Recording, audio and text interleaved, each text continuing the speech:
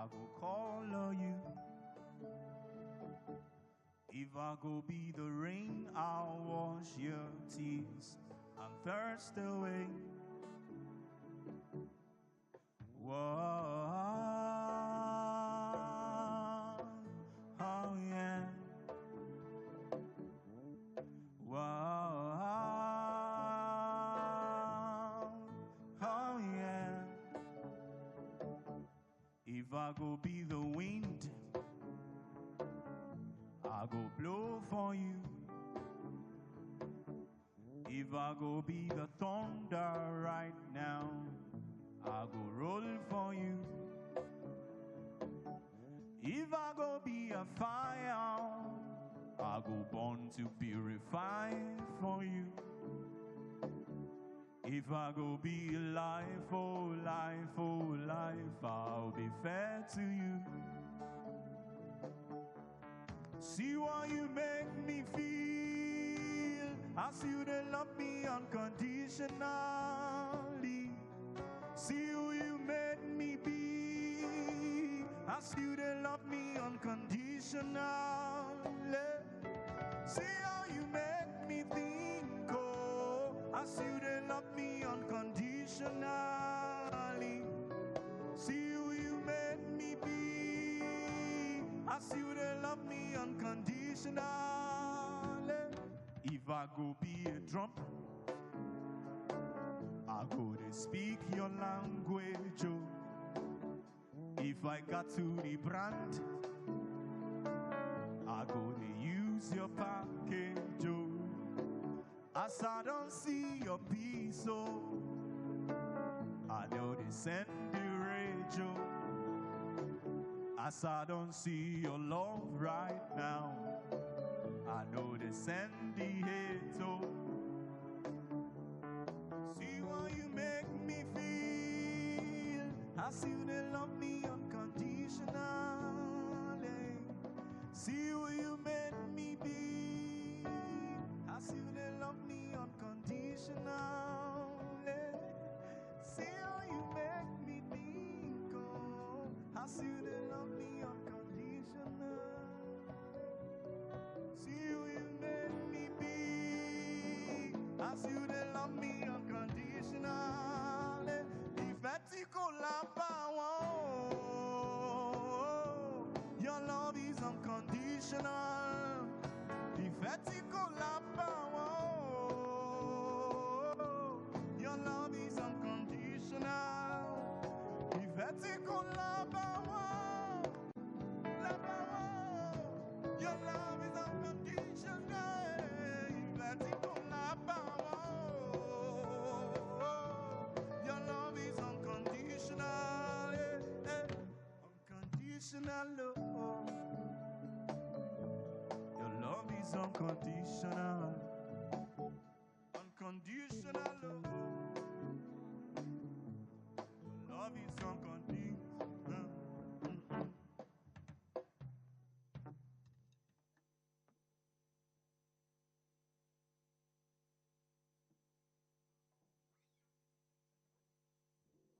Ladies and gentlemen, welcome to Global Property Conference. We go live in 10, 9, 8, 7, 6, 5, 4, 3, 2, 1.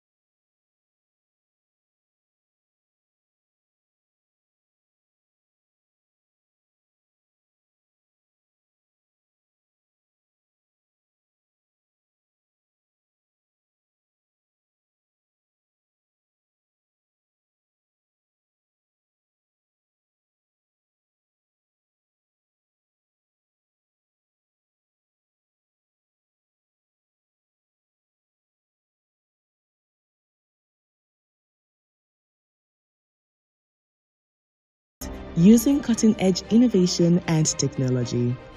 Driven to empower real estate professionals, Dr. Akintayo established Africa's #1 on-demand real estate conference, the Global Property Conference (GPC) in June 2020, to address challenges, build professional networks, and nurture success in property brokerage. Now, GPC returns in 2024, more impactful than ever, with a lineup of accomplished speakers set to inspire and transform.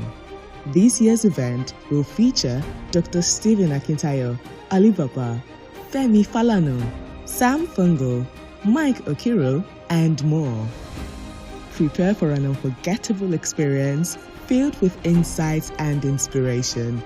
Ladies and gentlemen, welcome to GPC 2024. Sit back, relax, and enjoy. Sit back, relax, and enjoy.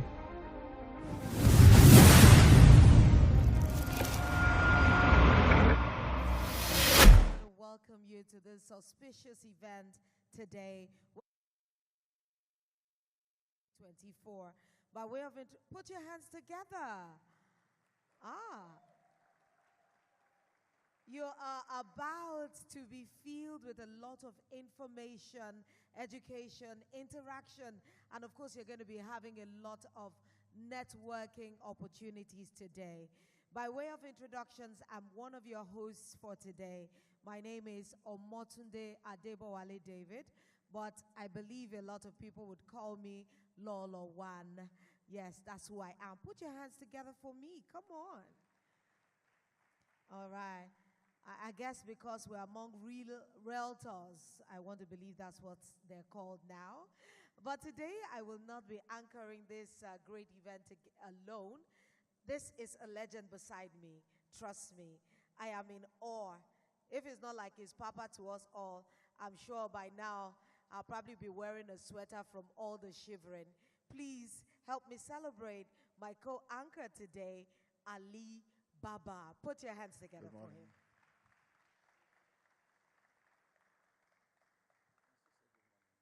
Of course. Good morning, everyone.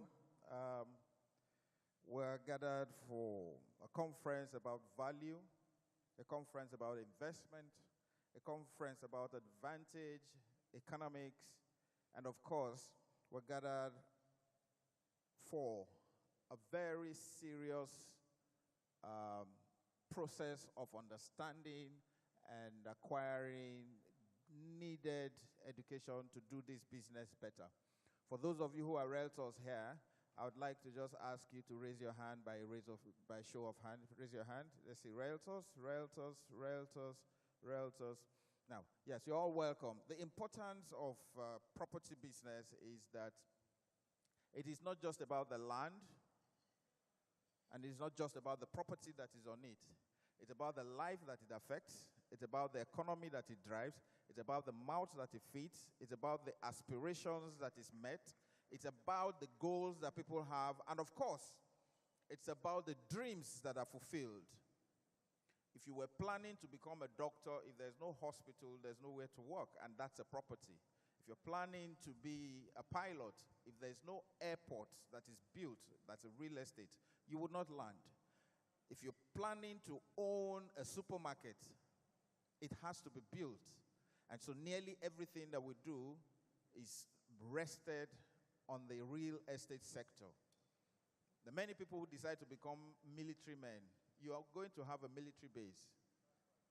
So nearly everything drives on the back of real estate. And so that said, I would like every real estate person here to please give themselves a round of applause. All right, we're going to be having very interesting conversations today.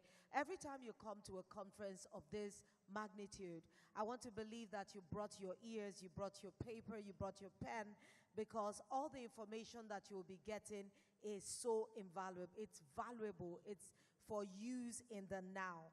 Because land banking is one of the things that I know is great investment. Land is always appreciating. So if you don't know where to put your money, then you need to put your ears down, because you'll be listening, you'll be hearing a lot of things that you can do when it comes to land, banking in land, property, how it appreciates. There are a lot of people that know that for you to grow your wealth, you cannot just use your wealth for things that depreciates. You must be able to invest your money in what appreciates. And land is one of those things that will do that for you today. So I want to believe that all the networking opportunities that you see here today, please take advantage of it. Do not just come to a conference and sit amongst your, in your comfort zone. You have to make sure that you move around, you meet realtors, you meet other real estate brokers, you need to meet people that are developers. There's so many key aspects to land and the business of it. So make sure that you do that by networking effectively. And of course, I know that the legal side of land is very important. So listen attentively to all the conversations that we will be having in the conference today. I'm sure it will do you a lot of good. Sometimes I think back quickly and say that I'm sure that God, as the first real estate realtor, Yes. he first builds the garden and set up the property before he put Adam in. Put your hands together. And when they misbehaved, he sent them out of that property. So what I'm trying to say is that if you are not paying your landlord, he is like the God of that property. He will send you out of the property. Surely. But to be serious, it is to say that to own a property, it's one of the biggest investment any man can do for himself. If two guys have 100 million, and one of them buys a G-Wagon of 90 million, and the other guy buys a property of 90 million, in another 2 years, the guy that bought the property will have about 300 million. The guy that bought the G-Wagon will be spending what the guy is making from his property to service that 90 million vehicle. Yes. And in the end, he will be lesser of a rich man than the guy who has a property. And so it's a very distinct business, and I think that the conference that we're having today speaks to that fact that this is a vital sector, and you're all welcome. In a short while, we're going to take an ad, and now that our screens are back, we'll take an ad, and we'll be set to have a wonderful time. This is going to be memorable, and we're going to be having panel discussions, and when that comes on, would like you to please jot down something, because I'm going to be asking, all through the program, I'm going to be asking some questions, and when you pay attention, it'll be easy for you to win some prizes. We'll be ready. The advert, please. Let's play something up. Thank you. To get your copies of the Billionaire Habits, Billionaire Code, Billionaire Habits for Entrepreneur, Billionaire Land Banker, and Maximizing Real Estate Investment, order from Amazon now or contact the details on your screen.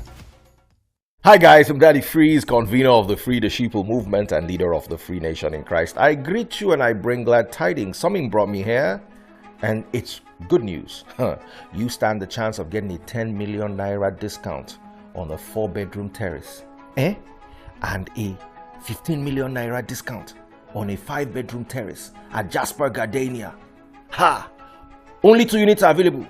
Put a down payment of 20 million naira now and enjoy those discounts in 24 hours. After all said and done, are you just going to sit down and look? There's a number there. Can you see the number? Oh, you can't see it? Enlarge it. Get glasses. Get magnifying glass. Call that number now.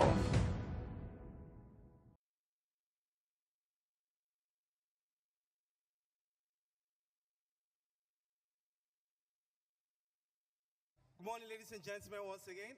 All having a fantastic time. Can we make some noise? Energy! Make some noise!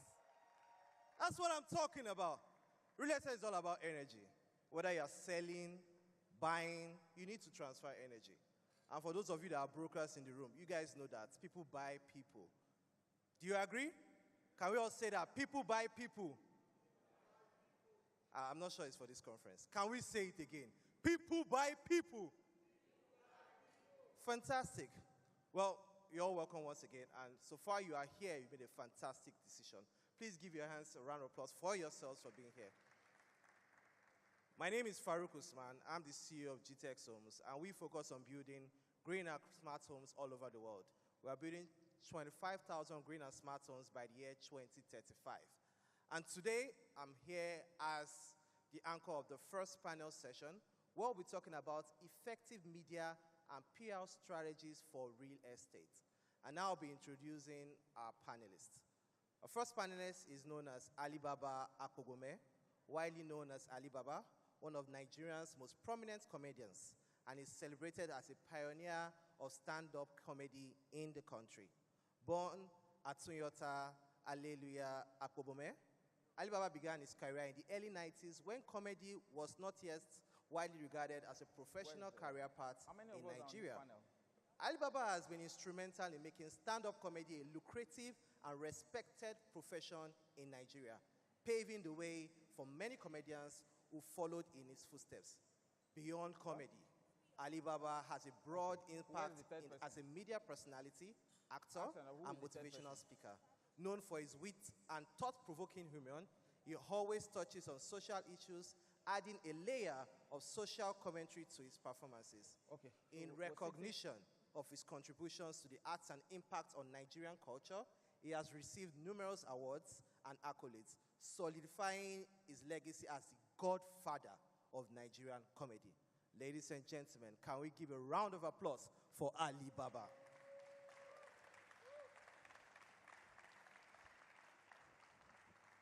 Great. Our second panelist, Omotunde Adebowale David, popularly known as Lolo, or simply Lolo One of Africa. Is a well-known Nigerian media personality, actress, and comedian. She initially gained widespread fame as an on-air personality OAP at Wazobia FM, where her humorous, relatable style and fluent use of pidgin English has made her a favorite among listeners. Beyond radio, Omotunde has expanded her career into acting and comedy.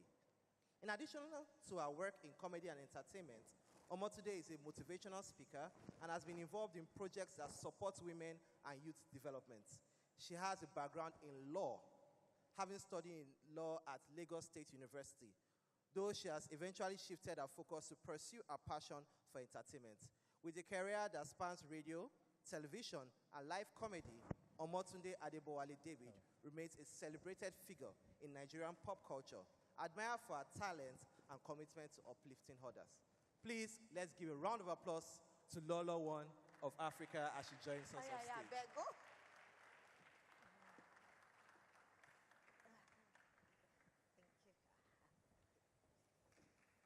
Can we clap for them once again? Okay. Our third speaker, our third panelist is the CNBC CEO, Forbes Africa Nigerian chapter. Is going to be joining us very shortly. Unfortunately, your bio was not yet in time. So please, can we clap for Mr. Adeleye Fabusuro? Can we clap for him, please?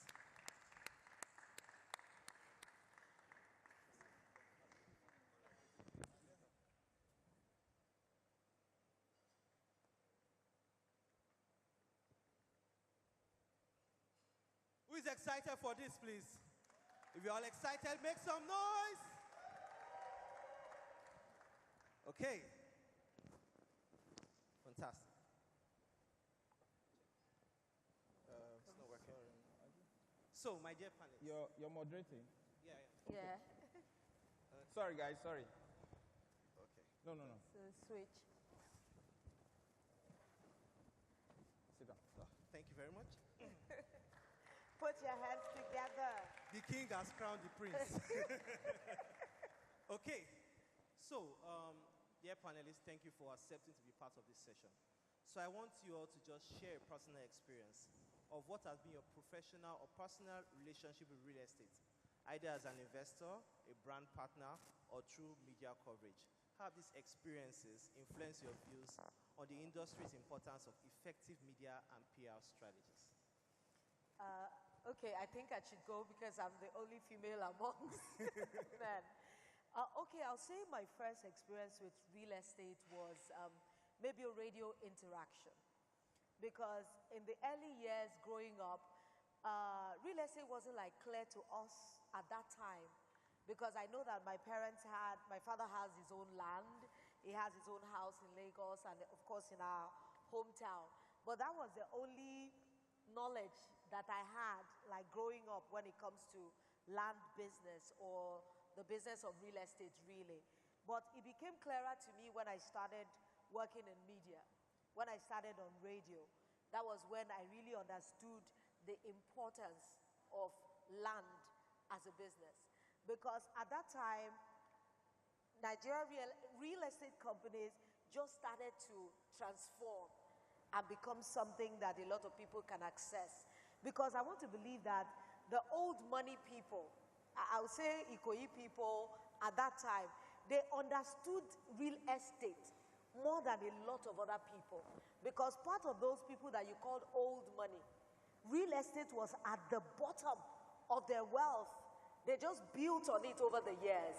And a lot of people did not know that. As simple, as open as that knowledge was, it wasn't for everybody to access. It was, I would say, maybe I started to like focus on real estate when a lot of real estate companies began to spring up. Then people knew that, oh, it's possible for me to be able to access land and to buy it and to bank it as an investment. And that was when I really knew that, okay, real estate is something. And that is when I started to acquire land myself and begin to bank on land and know that this is something you can actually see grow.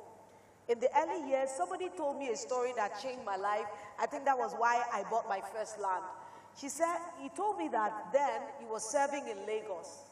And his landlord was very stern.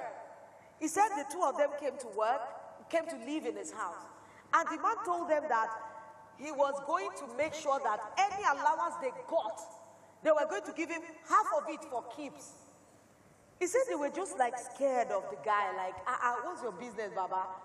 But maybe out of deference and respect, he said the man was just kind of forceful. And that was how they give him half of their allowance. I'm talking about something that happened in the 80s. He said when they finished, that at the end of their service, that the man gave them C of O for 2 land. In these, what we call VGC now. Wow. He said that was the first time in his life that he didn't even understand the importance of what that man did at that time. But he said that when he sold that land, I can't really remember the figures, but it was in the hundreds of millions. He said that was what changed his life completely. And that was when he started to do real estate seriously. When I heard that story, I'm like, oh my God, this guy just set them up for success in the future. That is how land can become something pivotal for you, if you really understand it. Can we clap for her, please? Over to you, sir. So you reframe the question. Okay. So I was asking, can you share your personal and professional experiences with real estate, either as an investor, a brand partner, or through media coverage? And how have these experiences influenced your views on the importance of effective media and PR strategies in the industry? For me or for him? No, you all are going to answer. Okay, so you want me to go? Okay, so for me, my first experience with real estate was at the age of 10. Wow. Some of you will be wondering, 10, what do you know about this? So I happened to be the first son after several girls were born, and this is in the palace. You know what the male child syndrome is in the palace. And so after I was born, after several girls, there's the tradition of the palace. All the lands that belong to the royal family, they give one to a son as soon as he's born. They don't give to the girls. And so when I was born was when my father then got another plot because he was the only son of his mother and I was the first son. So we then had 2 plots in the palace. And my dad said he needed more plots, and you know what that meant. So I did not get to know that I had a plot of land until Festac 77, when my dad said, at the age of 10, you got a plot of land, and now that you are becoming an adult, maybe one of these days we'll go to the village and I'll show them to you. So we went to the village and they showed me, and they said, but the reason they are showing me the land is because, you see, the value of land is what makes it very important to anybody. So he said that there's a road that is being built, and Niger Cat, the construction company back then, Niger Cat wants to borrow sand from the place. They call them borrow pits. Anybody that grew up in the Niger Delta will know what Kabiyesi knows what. So a borrow pit is where they take sand from to earth the road before they do construction. And they were planning to pay, I think, about like 2,000 or something. And if you know what that means at that time. So from then on, I knew that the value that is placed on land is not just the cost of the land itself. It is what you make out of the land. Fast forward, I got my first property in Lagos here, and it's at the on your way to ShopRite, where I built Excusez-moi Event Center, and I bought it from a bank at the time, and it was, for want of a better word, it was just bare land. It was just bare land, but the value that I then put on it then became the reason the place made a lot of money. The place was just bare land. And when I converted it to a place that provided service, I then made a lot of money from it. And so from then on for me, it was that every land, unless you increase the value proposition of that land, it will remain a bare land.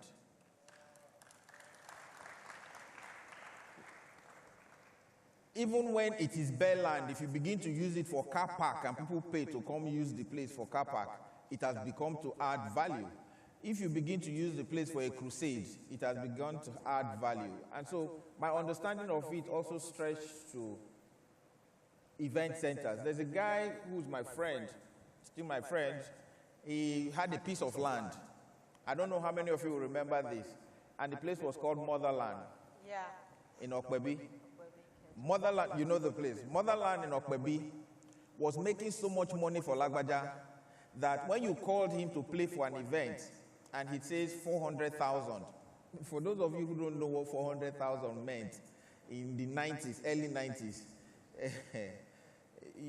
he would tell you he's not taking anything less than 400,000. And he could stick by it because he knows that at the end of the month, last Friday of the month, he's going to make another 1.5, 1.6 from sales of drinks and tickets at Motherland. So what is driving up his fee is now the assurance of having money from a property that he already has. I'm trying to make you understand the connection. Because he has something that gives him confidence, he can be bold enough to turn down events that doesn't match his quality. Yeah. So he can tell you, no, I'm not doing that. So it's the same thing with entertainment. If you are in entertainment and you have, like when I had my event center, Excusez-moi, when people call me then and say, oh, come do this event, 300,000, I'm like, if Mountain Dew comes and takes a place for 4-5 days, I'll make 2-3 million. What am I say pay 400 or forget it, or pay 1 million or forget it. So the property is now a part of me that then shows that I can get a lot more value for myself because I have something that I depend on. So you drive up your value because you have something that you depend on.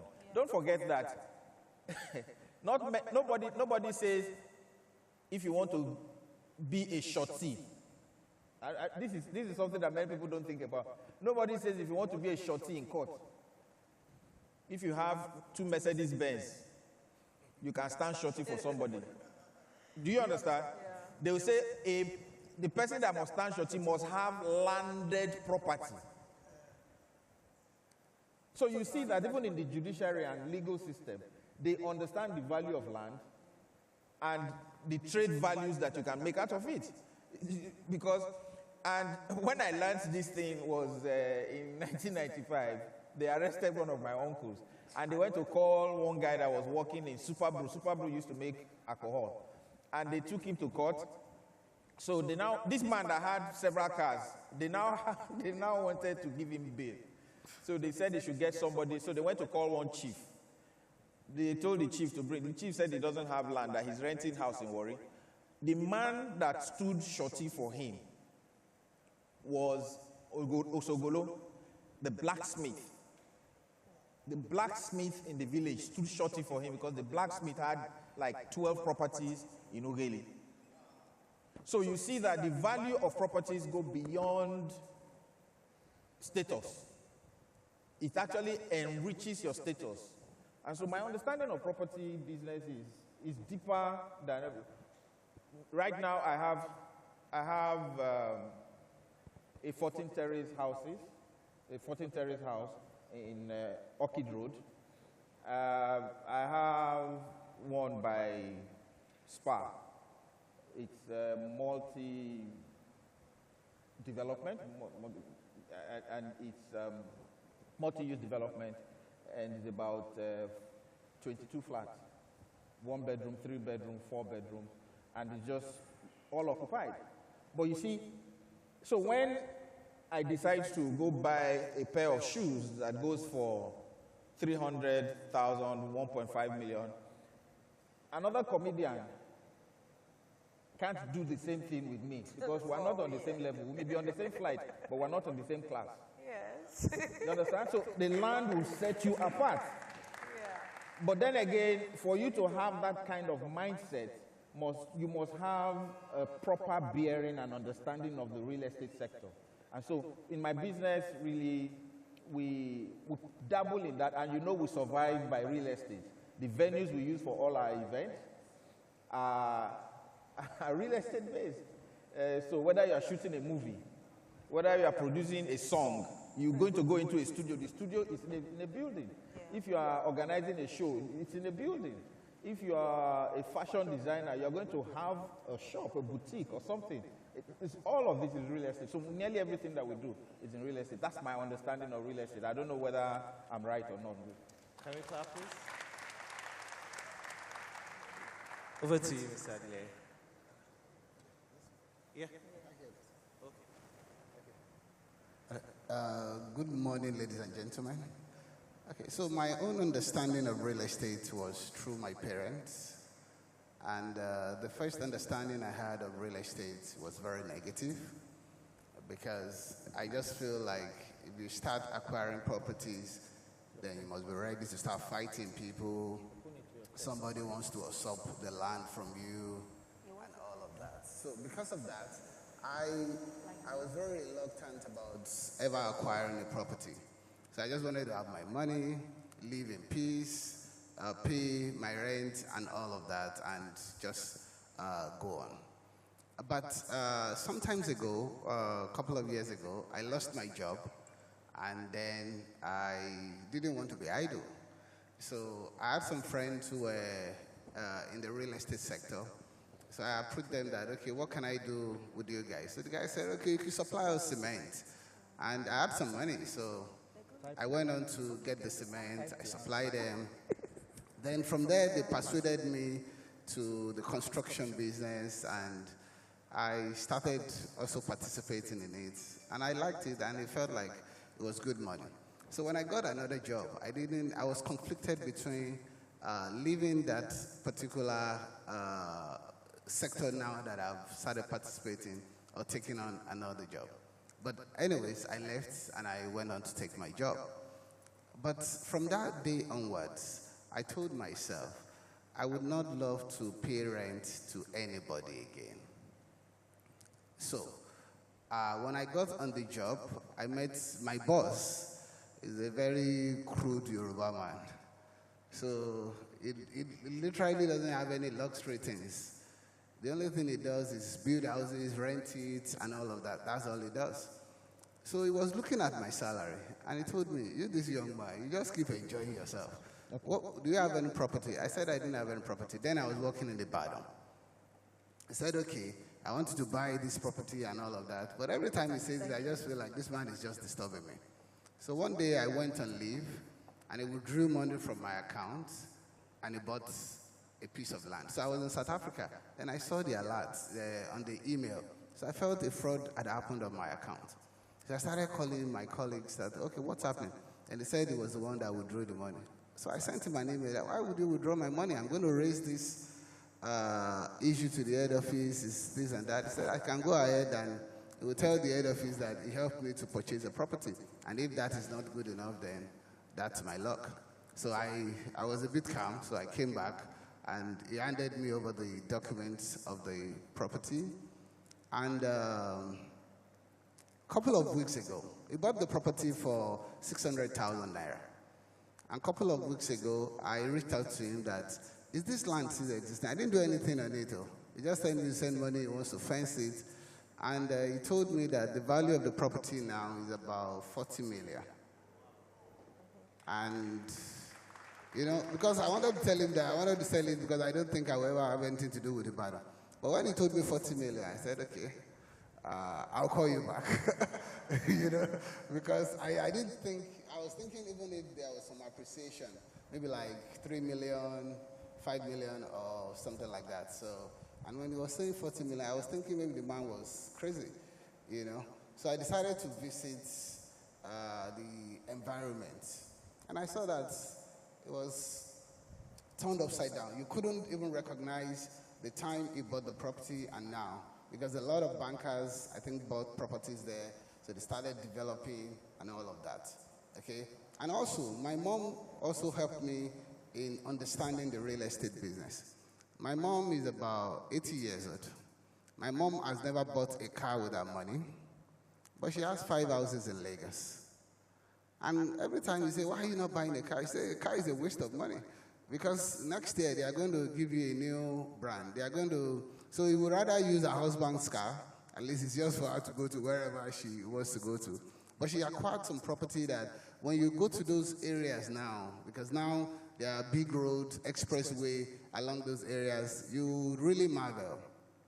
Because then when she was buying those properties, it was looking like madness. Because when she says, "Oh, follow me to the land," you are wondering, what land exactly? Because you are going into some bush and you are wondering, why are we going to this part? But looking back in retrospect, I think those were good decisions. So from the time I made up my mind that I was not going to pay rent to anybody, so every city I walked, I tried to acquire property there. Either I buy or I buy a land and I start building. So I'm not so advanced like Alibaba, who is already a kingpin in this property business, and we are hoping to learn from him. But I know that the only business that technology does not affect significantly is real estate. Every business will come and go, but real estate has been the same forever. And some of the wealthiest people in the world are real estate merchants. The latest president of the US, Donald Trump, his father, himself, and a couple of other people all over the world made their real money trading in real estate. So I think it's a very sustainable way to live.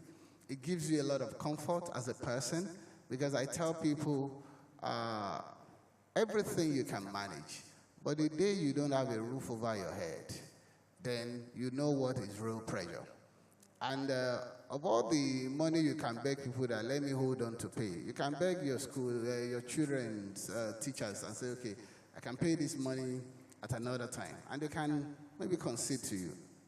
But the moment those kids are going to go to school and there is nowhere to return, then you know what real pressure looks like.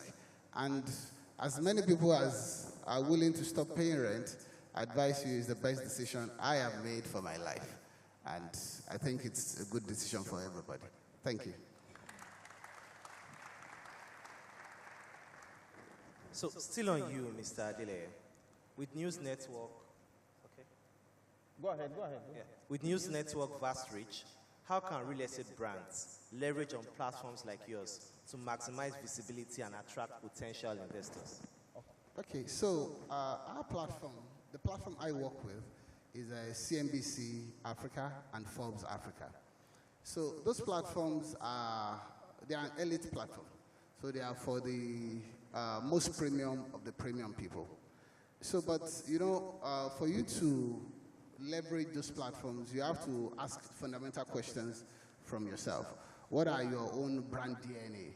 Does your brand DNA aligns with those kind of brand? Because it depends on what you are selling. If you are selling a land, say like 500,000, 1 million, that might not be the best place to put your advertisement.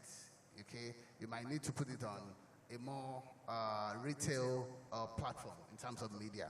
But if you are looking at luxury property like the ones Alibaba was mentioning, then that platform becomes a good platform to place your advertisement, because now the kind of people you want to attract are the people who can afford what you are selling. So the platform gives you those kind of people, gives you access to them.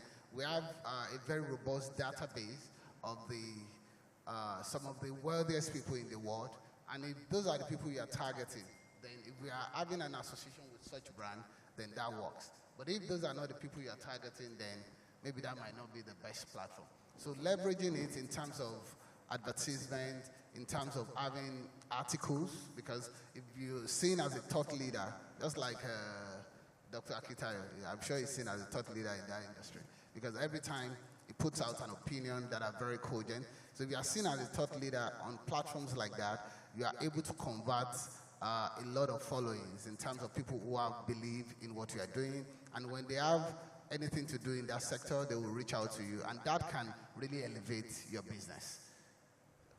Okay, thank you. So to Lolo, you've been involved in a lot of PR campaigns for real estate companies. You've been a solid communicator in a lot of capacities.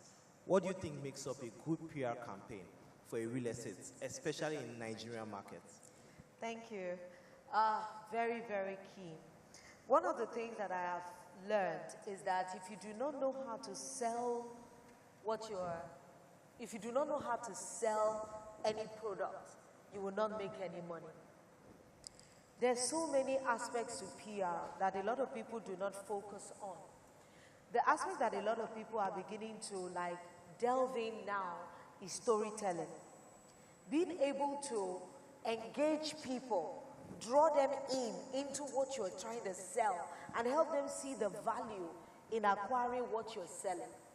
And unfortunately for the real estate company, in the early years, a lot of charlatans were the ones that told the story of real estate. So it left a sour taste in the mouths of a lot of people who would have believed that a real estate company that sat down and crafted a product that can be accessible to the market woman in Ojuelegba. Who would have believed that those women in Lagos Island have a lot of money? But a lot of times, many companies did not even avert their mind to the fact that you can make real estate, accessible to people. And those were the things that those early real estate companies did that was very, very different. In the media space, there are so many areas you can look at. There are different dynamics and different demographics that stay in different aspects of media. Like old money people would read the newspapers. So that means if you're selling prime property, I mean luxury, things that are very pricey, putting it on radio or some specific radio, you might not sell it.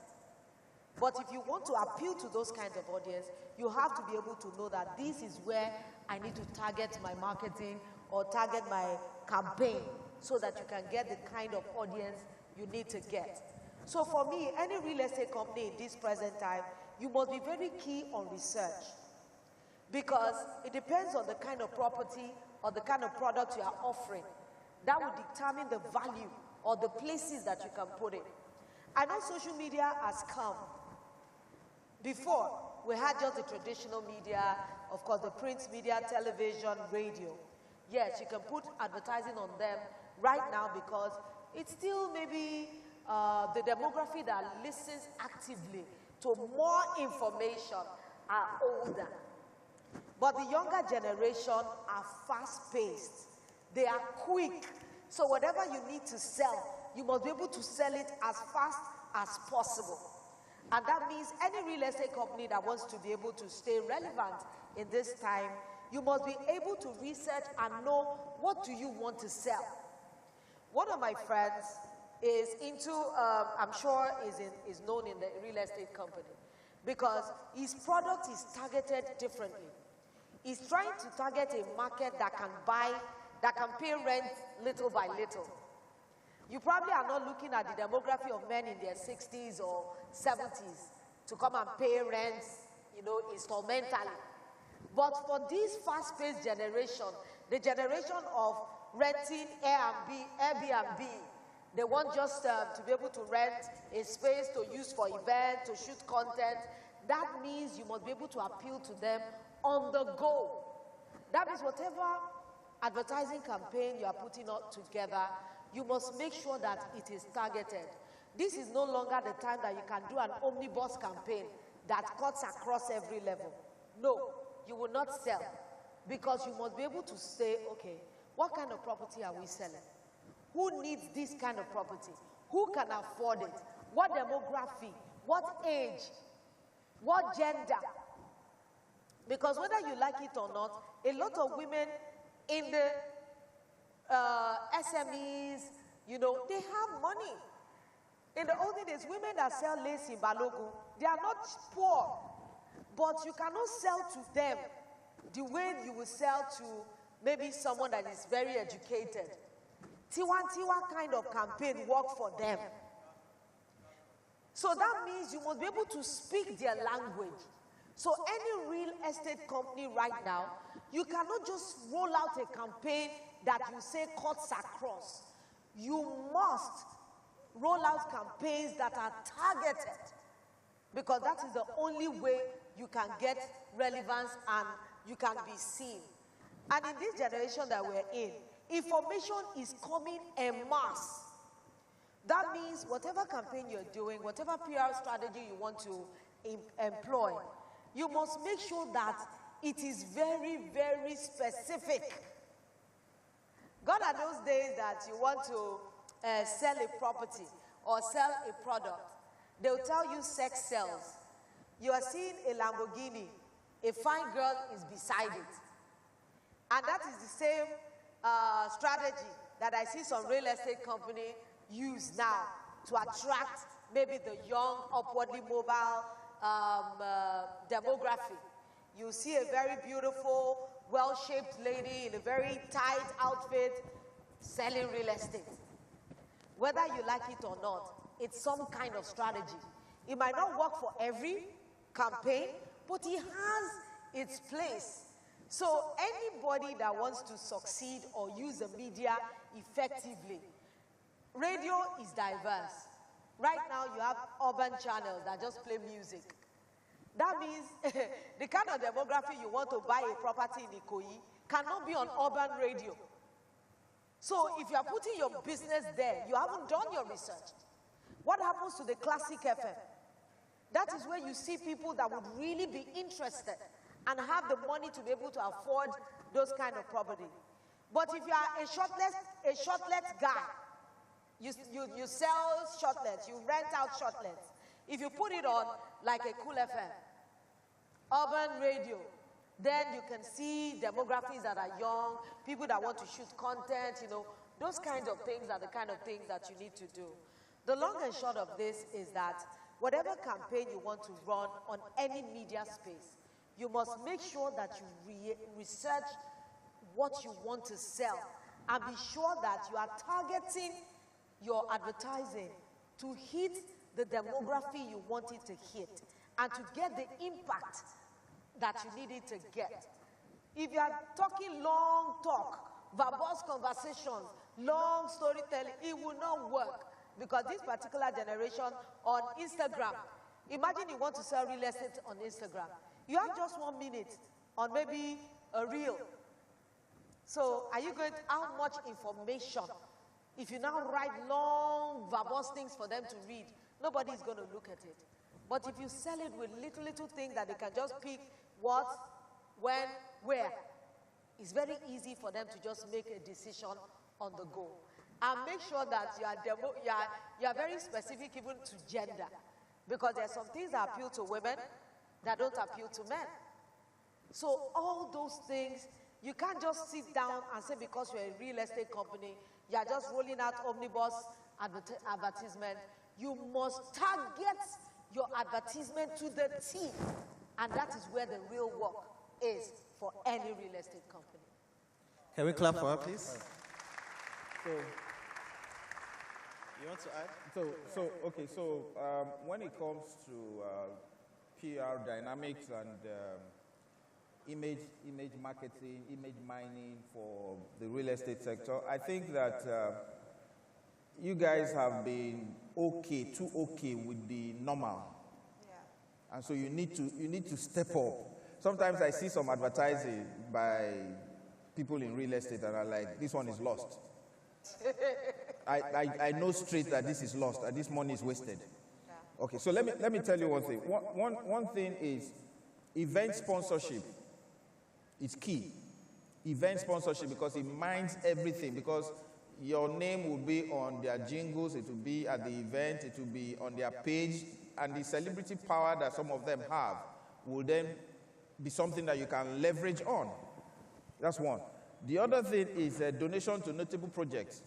When you hear that somebody is building a cinema, as a real estate person, you can go to that cinema and say, we want to take 5 rows of the chairs and endow those chairs. So it will be like 5 of these rows.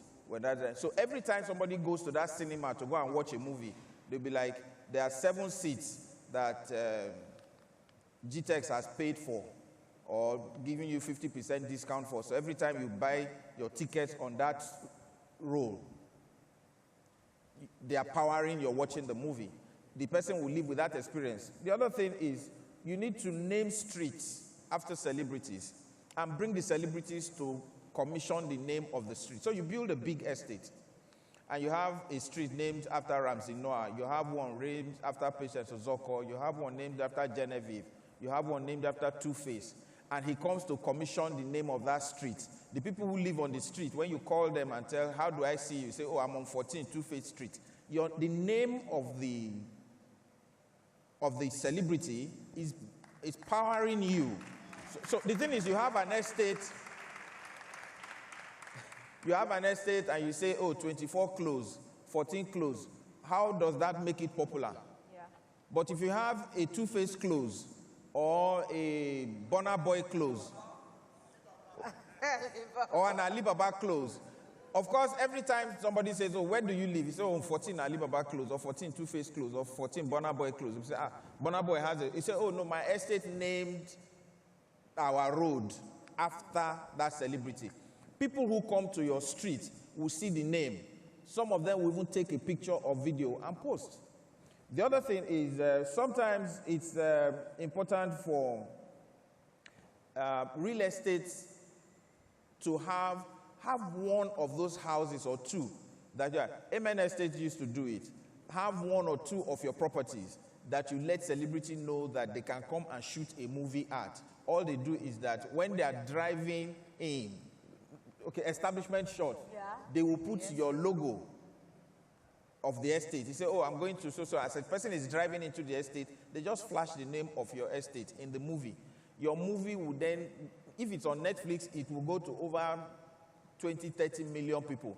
It is better than if you paid for an advert in a newspaper. Newspaper of last week, did you see it today? Oh, yeah. But the thing is that the movie can be shown again several times. The other thing is,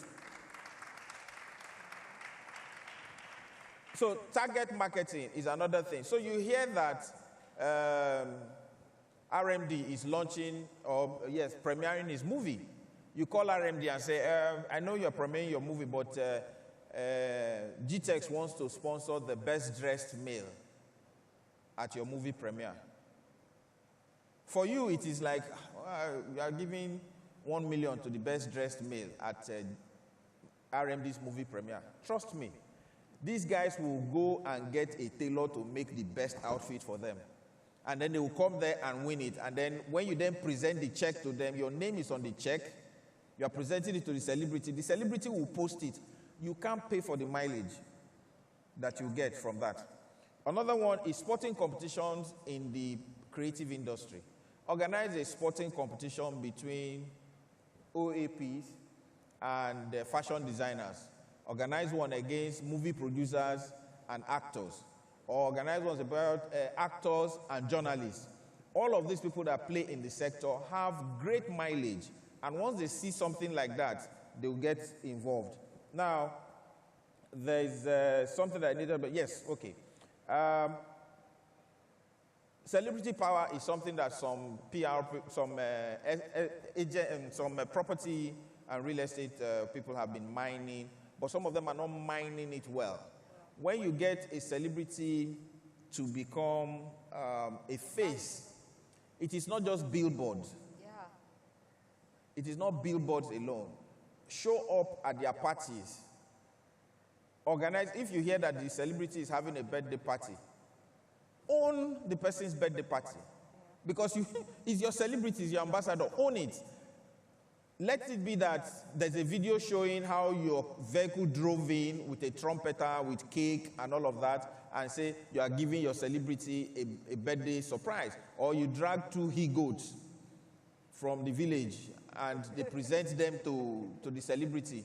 And then you then show where the... And you deliberately do it. You then show where you get somebody that comes to do the barbecue. And so they're doing a video of the person who does those barbecue. They see the goats turning around and turning into asun and all of that. And the thing is presented. Then you package it and say, GTEx at the birthday party of Lolo. And you post it. Lolo will repost it. Yeah. But you see, what happens with all that, sometimes I was signed by somebody one time to be a brand ambassador for his real estate company. After like 6-7 months, and I've been paid, I called the guy, I said, what am I ambassadoring now? Exactly, what's the plan? He said, you know, we did billboards. I said, we did billboards, but is that all? I'm not feeling this ambassador thing. I'm not feeling. He said, come up with ideas now. I came up with 2 ideas. He said, we'll get back to it. We'll think about this thing and get back to it. And they did not. But guess what? After the contract that I had with them lapsed, I sold the idea to another real estate agency. And they ran with it. So the thing is, it is for you to be creative with what you want, because you know that media mining is key to building presence of mind and visibility. Yeah. All right, thank you. I just wanted to add something. Sorry.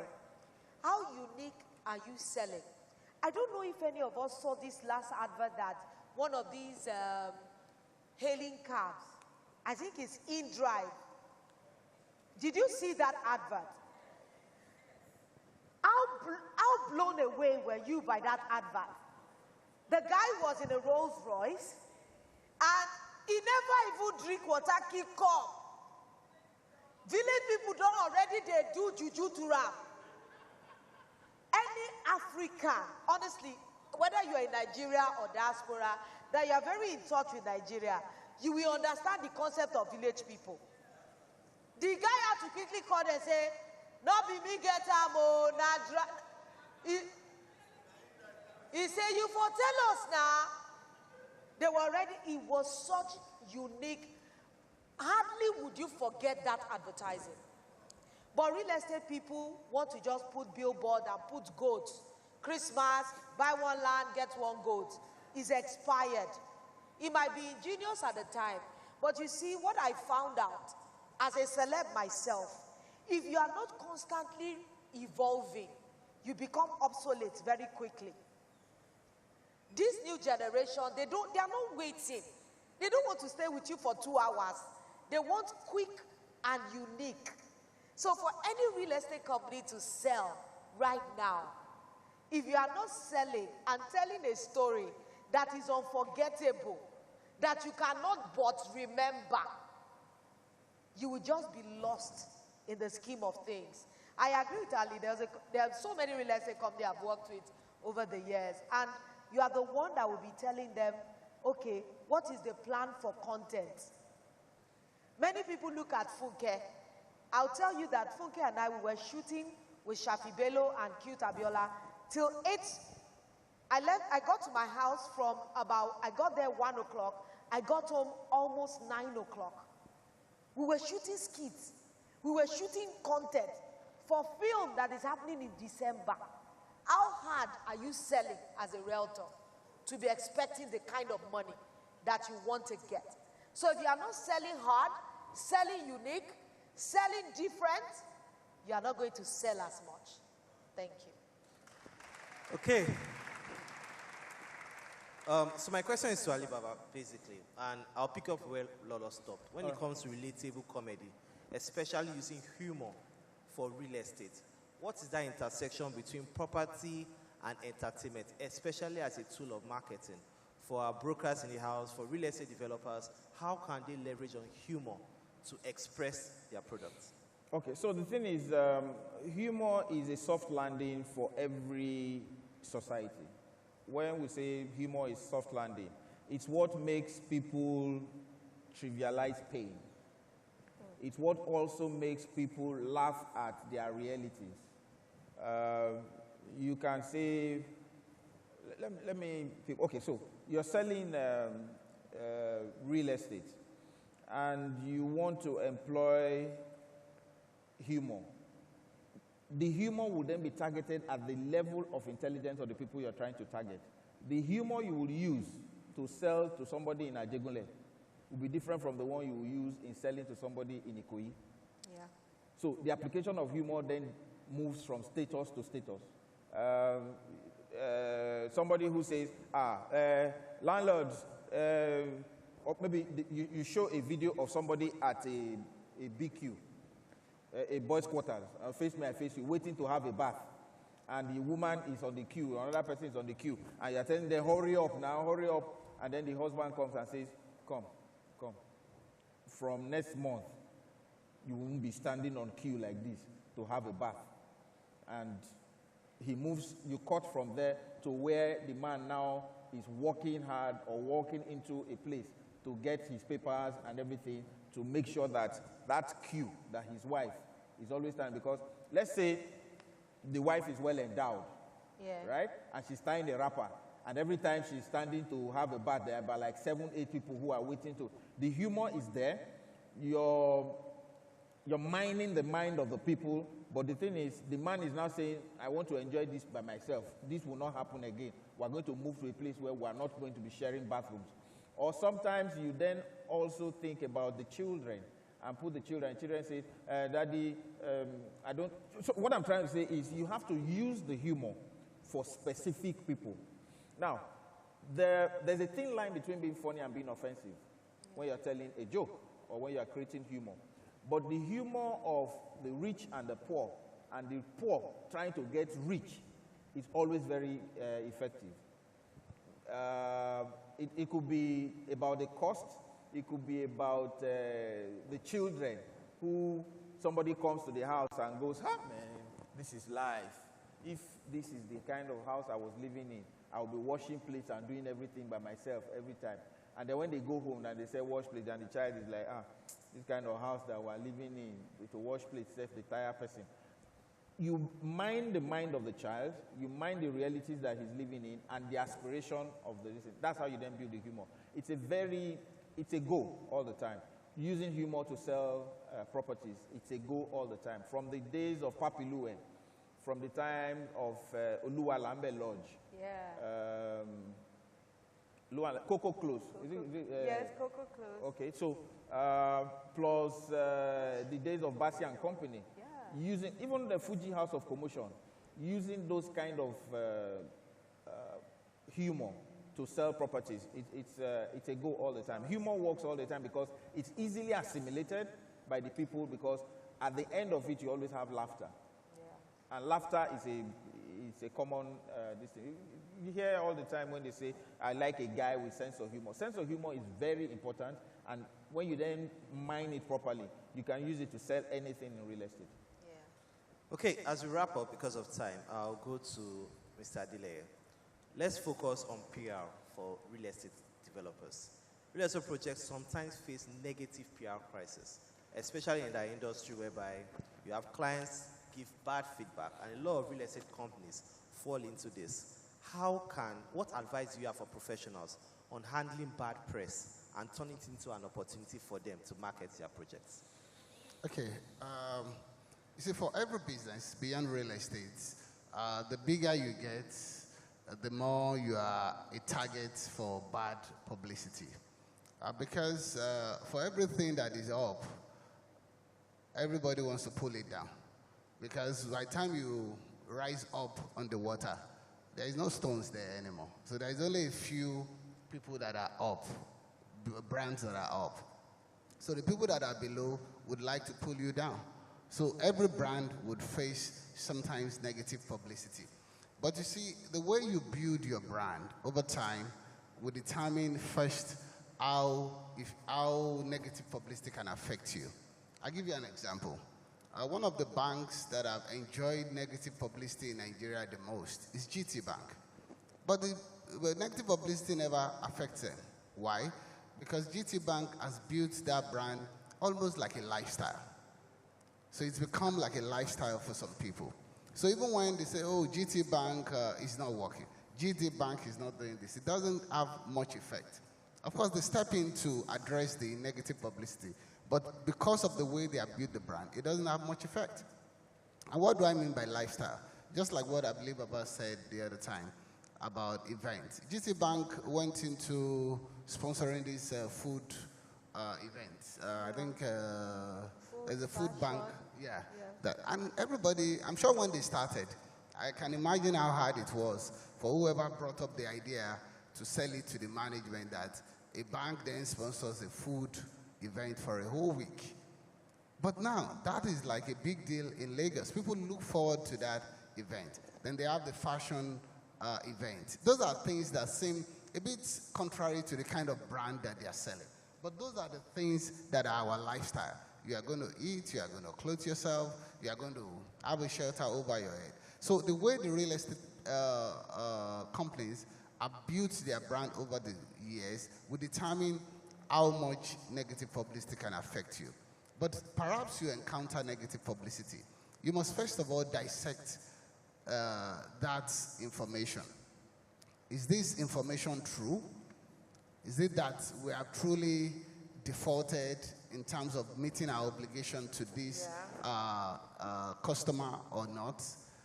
Then if you have defaulted, the first thing is to first resolve that area of default. And then you can then use the same client to say, yeah, I had this issue, but the business stepped in and they were able to resolve it on time. And now I'm quite happy. That would allay the fears of a lot of people that want to deal with you.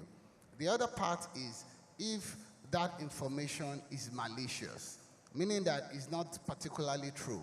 It is just intended to smear your brand or to just put mud on your very fine brand.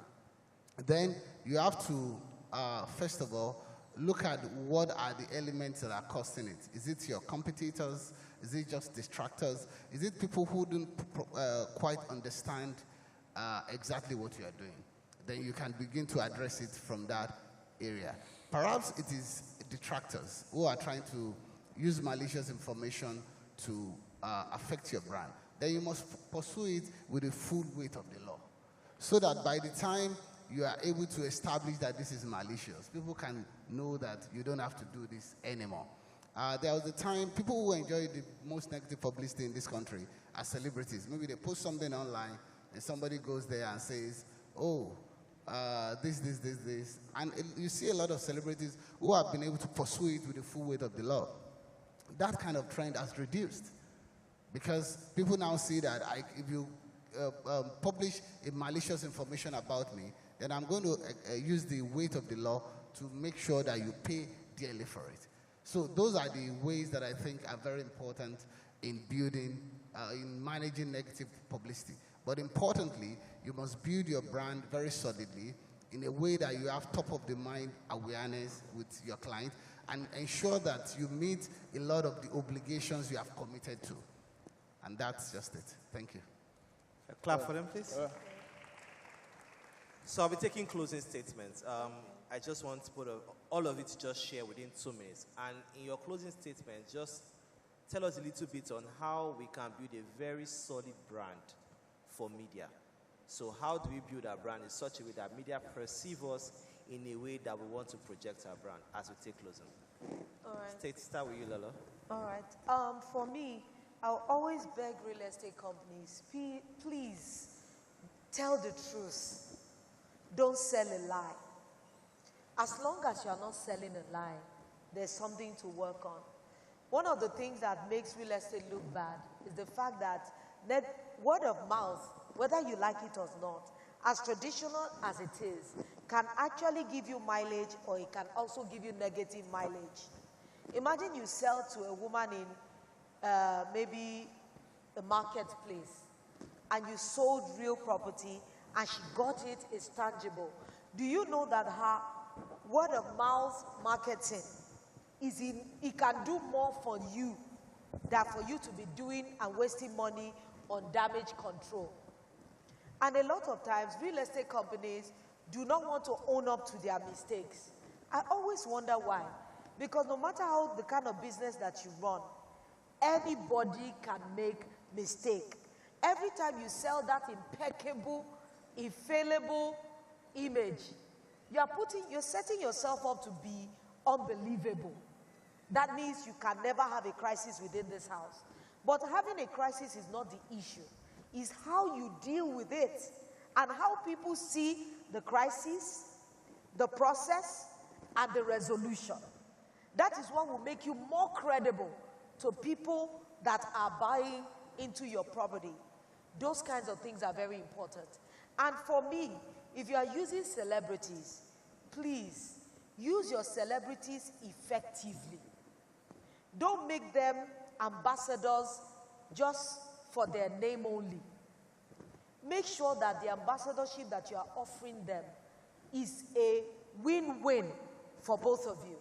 Because putting somebody on a billboard can get you mileage after some time. People forget and they keep moving on. But if you truly engage with your ambassadors, there is so much. Even those that are your ambassadors will sell you more than you can imagine because they are getting value from you beyond, you are having a relationship with them. And one of the things that I'm seeing that people need in real estate is education. A lot of people do not even know what a C of O is truly. So while you are selling properties, be informing your audience about the things that they truly need to do. A lot of you just see, I see them sell properties, but I don't see the process. I just see when the thing you all like is just to go on site visitation. How about from the time that woman bought the land, she finally paid? This was the process. This is how her documentation went. How many times, I've never seen a real estate company really come out and say, CEO, we're going to allow sir for X person's C of O or properly documented. You take her to the lawyer for signing. They are seeing it real. And the woman, whoever you are selling to, can really say, oh, I am a part of it. It's like all these testimonies. It's because people are sharing testimonies. That is why people will keep saying what God cannot do does not exist. It's not just the prayers they are selling. It's the fact that these people are coming out to say, it is true, I got a miracle. That is what is making that brand sell. The fact that people are beginning to say, oh, this company, see what they did, see how it went, see the end of it. Even to when somebody develops.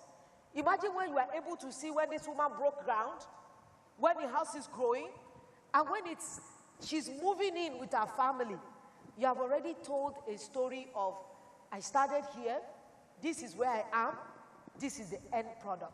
So I think that if real estate companies can do better when it comes, and your branding is too similar, there is hardly any real estate company you can, very few stand apart. Even to your billboards, they say it the same way. And you're wondering, how are you going to stand out? Until you see one real estate company that breaks out from the normal and does something unique again, everybody will now line up behind them again. I really think that you need to get a team that their job is just to research and get innovative ways to sell. People like Alibaba, when we go to Papa, I swear to you, God Almighty, we take from his brain. Some of you have people like us. You don't even ask us for help. And every time we say it in other spaces, maybe in relationships, you say when you have need, ask for help. Even companies can consult with people that know. We can give you advertising ideas that you would be able to use to work. So those are some of the things that some of you, some real estate companies should really do. Thank you. For PR image management, that's what I'll just round up with.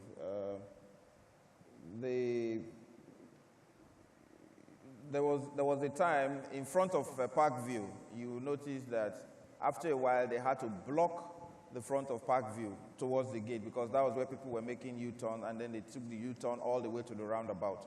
And so why did that happen? It was because the people who were living in the estate wanted to turn into their house quickly. But in trying to turn into their house quickly, the traffic then backs up all the way to the Bodilon roundabout.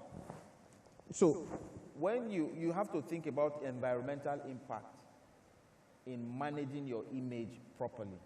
Sometimes it is that your estate, the way you were building, if you go overseas, when they are building, even on Oxford Street, when they're building, the way the place is covered, and you can walk past under, they have all this, what do you call those, scaffolding, the scaffolding, and you can walk past under. There's no stone or dirt that will be on that road. Sometimes when real estate companies are building, they need to just do that. And the thing is, if you're doing that, even in Dubai, they put adverts, big billboards to cover the building that they're building. You don't even see it until it begins to show up. So that's something that they need to do. Then the issue of poor quality of materials. When you try to cut corners, it affects every other person in real estate. Any real estate person that tries to cut corners and use cheap people, use cheap professionals to achieve certain things, when that then happens, everybody then thinks that's what everybody does. And it affects everybody. One collapsed building can kill the drive for real estate investment by another 20%. Because everybody then feels, if that building collapsed, that person has a good name, it collapsed. Meanwhile, the person is just trying to cut corners. Because of that person, people who wanted to invest in real estate will be like, let me just leave the money in the bank for the time being. So the thing is, you're not being professional. It's a disservice to all other real estate owners as well. Then delivery date. If you say we are going to deliver on the 27th of December, don't be moving it like an NPC refinery. You say on the 14th of this month. No, it's on the 27th of the next month. No, it's on this thing. Now, the refineries now here that they are opening February 2025. Something that they've told us. So the thing is, when you keep shifting the date, it then affects. Environmental impact is another thing that that affects the PR of real estate agents. They need to look at it. Real estate companies, they need to look at it properly. Ownership status, like Lolo was saying, it's a very key part of having good image with this thing. So with all of that sorted, and then use your leverage on celebrity status. Leverage on celebrity status. It is very important. If you leverage on celebrity status and begin to be involved in, okay, you have this is for all of you who are realtors here. You have a land, let's say 5 acres. And what is in your mind is how many houses you build on it and how much you will sell the houses. But trust me, if you build something like Landmark on that property, you'll be making more name for your company than you'll be making if people rented or bought the properties. Shebeti Wambisi, if it is the house you built in Ogombo, you will not get the mileage that this place will bring to you. But the thing is, because you want that ready cash, the continuous stream of funding from people using this place all the time will, in about 3-4 years, surpass the amount that you would have made one-off from selling those properties. Thank you very much. Final remarks, Mr. Adile. All right. For me, you know, when you look at media, now we have the traditional media and we have the social media. And these two ends work simultaneously. So whatever you're doing on one end must reflect on the other. But importantly, I think real estate practitioners need to understand that quality media is expensive and you must be willing to invest in it. And also, real estate professionals should understand that you have to stop using media for whitewashing. You have to stop using media only to manage crisis. You have to stop using media only when you want to sell something, only when you open a new estate. You have to understand that you have to use media to also inform, to also engage, to also get a 360 feedback. There is something that happens when you already engage media before you have crisis. It makes it easier for people to even reach out to you. So we, on Forbes, we have an issue recently. We published somebody a couple of years ago. And everywhere you go, you say, oh, I work with Forbes Africa. Then they remind you of this person. And that's because the person was engaging the media before then. So when you engage the media, it could have two effects. It could be negative or positive. But once you are honest and you are using it to inform and honestly inform, it will surely pay off. And I think we all need to learn from Donald Trump. Donald Trump used media so much that people don't even remember what is his original profession. And by the time he needed it for something else, the media was at his beck and call because he already knows how to interact with the media. He knows what to say. He knows, even when he's saying the worst of things, he says it in a way that some people still are able to follow him. So the real estate professionals must also engage media in that level of intensity. Because the good thing about media, it's a more mass mining. Unlike what you do with individual. Now you are mining a number of people. The media has built its own audience. It has built its own fan base. Then you are tapping into that fan base. Then you just need to continue to engage that fan base and you see that things becomes easier. As a matter of fact, when you have crisis, it is the media that is reaching out to you and say, we want to confirm this story. And you are telling them, okay, this is our own side of the story. But when you are not already engaging, okay, somebody says you are a thief. Well, since they don't even know how to reach out to you, they just say, okay, somebody says you are a thief. And people just read it that you are a thief. They won't read it that somebody says you are a thief. You know, and then you have to start dealing with the crisis of bad image, bad PR. So media is a continuous thing. Just like the way you engage your customers, the way you engage your client, the way you engage the realtors, the way you engage your salespeople on a daily basis, media needs to be engaged on a continuous basis like that. Thank you. Thank you very much. Can we clap for our panelists, please? So, Okay. we should take a picture. I'd like to introduce and welcome on stage and invite on stage our Group Executive Director of Sales, Mrs. Vivian Amechi. So please join me as we present awards to our speakers, please. Is Steve not joining us? Steve for pictures. Steven. So Dr. Steven, can you please join us for pictures, please?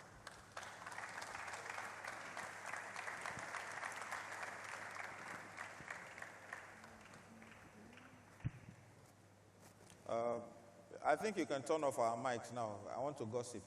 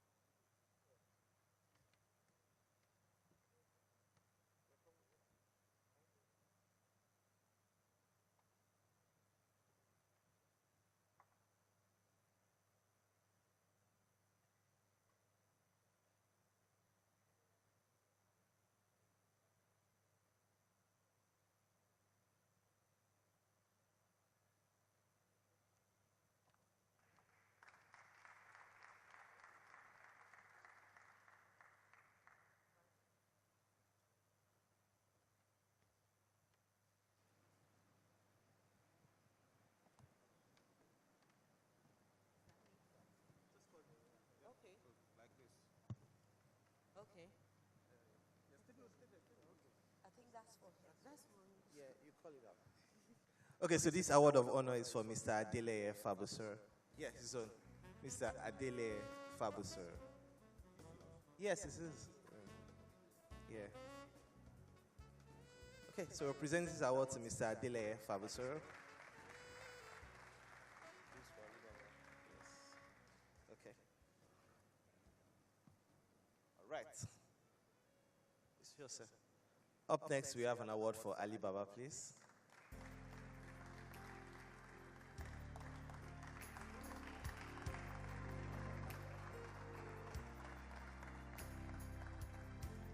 Last but not the least, Lolo. Award of honor, please.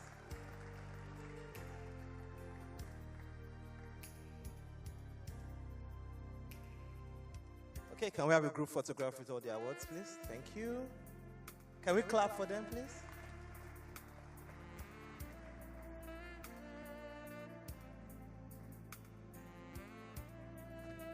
Where's my award? I better not try.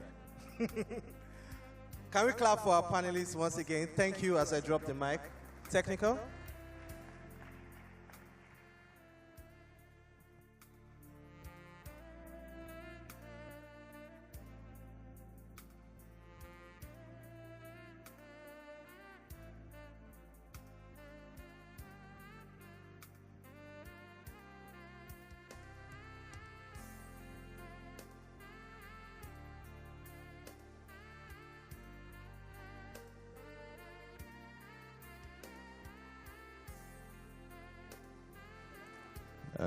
So there's an ad that's supposed to run now. Would like to have that ad run.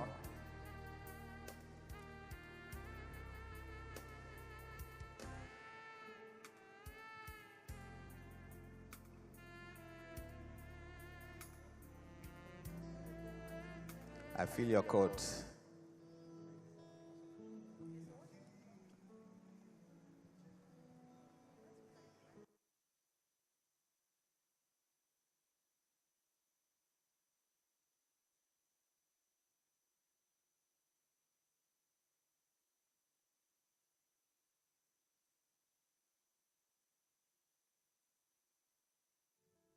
Your pathway to earning in dollars, building transgenerational wealth, and securing your family's future with our luxury homes. GTEX Suites, a premium subsidiary of GTEX Holdings, offers an exclusive opportunity to earn a property in Nigeria and Dubai that can lead to a golden visa, a pathway to 10 years residential visa that extends to your family. GTEX Suites specializes in luxury property and short-level rentals in Nigeria and Dubai. Dubai is globally recognized for its robust real estate sector, high returns on investment, and favorable policies for foreign investors, which generate a golden visa that covers you and your family for 10 years. By investing with GTEX Suites, you gain access to a unique opportunity that combines wealth generation with long-term residency benefits. For luxury property in high-demand markets, GTEX Suites properties are located in Dubai and also in Nigeria and other international cities. With GTEX Suites, we help your properties to maintain high occupancy rates, ensuring strong returns. This means you're not only earning in stable currency, but also benefiting from Dubai's strong rental market, translating to higher and more stable returns. This long-term residency visa offers security, flexibility, and many advantages for you, including access to premium healthcare, educational options, and the freedom to explore new business ventures. For more information, you can reach out to our wealth advisors on the following numbers. For Dubai, +971 54 52 56 122, and for Nigeria, +234 815 023 9005, +234 815 089 7615. GTEX Suites, where luxury meets. In the Middle Ages, real estate development and marketing became a well-established way to generate wealth. Property ownership symbolized prosperity and security, laying the foundations of an industry that would attract European colonists and expand across continents. In Africa, despite past economic challenges, real estate has emerged as a dynamic market. According to a 2014 International Monetary Fund (IMF) report, Strong developments in construction, real estate, and technology sectors in developing countries like Nigeria supported the world economy through tough financial periods in recent years, with real estate contributing 7.5% to its GDP, according to National Bureau of Statistics. Nigeria has become a significant player in the global property market, drawing the interest of international investors. Inspired by a vision to be Africa's top real estate brand, Dr. Stephen Akintayo founded GTEX Homes and GTEX Land, subsidiaries of GTEX Holdings, to build Africa's largest green estate using cutting-edge innovation and technology. Driven to empower real estate professionals, Dr. Akintayo established Africa's #1 on-demand real estate conference, the Global Property Conference (GPC) in June 2020, to address challenges, build professional networks, and nurture success in property brokerage. Now, GPC returns in 2024, more impactful than ever, with a lineup of accomplished speakers set to inspire and transform.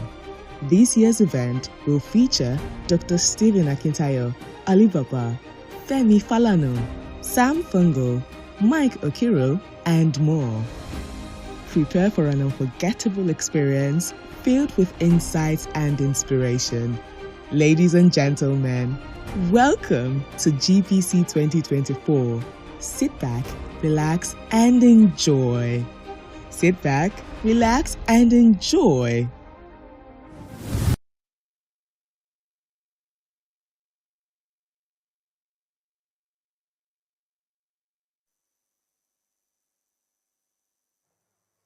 Hello. All right. I do not know whether it's because these are real estate moguls. Is it all the monies that you guys have? That's why you can't clap? I'm very sure you are not the reason why NNPC keeps increasing the fuel pump price. Are you? All right, I think we'll be sitting for a little while. I think we should just stand up and just shake the person to your right and to your left a little. Please say your name to another person. Let somebody else meet you, know your name. Hello, my name is Omotunde. I'm a presenter, I'm an MC, I'm a broadcast journalist, I'm a filmmaker, a producer, I'm a mother.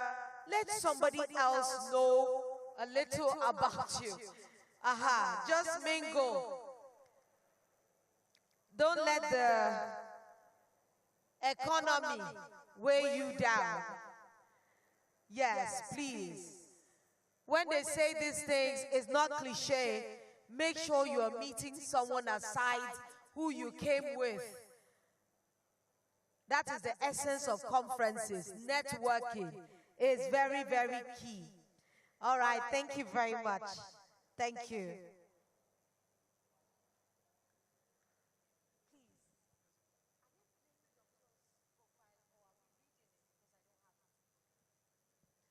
All right.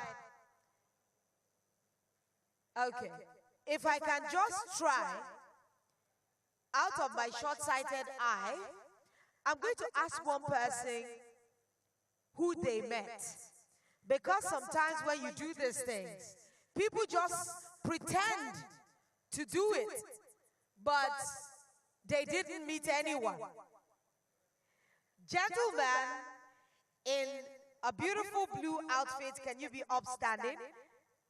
Yes, rubbing his hands together. Put your hands together for the gentleman. Please, can you come towards me? Don't worry, I won't climb down. We'll do it from this way. Did you participate in the exercise? You look nice, by the way. Put your hands together for him. Yes. Well, I think realtors really dress nicely, and they're always corporate. Sir, can we meet you? What's your name? Thank you. My name is Sheyi Akeju. Sheyi Akeju. All right. So, okay. Did you meet anyone new? Yes, I met Mr. Moses. Is it? Yes, yes. No, from different company. No, it's my first time. He's a realtor, right? Yeah. Put your hands together for him. That is good. Very well done. If I want to give you something, we'll tell you later. All right, since I did it for a guy, I'm going to find a woman. The lady in red, yes, looking at me, smiling, beautiful, with your hair to the back. Can you be upstanding, looking to the side, thinking it's not her, but it is her? Please, can you be upstanding, put your hands together for her? Can you please walk beautifully forward in your very demure, yes, demure red dress? I'd like to meet you. Did you participate in the exercise? Are you sure? All right, please tell us your name. Okay, my name is Gloria. Gloria Bamidele. Okay. Yes, so I met a friend, my neighbor. He was sitting just beside me. His name and is... your neighbor has suddenly become your friend? Or it was your friend before you became neighbors? No. It was not my friend before I came. So you are that close already? Yeah. Okay. So his name is Sheyoke. Is there a Sheyoke in here? All right, let's see Mr. Sheyoke. Okay. Mr. Sheyoke, you married? You're married? Oh, I thought you were friends already. Okay. What does Mr. Sheyoke do? He's a realtor. He's a realtor. Are you a realtor? Okay. I just wanted to be sure that we're really on point. Put your hands together for her. Thank you very much. Okay. Now that we have gotten that out of the way, I think we're a little relaxed now. Right about now, we have a keynote speech, a keynote address that is coming. Yes. It's a very, very important keynote speech because he is the convener of Global Property Conference 2024. Put your hands together for him. Please, can we have his profile read?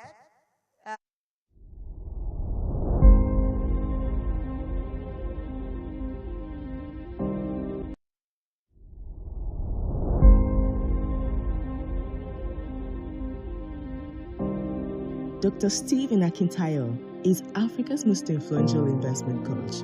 He is a member of Forbes Business Council and a recipient of several prestigious awards, including the Forbes Best of Africa Investment Coach and Real Estate Mogul Award. He is the chairman of GTEX Holdings and the founder of Stephen Akintayo Foundation. GTEX Holdings is the mother company of 11 subsidiaries with a highly innovative and young workforce. These subsidiaries include GTEX Homes, GTEX Land, Stephen Akintayo Foundation, GVest, GTEX Farms, GTEX and Associates, GTEX Academy, GTEX Soft, GTEX Hub, GTEX Media, and Guards and Security. GTEX Holdings has several branches in Nigeria, which includes Lagos State, Ibadan, Abeokuta, Asaba, Abuja, and Port Harcourt. Other offices are in Dubai, UK, US, and the company plans to extend operations to other African countries like Ghana, Rwanda, and Uganda. Dr. Akintayo's real estate firm has a plan to build 25,000 green and smart homes with golf courses, polo clubs, malls, hotels, hospitals, schools, and universities across Africa by the year 2035, and control another set of 25,000 houses with a total real estate asset worth 40 billion by the year 2035. Dr. Stephen Akintayo is also the host of the Global Property Conference, the largest brokers conference in Africa. Now renamed as Global Wealth Festival, several renowned speakers like Grant Cardone, Ryan Serhant, Dr. John Maxwell, and others have been brought on the platform. Dr. Akintayo has hosted some of the world's most renowned speakers on his platforms like Robert Kiyosaki, Brian Tracy, Les Brown, Dan Lok, Toby and Tomi Arayomi, Toby Adegoyega, and several others. He is the host of the Investment Chat in a Rolls Royce, which teaches people on different investment opportunities around the globe, Learning Luxury Show, a show that educates on the benefits of owning luxury and monetizing it, and Big Talk Show, aimed at enlightening youths and the general public on election-related issues in order to build the new Nigeria.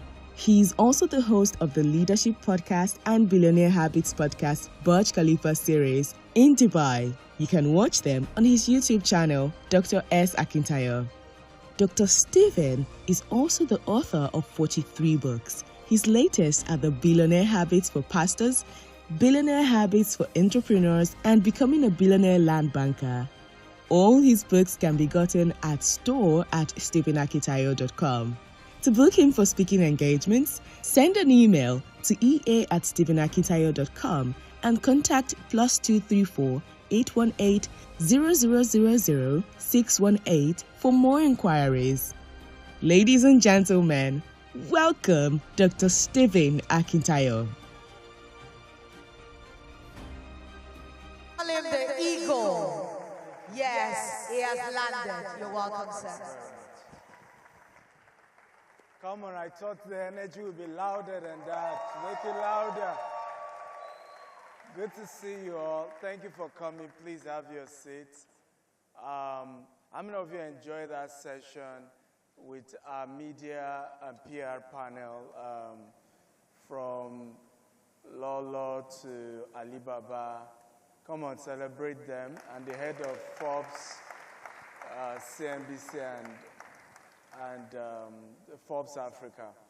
I learned a lot from that, and I'm happy that a lot of you are, whether most of the people here, either you're a property broker or you're even a real estate developer, and that's the essence of this event, is so that we can learn and pick from each other and hopefully develop the sector. I have often said that I have never seen another real estate developer as my competitors. My competitors include Omonile and, yes, that's my competitor, right? And my competitors also include those who sell cars. Because if you don't buy a house, you buy a car, right? Particularly luxury cars. So I don't see my competitors as those who do the same business as I do. I think we all need to come together and develop the sector together. How many of you agree with me? Okay? And that's why this conference is put together. The last time we were at Landmark was 2021, and we had so much of foreign speakers. But this year we felt we needed to come a bit more local. We have security issues on site. How many of you are realtors here and you know what I'm talking about, right? From land grabbing and all of that. We have legal issues, people whose land has C of O being demolished.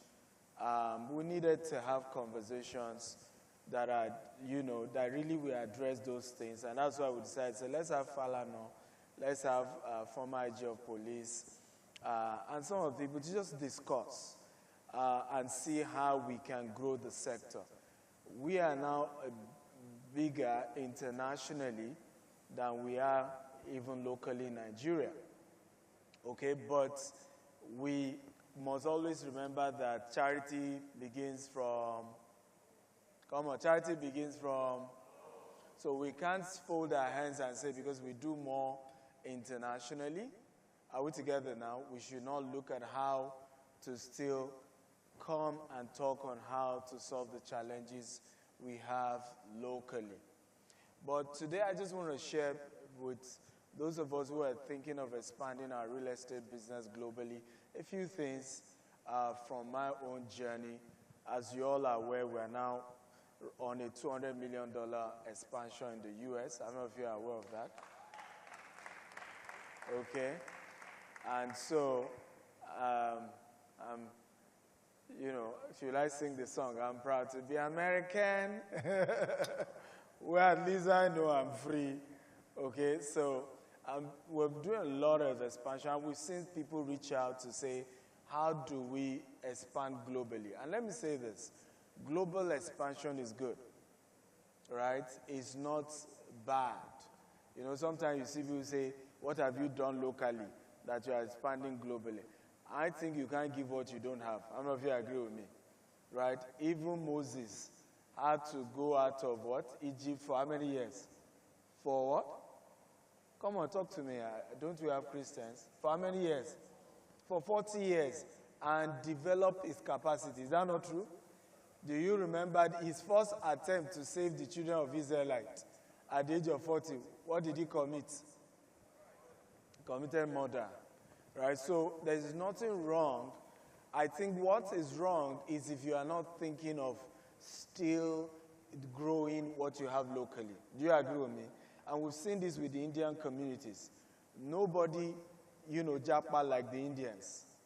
And a lot of us don't know this. But they are always thinking of giving back, coming back, developing home, right? It's not the japa that you say, I will never look back home again.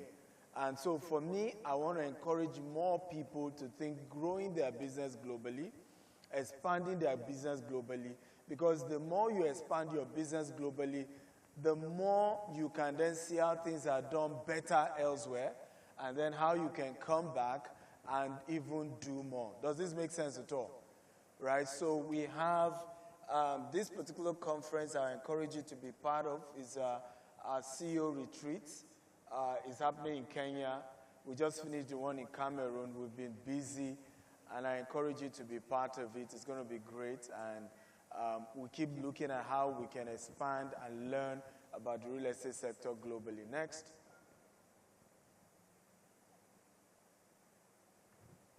Who is in charge of my slide? Can you move to the next one?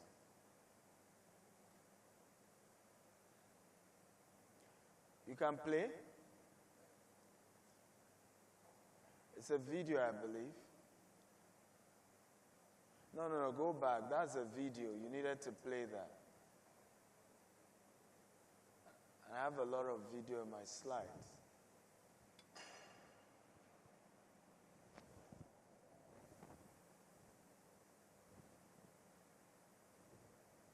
Is it not playing? What happened?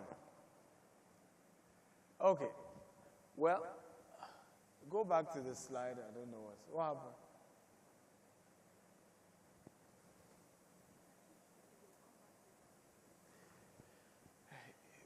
My conversation is a flow. Okay, so this was me in Victoria Falls. I don't know if you can see that. It's probably one of the scariest things I've ever done. Victoria Falls is a waterfall, and here was I trying it. So who can do that? By the way, I wish the video was played. It would have been nice. But how many of you can try that? So the water was gushing into that fall, and then, anybody who can try it. You can. Okay? Anybody have seen my skydiving experience before? Right? Who can do skydiving? Anybody? Huh? You can. Now, why am I showing things like this? Let me start by saying business requires courage. Everybody say business requires courage. Come on, say it to your neighbor again. Business requires. There was a season of my life I realized that I wasn't courageous enough, and what I then started doing was to start doing a lot of adventures like this. And I wanted to just build up my muscle, my ability to take risks, my ability to be more increasingly courageous. And I want to ask this simple question. How many of you have agreed that to do business, particularly in Africa, you need even an extra layer of courage? Can I see your hands up? I don't know if you agree with me. Right? An extra layer of courage. Because everything will fight you. Nigeria particularly is a place where, please celebrate Sir Mike Okiro, former IG of police. He's the chairman of our GTES Land Advisory Board, so he's probably the chief celebrant today. Okay, welcome, sir. So it's important to know that if you're going to do business, particularly here in Africa, you have to be what? Come on, talk to me. You have to be what? You have to be courageous. Without certain level of courage, you can't do business here. And you need a higher dimension of it. Because Nigeria is a place where you can do everything right and still end up being what? Come on, talk to me. You can do everything right and still end up being what? Wrong. This is that country. So if you're not courageous, it's a country that wants to scare you. And so at some point I realized that about entrepreneurship, that you have to be courageous. I started doing skydiving. I started doing a lot of things because I had to build the ability to be more courageous, even as a person. And I tell people, courage is not absence of fear. Courage is taking decision in the right direction in spite of what? Instead of your fears. You keep moving. You keep moving, despite the fear. And conferences like this are organized as a give-back mechanism because this is a free event. And it's to encourage you to know that you can be big. We started this company in this same Nigeria with just 1,000 naira. And today we're a global brand. And if we did not build the courage to keep going and going, we're not going to be here. Right? You can play it. They can play it if they have it. Right? So if we did not build the courage to keep going, we are not going to be here.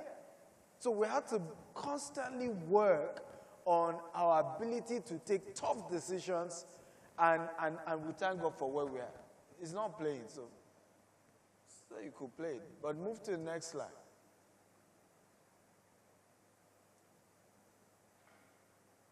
So I always use the next slide to teach anytime I'm doing a training. And, oh, okay. So you can say how scary it is. But can I tell you a secret? Somebody held my leg. Okay? So, but even with somebody holding my leg, I was still scared. Right? Again, so I hope it's very clear when I said courage is not the what? Absence of fear. Courage is just taking decision in the right direction in spite of what? The fears. Next. So, how many of you have seen this? Cash flow quadrant, right?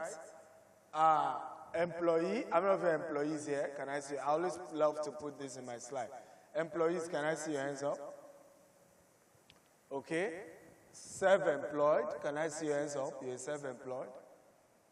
Self-employed. Business owners, can I see your hands up? You're a business owner. Why are you laughing? You raise your hand, business owner, you're laughing. It means you didn't trust your decision. Okay? So those of you who say you're a business owner, why didn't you call yourself self-employed? Can somebody help me give one of them the mic? You say you're a business owner. Why did you not call yourself self-employed? What's the difference? Okay? Somebody should help me give someone the mic. Quickly. Anyone?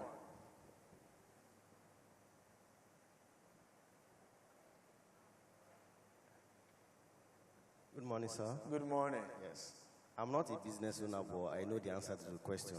Okay. So the difference between a business owner and a self-employed is a business owner has a system working for him without his presence being in the business. Thank you, sir. That's not it. Somebody raised their hand and said they are a business owner. I wanted to know why they said they are a business owner. If you raise your hand as a business owner, you are the one to answer me. Why did you say you're a business owner instead of being self-employed? Yes. All right, sir. Thank you very much, sir. The name is Adebo Aliudayo. A business owner, for you to move from the level of self-employed. Why did you say you're a business owner instead of saying you're self-employed? Self-employed. That means I don't put in my time into the system again. You don't put in your time? My time into the system again. That means I don't trade my time. How long has your business been running? The business has been running for 1 year. Thanks to 1 you. year. Thanks to you. And yes, sir. And I was able to, thanks to you, sir, and to the glory of God, we have great testimonies. So let's clap for him. At least he made an attempt. So let me be honest with him. He is not yet a business owner. He's still self-employed, right? For your business to move from being self-employed to you saying you're a business owner, averagely it takes from 14 to 16 years. Some companies take 20 years, right? And I'll give you an example. Companies who can now say they're you can say it's a business owner, some of them can boast of having $20 billion in reserve. My brother, do you have that? Right? Companies like that will tell you if we don't make sales, we have all our bills taken care of for the next 5 years. If we don't make a single sale. So even GTEx is evolving into that. We're just moving into that phase. And that's why there's a lot of corporate governance. Last year we announced 7 CEOs. Some people even said, did I want to run away? What's wrong? You're a young man, you are now having CEOs. Something must be odd somewhere. Maybe the company is facing crisis. And I laugh because we don't understand this symbol. Can you go back to my slide? If you can leave my slide on the screen for a long time, I appreciate it. So, but ultimately, moving from being self-employed to what? To a business owner is actually the only way you can now be financially free. And I always share this in my slide. Because many of us think once I start business and I'm bragging to everybody I'm CEO of so, then I'm financially free. That's not true. Financial freedom only comes when your business is so profitable, is running on its own, and every year you are sharing profits and you are relaxing, right? Of course, you may not choose to pick another profession and be doing, just so that you are not lazy. But those are the people who say that. Then we also have investment, right? Now, if you notice in this slide, 5%, 95% of the people in the world, what do? Employees and self-employed, isn't it? And they control 5% of the money in the world. And that's why you hear this argument about income inequality.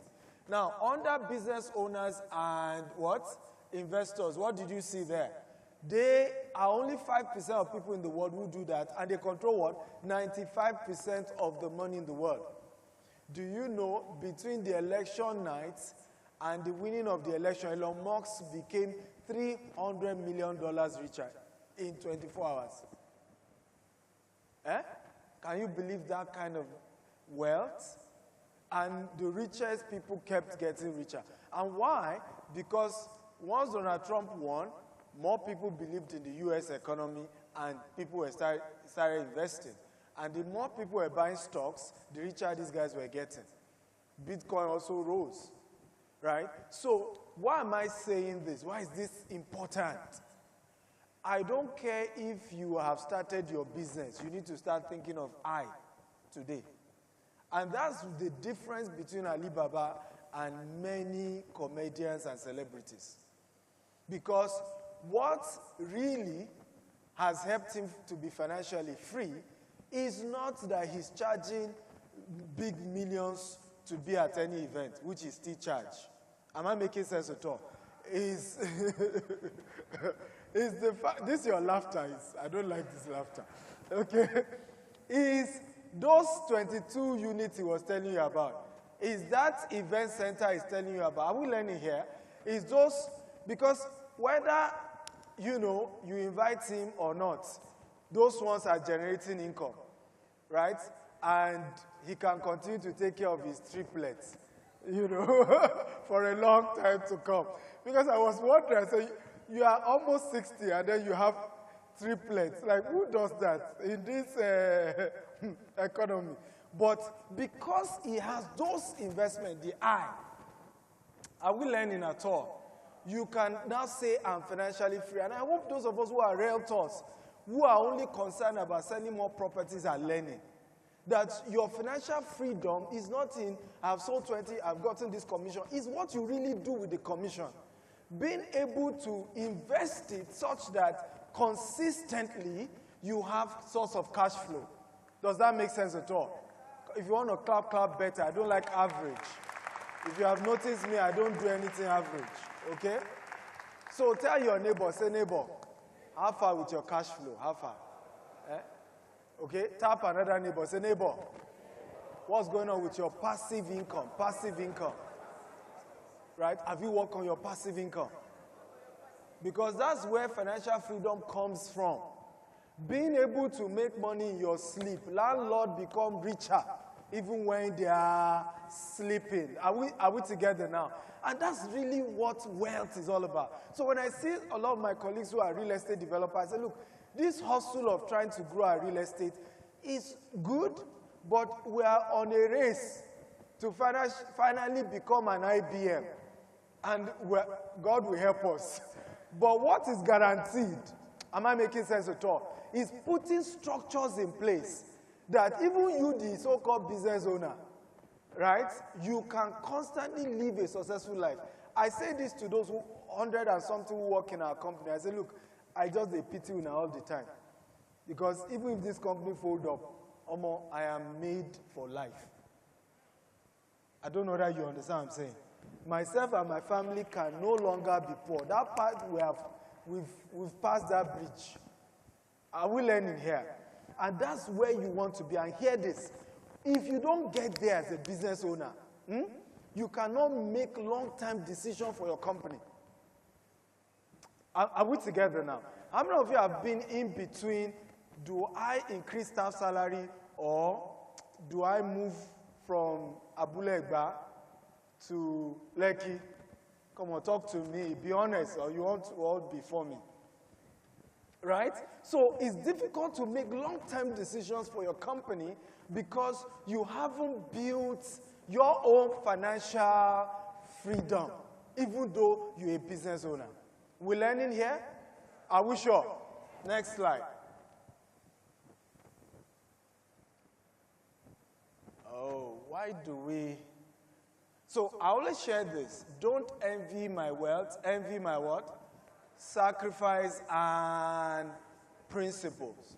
A lot of times I see people so much envy. I remember a real estate developer was chatting me up some weeks ago. He said, we attend the same church. We are into the same business. You know, I gave comparison. He said, why are you moving at a faster pace than I am? I think he almost added, I'm even older than you. Okay? But the answer is simple. Has he even spent his own money to organize free conference like this?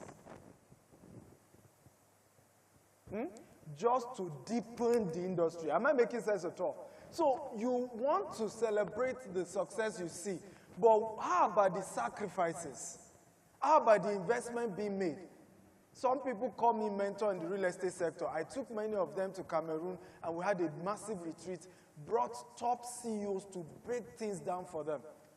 At the end of the day, even Baba Michael Kiro was able to break things down. At the end of the day, it wasn't profitable. We didn't do it for money. So when people make certain sacrifices and you begin to see them grow at a pace, don't envy their success. Envy their what? Come on. Envy their what?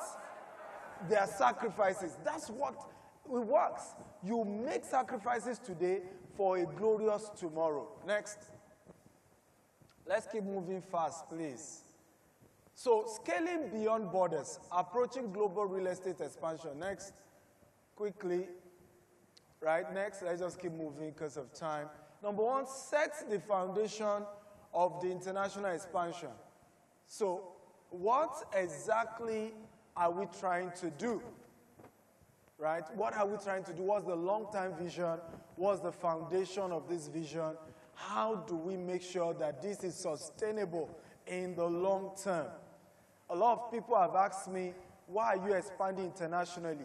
I discovered 2016 that building any business in Nigeria is not sustainable except you earn in foreign currency. And you can quote me anywhere. I say this with my full chest. Right? So I realized that, and it's not as if the Nigerian businesses will not survive at some point. But within this period, we are going through a tough season. And so to even survive, you need to think of international expansion. You need to think of earning in foreign currencies. Are we together now? Else you will realize that one day you have to sack all your staff because you can't even pay salary. And you're a good person. Because things are just not sustainable. Next slide. So for us, we have to say, can we expand internationally so that in the next few years, we are strong internationally and we can then begin to support what we are doing back in Africa. We can go back and use some of our foreign reserve and profits to start building what we are doing here in Africa. Are we learning at all? So conduct comprehensive market research. So don't just rush and say, I'm starting my business in Dubai. What works in Dubai?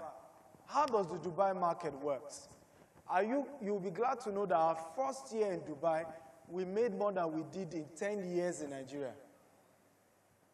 But beyond that was we needed to do research. How does the UAE market work? What exactly are the angles we need to go about? How do we package and position ourselves in UAE? So I realized I'm a very simple person. If you know me, you don't be shocked if you see me on Okada tomorrow. I don't believe I'm a very simple person, right? But when I moved to Dubai, I realized that my Dubai business, are we together now, cannot grow with my Hausa mentality of simplicity. It will not grow, right? And we're selling properties as high as $46 million for one house. So it won't work. So one of the moves I made was to move to Burj Khalifa. I don't know if you know Burj Khalifa, the tallest building in the world, right? And I got myself a Rolls Royce and a driver. And every morning, right, I record myself coming out of Burj Khalifa, entering my Rolls Royce and going to the office. Then when I have clients who were to come do business with us, I'll ask my driver, who is not black intentionally, you know what I'm talking about, to go and pick my guests from Dubai airport with a Rolls Royce. Then bring them to Burj Khalifa. We have the tallest restaurants according to Guinness Book of Records in Burj Khalifa. And then we have either lunch or dinner. By the time we are done, if we are close enough, I'll still take you to my house. If you are not close enough, I'll see you off. Now, when I ask you to sign the check, will you still be saying, can I trust him? Can I not trust him? Am I making sense at all? Again, I am not moved by those things, but I had to position myself and our business for that. Are we learning here? Because I know this will help some of you, right? So it's important as you grow international, what works in these places? I realized that in Dubai, a local guy will see you Rolls Royce and be gisting with you. Ah, this is nice. How much did you buy it? In Nigeria, you know what will happen. Either the person wants to steal the Rolls Royce, or the person says, you see them, thieves. He doesn't know whether you're a politician or not. You're already a thief for being a Rolls Royce, right? And, or, Baba Tuale, Yawon, Baba, your boys are here. But in other part, they are happy to see you become wealthy, live luxury. Are we learning at all? So if I bring my simplicity in Nigeria to Dubai and I want to do real estate, I will struggle. So as you want to grow internationally, do your research. Understand how the market works and the concepts around it. Next. Demand, let's just go because of time. Navigate regulatory and what? Legal complexities. Many people are not able to do business internationally. Do you know why? The regulatory complexities is higher. In Nigeria, it's not who is right, it's who is more powerful. I hope you know that. Come on, talk to me now. Are you aware or you don't know? Now you know. But guess what? Internationally, it's not who is more powerful, but who is on the law. Who is on the law side. So if you carry your Nigerian gra-gra to expand your business internationally, you'll be in jail. So you have to ask yourself, and that's one of the mistakes I even made when we moved to Dubai. I felt it was a Western world. I didn't need a lawyer, and that's one of the bad mistakes. Always get some of the best lawyers as you expand your business internationally. You don't need to have a legal case to get a lawyer. Just like I think the man from Forbes and CNBC told us, right? Build relationship with media before you have a PR crisis. The same thing, build relationship with lawyers before you ever have a legal issue. Because here was us, we had a case where a guy collected $1 million in what we were doing in Dubai, and we did not get property. 5 houses that we were supposed to get, $1 million gone. Okay? Because we didn't have a lawyer, our first move was to do disclaimer, because we've identified with the guy, right? We do videos with the guy, so we just did disclaimer. This guy whose picture is here, we no longer have relationship with him. If you do business with him, it's at your own risk. Not knowing that in Dubai, you do that, you can go to jail. They will say, why did you put the person's picture? Right? Did he give you a consent? Is he your staff? And all of that. And before you know it, we're in trouble for just doing a disclaimer. We did not even mention what happened, that $1 million is missing. We only just say we no longer do relationship with this guy. We don't even mention what happened. And yet, we're in trouble. So, you must get a lawyer so that he can help you navigate those international laws. What works in Nigeria does not work here. You know how in Nigeria we blackmail people easily? Even things you don't have facts about, you just put up the person's picture. I said the person here is wanted. This person is a thief, he's a scammer. Do that in some countries, you are in jail. And you will explain to them, the guy took $1 million. He said, we understand, that's civil. But you use his picture, that's criminal. You say, wait, I don't understand. Are we learning here? Okay, next slide, because of time. Next. Cultural considerations, right? Cultural considerations, and this is very important. Some of us, we made this mistake as well when we went to Dubai. Our first set of employees in Dubai were Nigerians and Africans. And typically, because I'm a Nigerian, more Africans were coming to us, they wanted to do things with us. And I realized one day, the regulators will just come and just say, oh, we heard you people have not done this. And they will start fining us. You know why?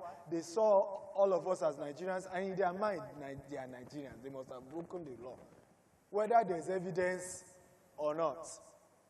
And I had to then restructure the organization, and at some point they then banned Nigerians. So the Nigerian investors couldn't even invest. We had to change the entire staff to non-Nigerians, and that taught me one of the best lessons of my life. Make sure that your business is structured even with staffing. You know, we keep talking, it's in the US, UK, we say, what do we call it again in the workplace? In terms of balancing things and all of that, what do we call it? Huh? Gender equality.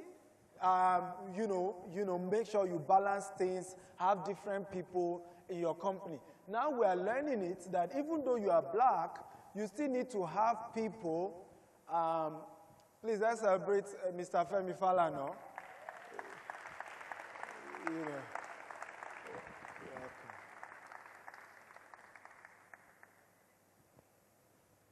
So, are we together now? Are we learning? Very important that even your staff, I had to then learn, was to then start employing. Now, in our US office, we are intentionally only going to employ a white CEO, just so that we can integrate better. Because what I did in Dubai was only Nigerians, and they started stereotyping us, those Nigerian business, those Nigerian people. Okay? So it's important as you expand your business internationally, blend it well.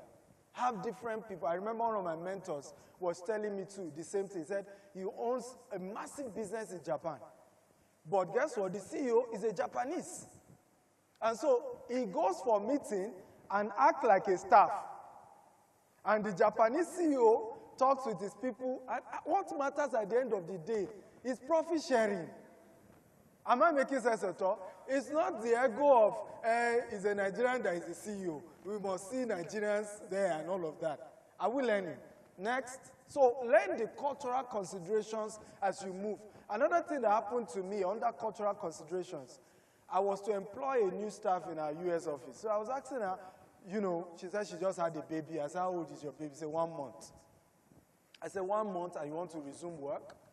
Is that okay for your family and all of that? And then when we are done, guess what she told me? She said, I know you are new to America, but it's an advice. Next time, don't ask too much questions about my family, said, because if you don't give me this job, I can sue you for discrimination. That you refuse to give me the job because I have a 1-month baby.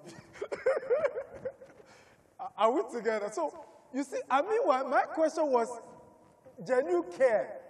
That you have a 1-month baby and you want to be working here, are we sure that you will be able to balance and your baby will not suffer? So cultural consideration, very important as you grow your business internationally. Number 5, choosing the right market entry strategy. Okay? How do you penetrate the market? You are starting your business in these countries. What is the best strategy to penetrate the market? How do you move in? What are the ideal, choosing the right strategies, the PR campaigns, direct investments. For example, all our estates in the US are renewable, green. We are using solar because those are the conversations they are having in those countries. And they are particular about renewable energy. So the strategy then makes sense to use that to penetrate the market. Next, because of time. Right? Just go back to the next. I also want to talk about this. Many times, it's better to enter as a real estate brokerage before you start real estate development. How many of us are developers here? Can I see your hands up? Property developers, right? A few of us. How many of you are agents here? You're property agents. Raise your hand now. I want just to sample the opinion. Okay? You're property agents. Okay, good. Now, when you are expanding internationally, my advice is, okay, how many of you want to become developers? Let me be sure. Oh, so we have more people, so good. It's better to start as a property agent, right, so that you study the market and understand how it works. I have this formula, you should write it down. Always create the market before the product, right? Always do what? Create the market before the what? The product. A lot of us in business want to, okay, I build the house, so yeah, let me look for who will buy it. No. Sometimes look for people who are ready to pay you, right? Then you can then go ahead and build. Else you will build, and then you have heavy overhead, and then you run bankrupt because you did not structure to have created the market, right? So every country we expand into, we start as a brokerage firm. Let's sell. Let's look for people so that we've built our own database of people who have bought through us. Then when we now start building, we won't struggle to say who will invest at the end of the day. Next, raising capital. And this is also what we do. Next. And we call this equity syndication, right? One of the best strategies to raise capital, again, if you have built social capital, everybody says social capital. Because a lot of young people who are entrepreneurs always ask me, how do you raise money to grow your business? I say social capital. A good name is better than silver and gold, right? I tell people this often. In business, it's not the product you have, it's your name. The business is you, right? If you have a good name, you will raise money. Am I making sense at all? And that's what you want to leverage on. When you have a good name, how do we raise funds, for example? We do what we call syndication. We have this project, it will cost us $10 million, right? We break it down. If everybody invests $10,000, maybe we need how many investors? 100 investors. And then we push it out there. And before you know it, 95% of my clients, I don't know them. I've never seen them. Sometimes I go to places, we invested this with you. Thank you for doing business. But because we have kept a good name, We have constantly been able to do that. Now, in syndication, there are two types of syndication. There's what we call equity syndication, and there's something we call debt syndication. Are we learning? In the case of equity syndication, all these 100 people bringing money together co-own the business with you. Now, in the case of debt syndication, it's like they've just given you a loan, and you will end up paying them back on a regular basis. Now, here's my advice to a lot of you who are young developers. At the beginning of your business, avoid any form of syndication at all. Only go to family and friends.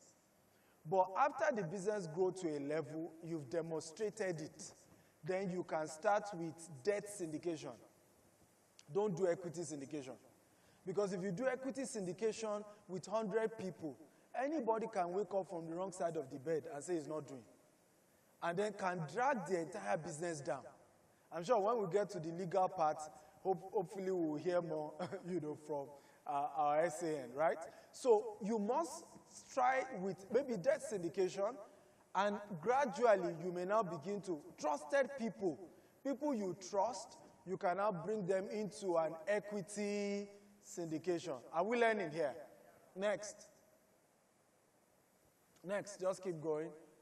You can come for my paid real estate class if you want to learn more. This is free. So what are the various types of investment? No, just go, just move. I don't have time for that. Let's just move.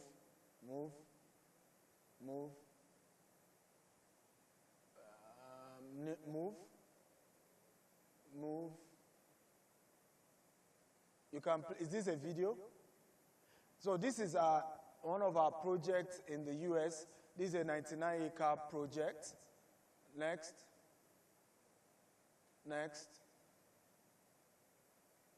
You can play. I think that should be a video. Is this a 99-acre? Okay, yes. So this is what we want to turn it to. I thought you were going to clap, right?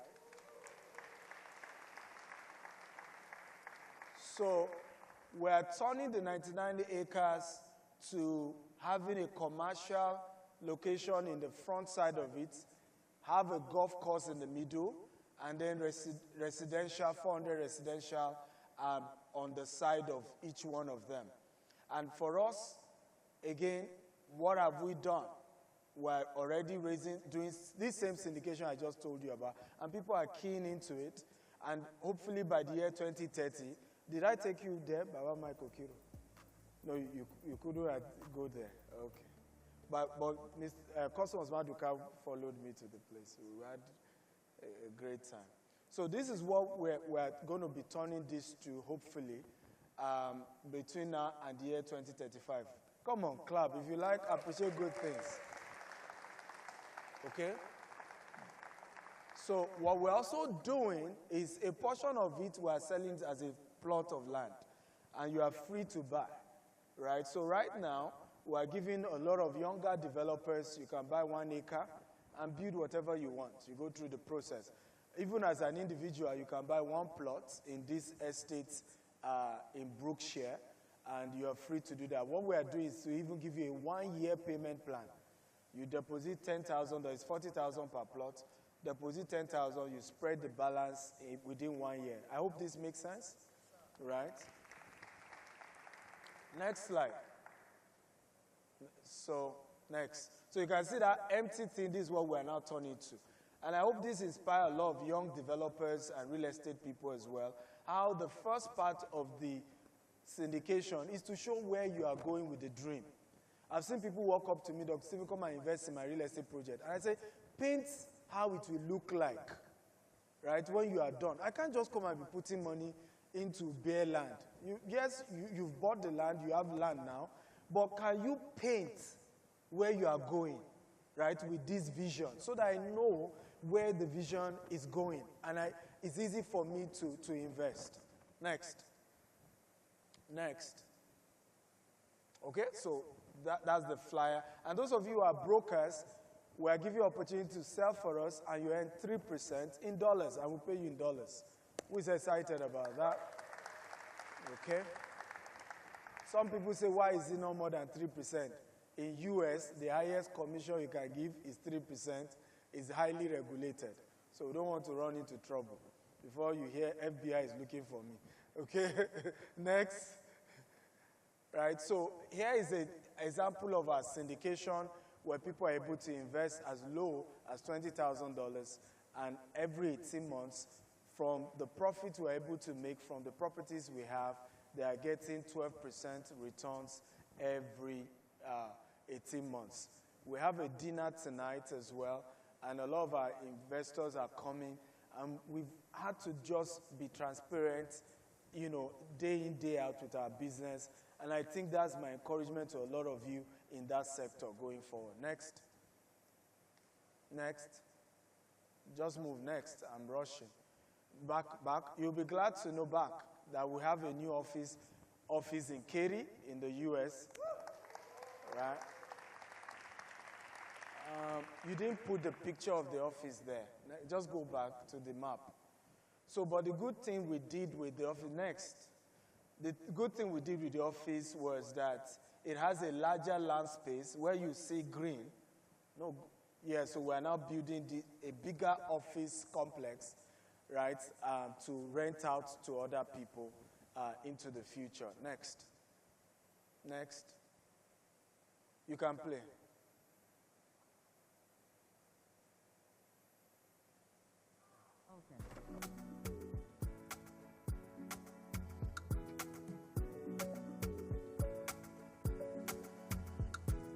Actually come and experience it live, and I'm blown away. Everything so perfect. It's not as if like a film trick, like, you know, all the things that have been sent to me. I walk along many kilometers.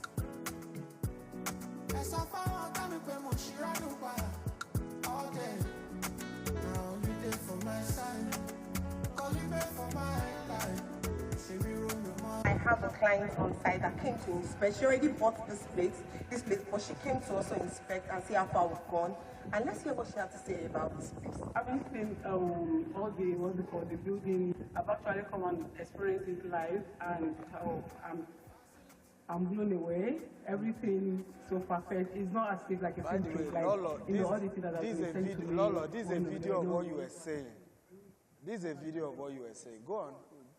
Because you were saying, showing the process of a client buying land, buying the house, and all of that. We do that, actually. So you are spot on.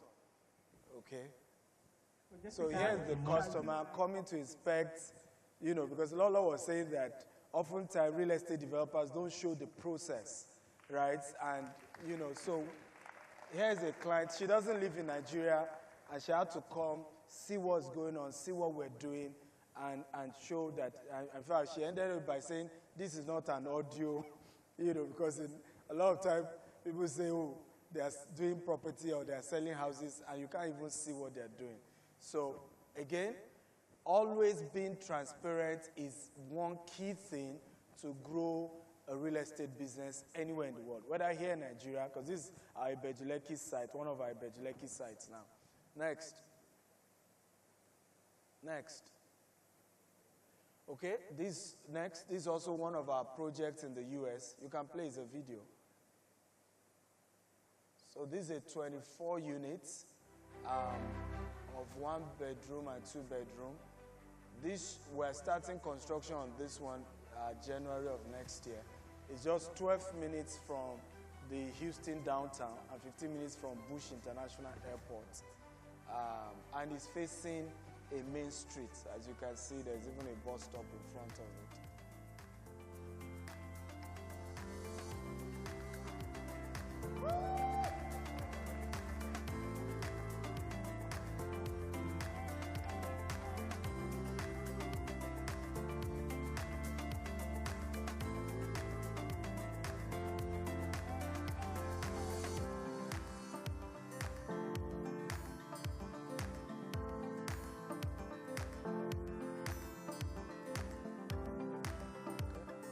Next, because of time. Next.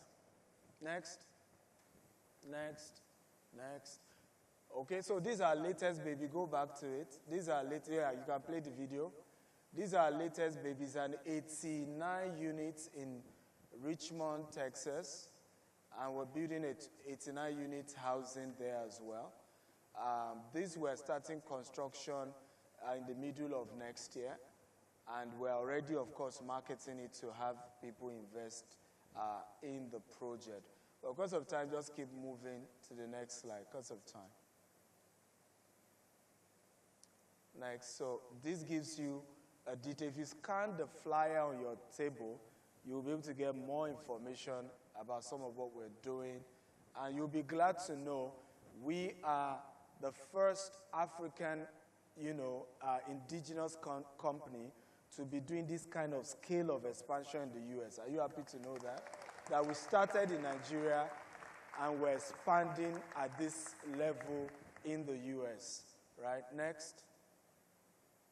Next. So these are just commission structure. If you sell any of our property in Dubai or UK or US, what we give. We have a program called what's it called? GTEX and Associates. And she won a car. She joined us as an intern and was able to sell. And in a space of 18 months or so, she even won a car. You'll probably meet her later. She will share her story with you. Next. Just move on. Next. I don't have time. My time is up. So I look forward back. I look forward to seeing a lot of you who are real estate professionals in Kenya. In February, we'll be in Kenya. Like I said, with Baba Michael Kiro, we just returned from Cameroon with real estate developers, sharing with them, encouraging them how to navigate challenges they face. So the next one is in Kenya. We hope we'll get our SAN to join us and share a few legal advice to real estate developers and professionals in Kenya. Tomorrow, you don't want to miss this, right? It's for all of you who are realtors. How many realtors are here? Come on. If you're a realtor and you are proud of it, come on, shout. Okay, so tomorrow I'm going to be having a session with you guys and these three amazing people. I will be sharing with you strategies to selling real estate. I've always said this over time, that people don't buy the best products. They buy the best known products. Can I say that again? People don't buy the what? The best product. They buy the what? Aha. So if you are known, then you'll be patronized. Am I making sense at all? So you have to learn the strategies of marketing, of presentation. Alibaba was sharing with me recently how, he was the first comedian, not even comedian, one of the first person to have billboard in where? 3 places in Lagos. Come on, clap for him now. And then he put comedy is a serious business. Can you imagine that? And this was in the 90s, I believe. 92, when people felt comedy is for jokers. And see what he has turned that industry to today. Come on, celebrate Alibaba. He's one of those people that I really love what he's done. So we're going to be learning a lot about that. Don't miss it. Scan the QR code and you can register. I think there's a 50% discount on it. Next. Okay, so this is for those of you who are developers. Next weekend, we're having, this is in US. So it's going to be happening in US for those in Houston, but you can join us virtually. I have my real estate investment masterclass. It's holding in our office in Katy, teaching more about those who want to invest in real estate and how you can go about investing in real estate. Next. Okay, this one is weekend. It's the Lagos version of that, the one we're doing in Houston. And don't miss it. It's in, I think, a hotel. And it's for those of you who are real estate developers, how do you take your business to the next level? And we'll have a lot of fantastic conversation. So scan the QR code and you get details. Next. Okay. I'll be glad to sign my books for you guys. We have our booth on the right side of this venue. So all of you getting my books, I'll be signing them for you. Next. Yes. So this is a platform that I think we're giving people some opportunity to be part of this for free, but you can ask the team how to be part of it. All these people did a course. We had to get them to do a course from John Maxwell to Grant Cardone on how to take business to the next level. It's called the Sivakta University, it's our e-learning portal. We have over 1,000 videos on different aspects of business to support you guys. Next.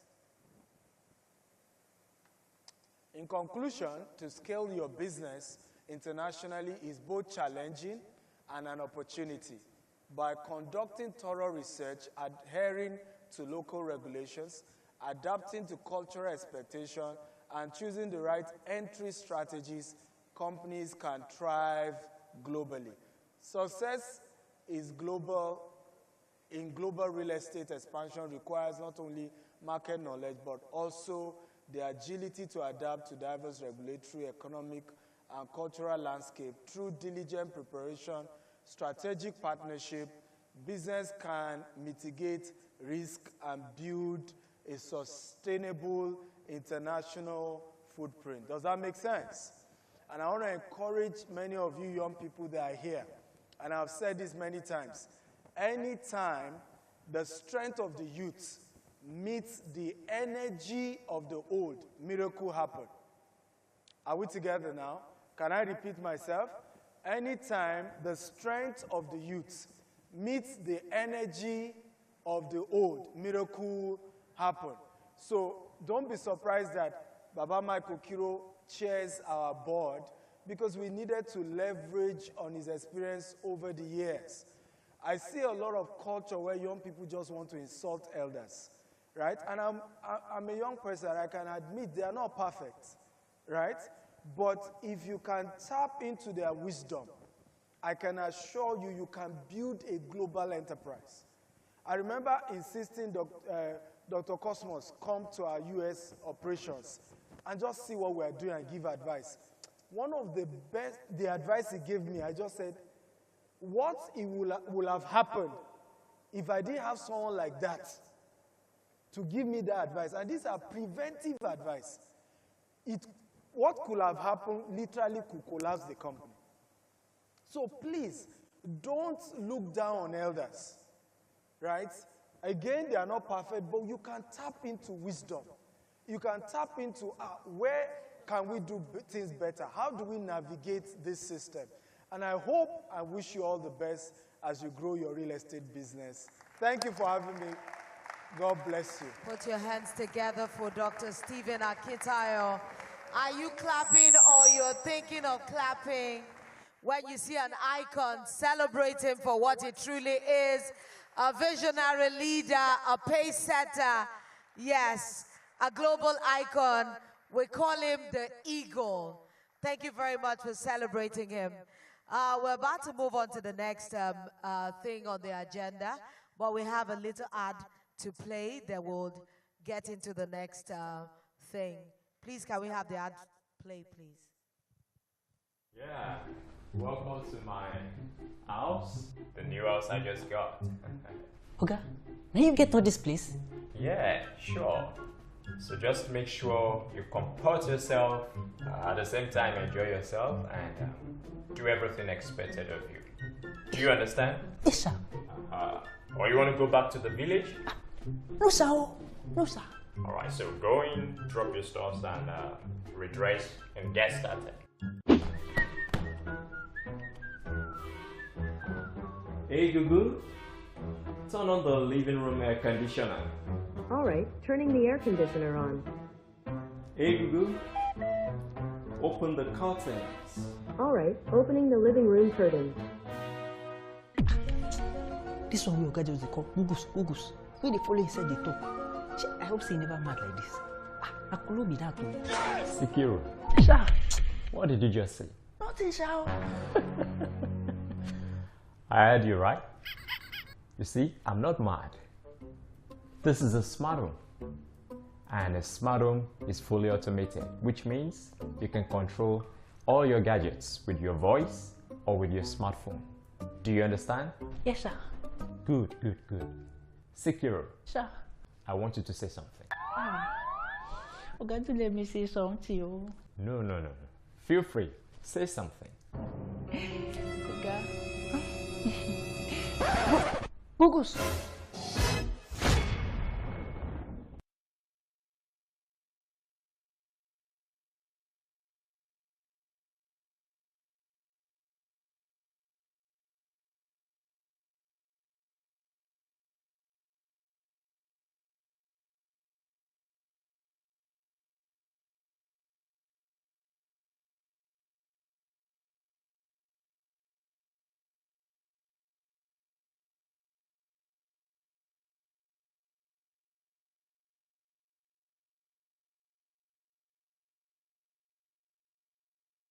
something?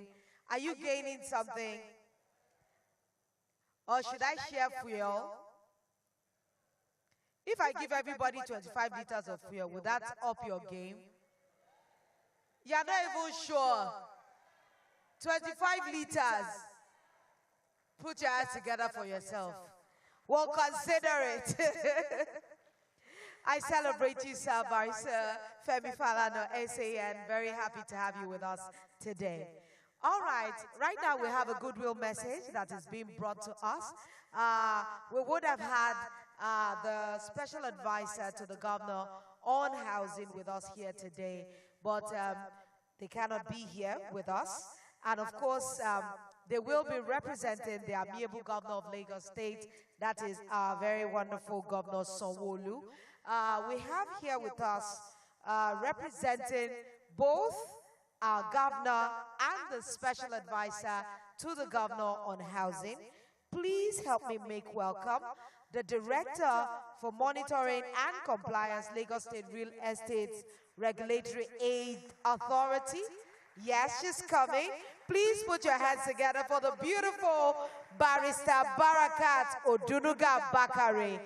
Are you clapping? Come on, ladies. Encourage her.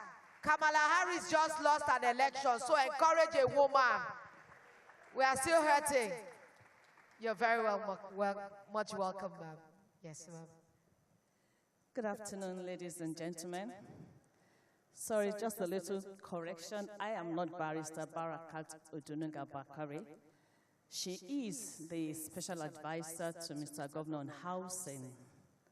I am Mrs. Temitope Akimbola, Director, Monitoring and Compliance, Lagos State Real Estate Regulatory Authority. Thank you. So the SA could not be here. She was supposed to represent Mr. Governor. So I'm here representing her as she represents Mr. Governor. Before I take Mr. Governor's goodwill message, so we are talking about real estate, and I'm glad we are all real estate practitioners, and I must commend Dr. Stephen Akintayo. You have done a great work, both locally and especially abroad. And thank you for all that you have done. I'm sure all the people gathered here, they have benefited or plan to benefit one way or the other from your foundation. So well done, sir. God bless you, sir. And I must acknowledge my essay, sir. You're welcome to this conference. God bless you. So I work with the Lagos State Real Estate Regulatory Authority. It's the regulatory arm of the state government that Mr. Governor established to regulate the real estate industry in Lagos State. You know, Lagos State is the hub of real estate, not only in Nigeria, in Africa. And because of the activities of this industry, Mr. Governor saw it that this industry needed to be regulated because we have a lot of people that practice real estate in Lagos State. And I must say, amongst all the good people, we have some not so good people, that innocent citizens have fallen into their hands. They've been defrauded of their hard-earned money. I'm sure you've heard about developers who promise to deliver without delivering. I'm sure you've heard about landlords who let out houses to multiple tenants, collecting money from several people and not being able to deliver to all of them. So the Lagos State Real Estate Regulatory Authority is an agency set up by Mr. Governor to regulate this industry. And it's supposed to monitor and sanitize the real estate industry. We also mediators. We've had cases that we have had to take in court to stand on behalf of those that have been defrauded, and we have actually had cases that we have won. Judgments have been granted, and the governor expects every stakeholder in the real estate industry to register with the state government. And so today I'm not here alone, I'm here with my team, and they are right by the right-hand side towards the back, the Lagos State Real Estate Regulatory Authority representatives. So I want to encourage everyone here. You are practicing real estate, please, you need to register with the state government. It is the law. Please, you need to register and have that certificate that will differentiate you between you and those that practice this profession fraudulently. Because we don't register just anyone that comes. We actually profile everyone before you get that certificate. So please take advantage of our presence at this conference today and register with the state government. And I'm sure that your business will be better for it by the time you get that certificate. The address delivered by Mr. Babajide Olushola Sanwo-Olu, Governor of Lagos State, at the Global Property Conference organized by Stephen Akintayo Foundation at Landmark Event Center, Victoria Island, held on the 9th November 2024.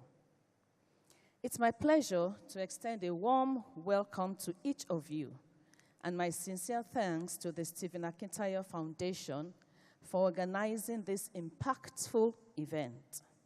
Today's gathering represents a unique opportunity to explore the transformative potential of real estate as a catalyst for prosperity, economic growth, and legacy building. Under the leadership of the Stephen Akintayo Foundation, renowned for its dedication to wealth creation across Africa, we are reminded of the pivotal role property investment plays in fostering economic empowerment and sustainable development. Lagos, a city at the forefront of Africa's growth, is a testament to resilience, innovation, and expansion, making it the ideal setting for discussions of this magnitude. In a rapidly evolving world, real estate remains one of the most stable and lucrative investment avenues. From urban renewal projects to sustainable housing initiatives, the potential for growth is immense. However, achieving this potential requires knowledge, adaptability, and a commitment to responsible investment. This conference offers a platform to bridge knowledge gaps, equipping participants with the tools needed to navigate property markets across continents. Our administration is dedicated to transforming Lagos into a smart city where technology and sustainable urban planning converge. We have initiated projects to improve housing affordability and infrastructure, partnering with private investors to develop housing projects that meet diverse income levels.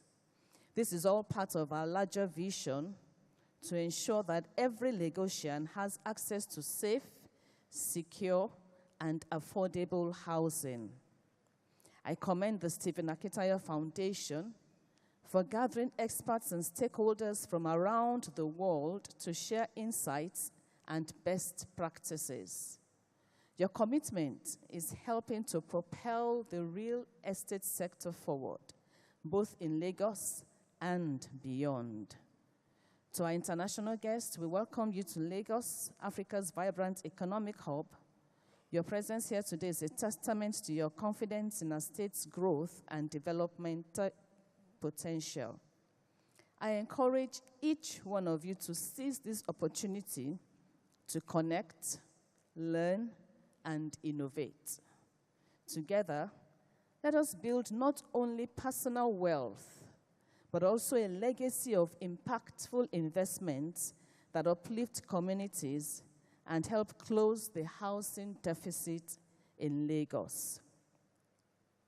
With visionary leaders like Dr. Stephen Akintayo and the collaborative spirit of events like this, we are well on our way to creating a future that is prosperous, inclusive, and resilient.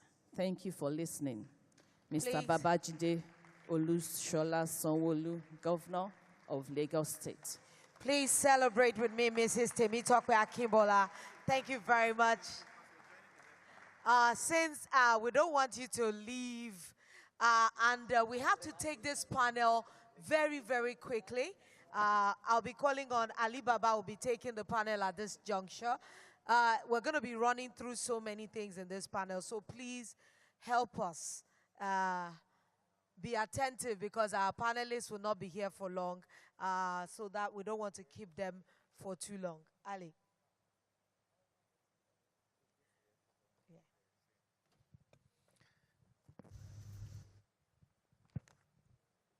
Your Excellencies, distinguished ladies and gentlemen, this conversation that we're about to have now is the basis, in fact, the key elements that are really necessary for the housing and real estate industry to thrive. Legal, security,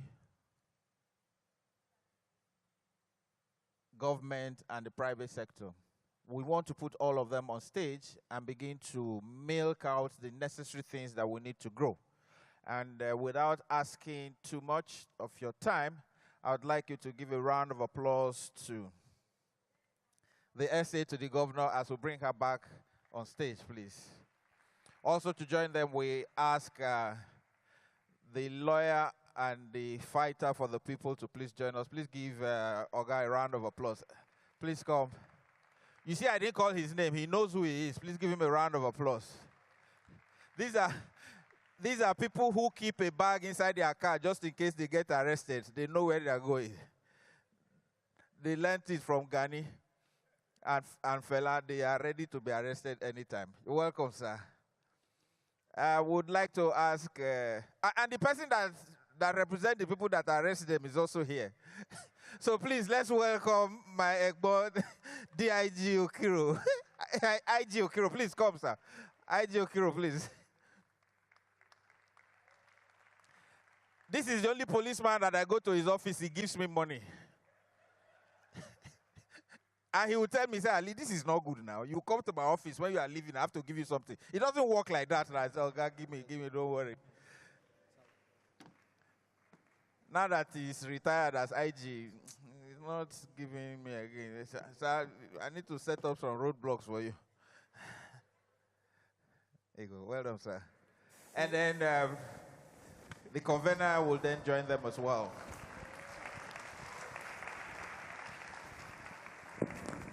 And this is a fourth-pronged conversation.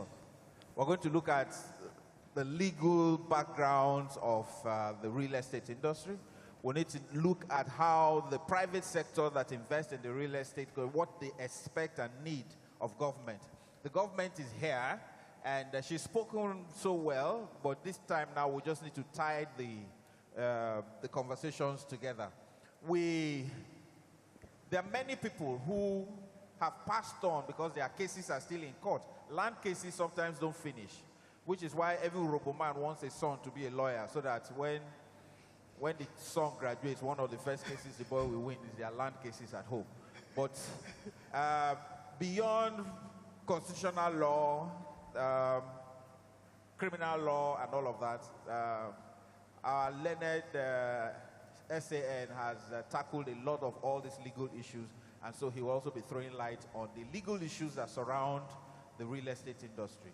Now, as for IG, he's going to talk about the issues that the police deal with on a regular basis. When he was IG, what are the issues that he also dealt with? And so I'll start first by giving because she just finished speaking, so I'll give the microphone to our convener, who will then speak about the issues that the real estate sector face. And then from there, we'll then go to all the other people to weigh in. So first of all, please give a round of applause to Dr. Akintayo. Thank you. First of all, can we help me celebrate all our speakers, from representative of the governor, former IG of police, and SAN, Mr. Falano. One of the reasons why I felt this conversation is important is from the private sector, from investors, there are a lot of issues. And the critical element is government, Nigerian police, and the law. And I felt this segment we needed to take questions. Hopefully we'll have enough time to take questions from the participants. How many of you have questions? You can raise your hand too so they can take note. If someone can take note of those who have questions. But I want to start with, and I will start with SAN. We're having situations now where there are lands with C of O. In fact, there's one we just acquired. It has a governor's consent, and yet the government has put in a labor city, you know, on that same axis, and we're told we need ratification and all of that. And we can go on and on with all these issues. How do we legally handle situations where people feel, investors feel, they have fulfilled most of the requirements, but they still think government is being unfair? And remember, the people who really suffer here are not the developer, it's the investor, the end user, because for an investor to pay money, he also got it somewhere else too, right? So at the end of the day, it's a lot of these subscribers who face the heat of this decision. How do we navigate dealing with government on issues like this? Yes, sir, that's the question. I thought, Madam, she will still take her side, but oftentimes we would prefer to have a lawyer talk to the government on our behalf rather than going direct. Now, well, first of all, I would like to thank you for inviting me to take part in this program. We have a lot of problems with respect to land ownership in our country because the governments of Nigeria go out there to exploit our people. The idea of the Land Use Act,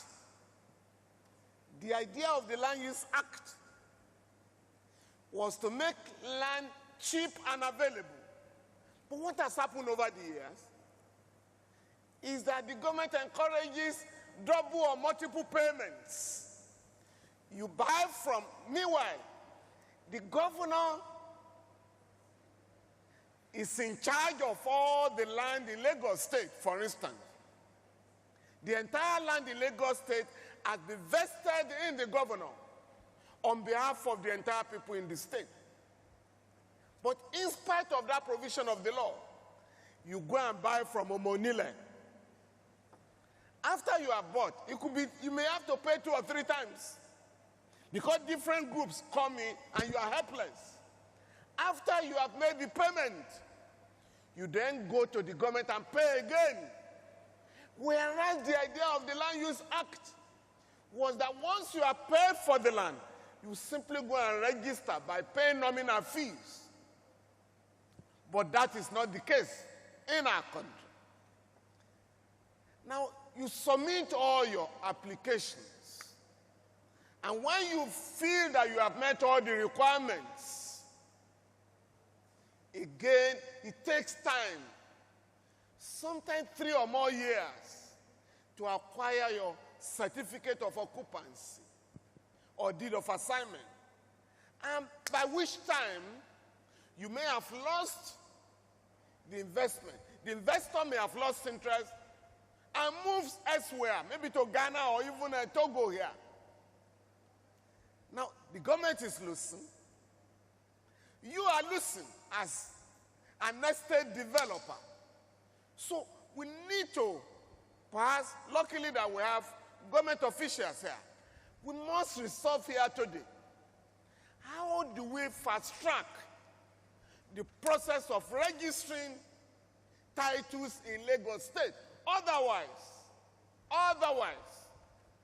all your resolutions here today may amount to nothing if the situation remains as it is. So we need to look at the laws.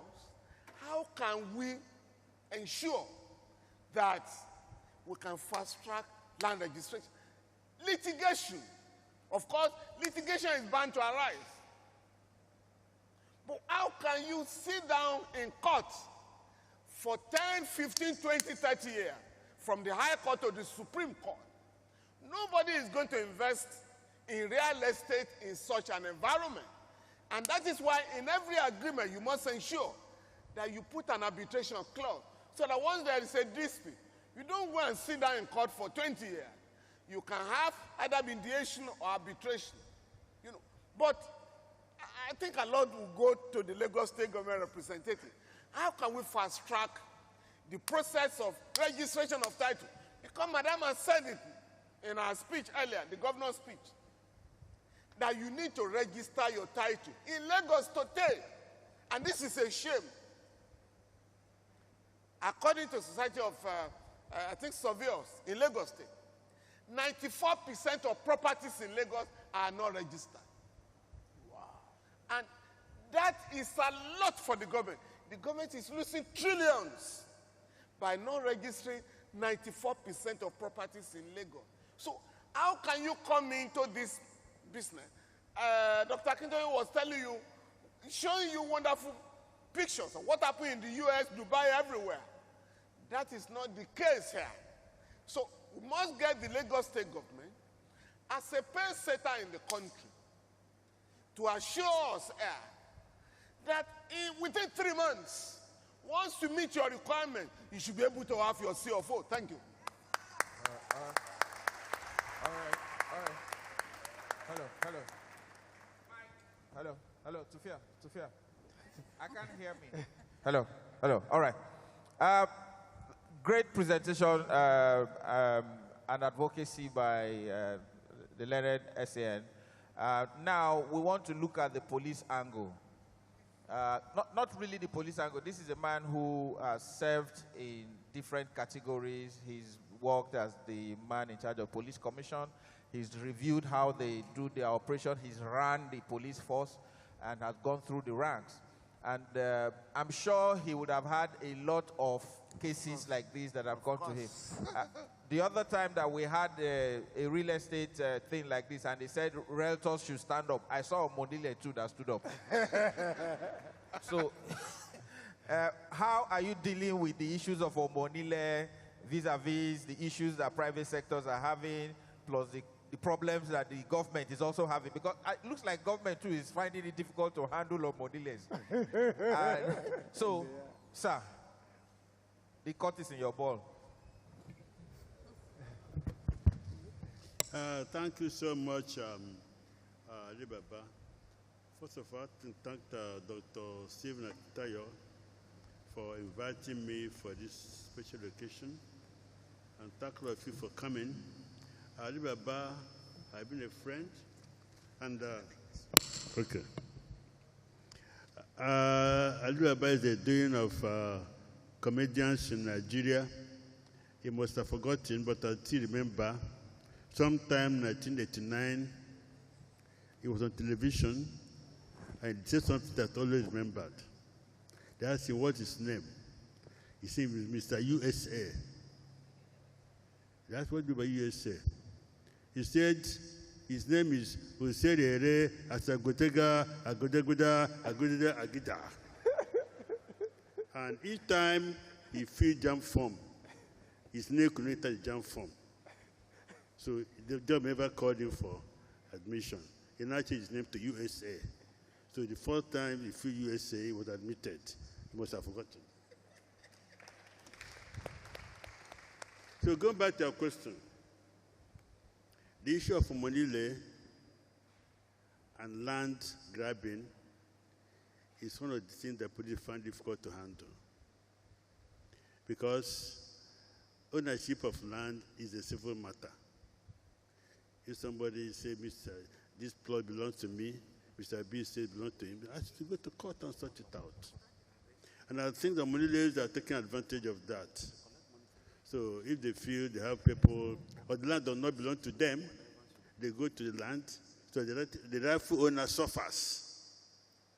So what we do in the police is, though it's a civil matter, we look into it and see if you have gone there, we can charge you for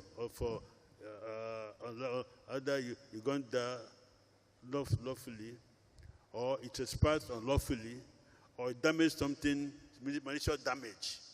So that's how we handle the police. We don't want to say this land belongs to Mr. A or Mr. B. If you really commit a crime, we charge you for the crime. So we know that in Nigeria land, like my friend Stan has said, the government has not done very well. If this matter of, some cases people come up with 2 or 3 C of O, to be able to go back again to establish which of these papers is genuine.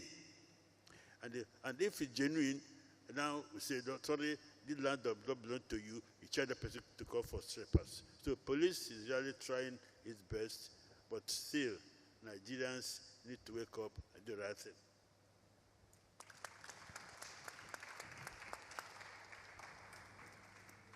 Well, before Alibaba comes, I just want to inform that the Lagos State government has a law prohibiting the activities of Omonile.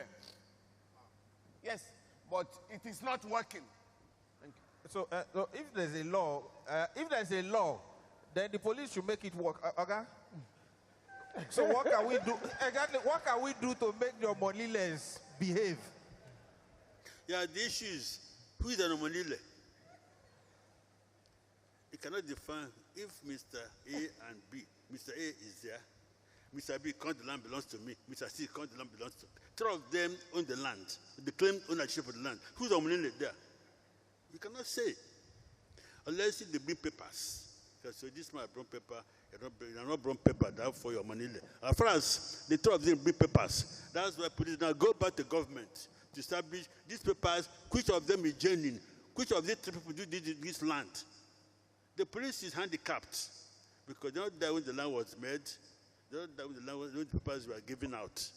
They left for the government to tell the police, Mr. A is right because the paper belongs to him, or Mr. B or Mr. C. Otherwise, police cannot know, looking at their face, to see Omonile or not. Okay. So, Lagos State government, how do these Omoniles get these papers?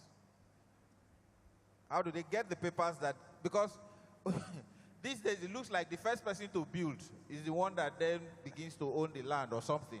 Because how do we deal with this? Because it's still an issue. Okay, let me just ask. So I don't speak on behalf of people that are, is there anybody here that has problems with Omonile?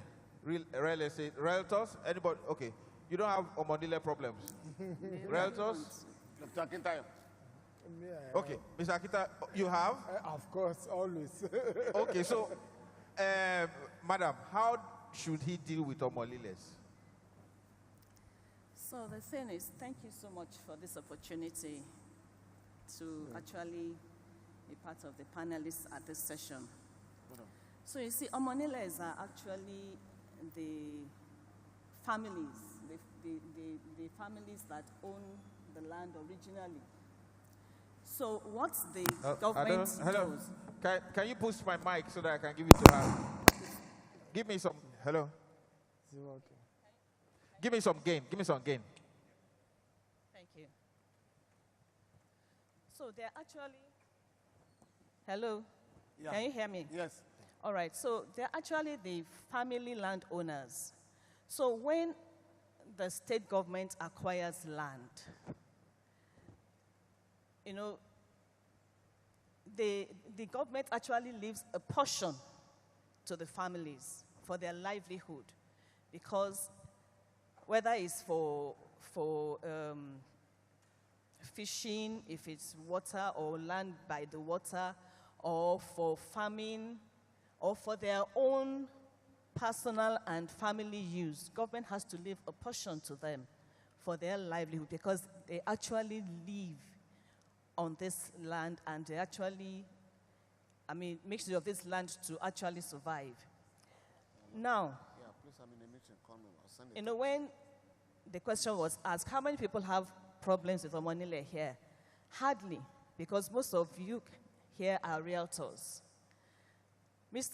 Dr. Akintayo actually raised, because he's a developer, he will have problems with Omonile because they have to actually go to buy land from these landowners to develop. Now, Omoniles are really a menace, really, because you find that they sell land to multiple investors and unsuspecting private developers. But the thing is, there is no land anywhere in Lagos, within the state, that you cannot trace their history. So, you want to buy land from the Omoniles. And by the way, Lagos State actually has the private developers scheme section where you can actually buy acres of land to develop. You are a developer, you want to develop, you can come to Lagos State government to relieve yourself of this Omonile problem. Even to the state government, they are a menace. And that's why there is an office that has been set up by the state government. It's called the Land Grabbers Office, to take care of this menace of the Omoniles. And we have success stories. I encourage people to go to that department. It's a department under the Ministry of Justice. And Lagos State stands as I don't want to use the word agent, but stands on behalf of the investor, the developer, the private man or woman that has bought land from the Omoniles that are being threatened. And we represent them in court. So please come to Lagos State government. Lagos State government is just trying to be sure that its citizens, her citizens, are not strangulated when they want to make a living through property development or through real estate. So please come to Lagos State. There is an office that takes care of land grabbing. It's under the Ministry of Justice. And, you know, to obtain your title, there are different ways you can obtain title. And I know the question, like San raised this issue of this prolonged process of obtaining registration for your land or your properties that you have purchased. The thing is, it is not to the benefit of the state government to prolong the process. Like he said, the state will be losing trillions of naira. But there are certain things that clog the wheel of that process, even from the table of the applicants. You know, in as much as Lagos State wants the process to be faster, and that is why the state keeps on evolving in the process, keep on digitalizing to make this process faster and seamless. But we found out that there are a lot of times where either between the applicants or their agents or their lawyers, the process is delayed. Sometimes the documents submitted are not complete, or there are errors. Sometimes the survey plans, we have problems with them. A lot of times we see private surveyors that draw up these survey plans for their applicants. They fly coordinates. A lot of times, unfortunately, the agency actually involved in this is not here, which is the Lands Bureau. But I'm talking because I'm a land officer, so I have an experience in this.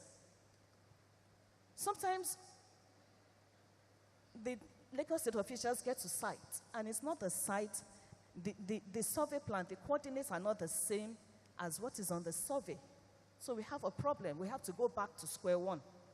So and then before they actually do the correction, they go back to the Surveyor General's office. And a lot of times, maybe the site is here at Landmark. You get the site because the land officer will go with the surveyor.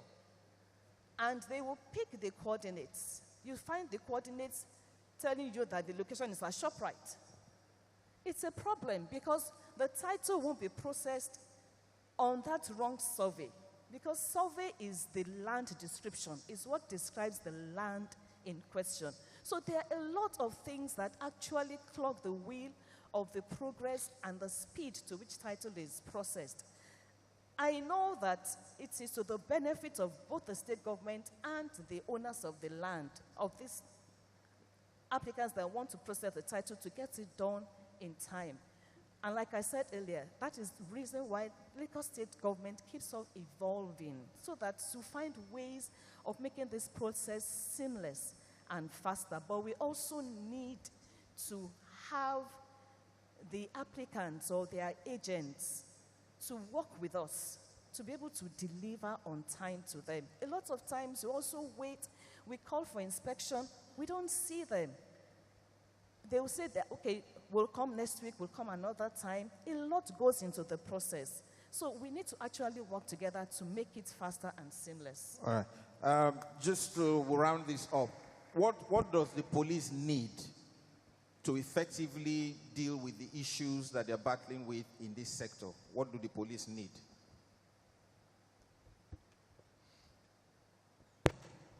Like I said earlier on, the police cannot strategically say this land belongs to this person or that person.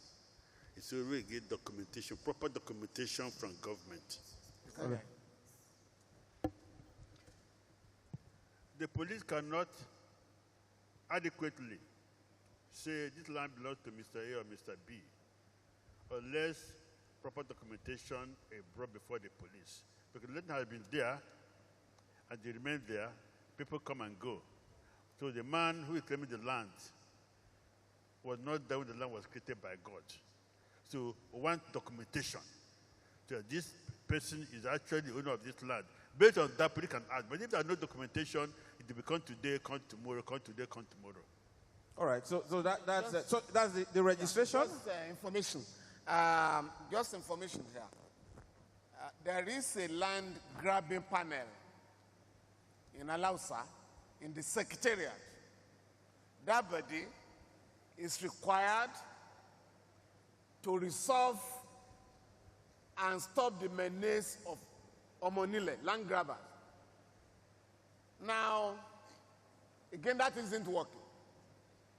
But what we have done, and there is a bill pending at the House of Assembly now, no case, no civil case in Lagos will stay in the docket of the court for more than 2 years. Tenancy matters will not last more than 6 months. The day your tenancy case is filed, within 6 months, it must be determined. Because we can't go on like this. And that is the whole essence of, oh, you want to determine the owner of a land. Why should that be in court for 10, 20 years? And so that is why that bill is there. Maximum period, 2 years. Tenancy, 6 months. Because you can't stay in a man's house or in a woman's house when you are supposed to live. And you just go and file an action in court. And you are in court for the next 5, 10 years. And the person is staying in the house. Oh, yes. I will remove the roof. Then you will be sued. You will then pay again. No, we will not know the people that removed the roof. Abi? The wind blew and the roof. Now, a case in point, a lot of you know the Federal Secretariat at Ikoyi. I think it's going to be like 15 or 20 years now. More than that. Things like this should be resolved. So it will be the final take of the essay on housing. What's the position? When people have just, so going from what he has said now that land cases and property cases should be resolved in six months or 2 years. 2 years. 2 years. Let's even say 5 years, max.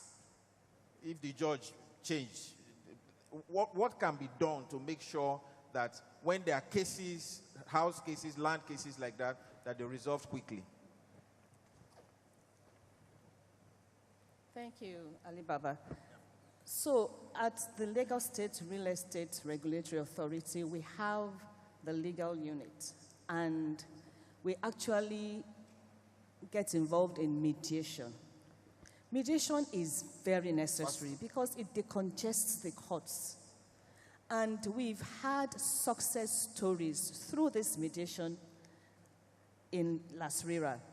So the aggrieved person brings in the cases. We have over 1,000 cases that have been brought to Las Rira. We've had success stories. In fact, we've had judgment in favor of the Lagos State government, whereby we now hand over to the aggrieved party what they were deprived of. Mediation is key. You see, and Mr. Governor knows the pains of the citizens. It is not a sweet thing to be defrauded or to have a case in court for years on end on land or property matters, because it's a form of livelihood for a lot of us, for a lot of people. You can imagine, let me take a civil servant like myself, for instance. I have worked for several years. I have gathered my money together and managed to buy land or property, a house. And then I found out that the property that I pointed to, that the developer sold to me, has been sold to several other people. It can kill. People have died of high blood pressure, and it's still happening. So for one, Mr. Governor says, let's even know these developers. Let's know these realtors. Let's know these estate brokers. Let's know the agents. Get registered with the Lagos State Real Estate Regulatory Authority. Let's begin to sift the bad eggs from amongst them. And it will get to a stage where you will not be able to practice real estate without that certificate, that permit. And that is why every opportunity we have, we put it out there. It's a relatively new agency. The law was established in year 2022, so it's still new. But it is fast gaining ground. And that is what Mr. Governor wants to do, that let us begin to sift the bad eggs. Everybody wants to be a real estate agent. You see somebody in a Facebook put a blackboard by his room and saying, room to let, property to let. So if there's no regulation, the man, all the Baba wants, we call them the Baba Sikiras of this world, all they want is to make money, make their thousands of money, and move on to their next victim. So let the good ones register with the state government, so that by the time you say, without that certificate, don't deal with them. Don't deal with any real estate practitioner without the Lagos State permit. Let's even ask, how many of you are registered with Las Rira? Yeah. How many of you are registered with Las Rira, Lagos State Real Estate Regulatory Authority? So None. how do they register? We have our team there. And you can also register online. It's very fluid. You can register online. Is it free? Or it is not free. It can't be free. How much would they? So they are in different categories. The list is 25,000. Okay. The highest is 1,005,000. Okay. They're in different categories. You know, I mean, those, doctor, you won't be able to pay the same fee as a realtor. Yes. You can't use the license of Ajegule to operate in Ikoyi. No, it's not possible, sir. So please register. Separate yourselves from the bad eggs. Let us know that you are the real ones. And please, there is mediation. It will really, really decongest the courts. All right. Please give her a round of applause. Okay, so now, do we round up with the panel or do we take questions? Let's take questions. 2 questions. Okay, so let me see your hands up. So, do we have a microphone? Please, to the lady in green here, 1. I'm looking for another lady so I can balance this thing out. So there's another lady here, lady in red.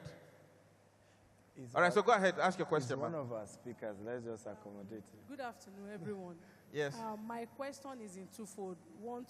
Please speak up, move the mic closer. My question is in twofold. One to Mr. Mike and one to Barrister Femi. My first question to Mr. Mike is, there is this thing I've heard where they said police doesn't have the right to mediate in land issue. So I want to, I'm sorry I went to Okay, so I don't know if that has been attended. you want to know whether If- police has the yes, right to yes. mediate in land issues?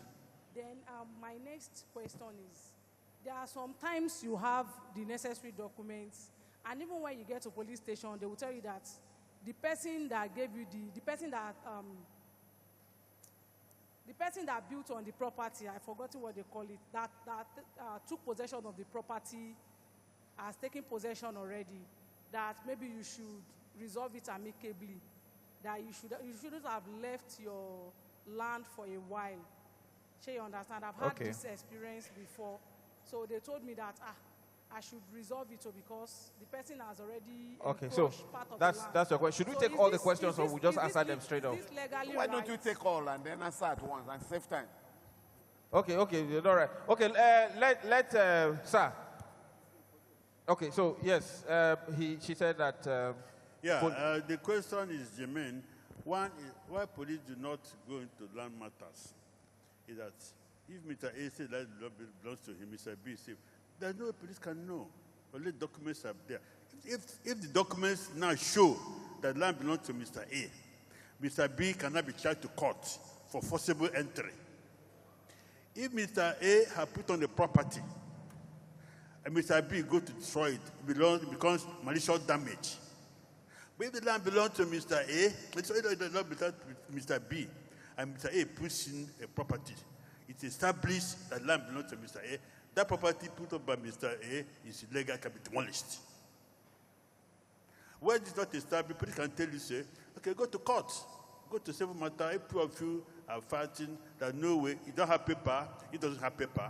People cannot charge any of you for forcible entry or malicious damage. People ask you to go to court and resolve your matter. All right, sir. The other one you asked was about documentation.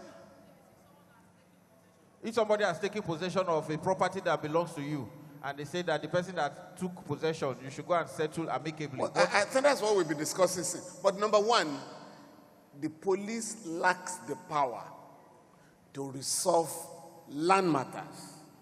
Under the Administration of Criminal Justice Act, the police have been banned from interfering in land matters, tenancy matters, and the rest of them. However,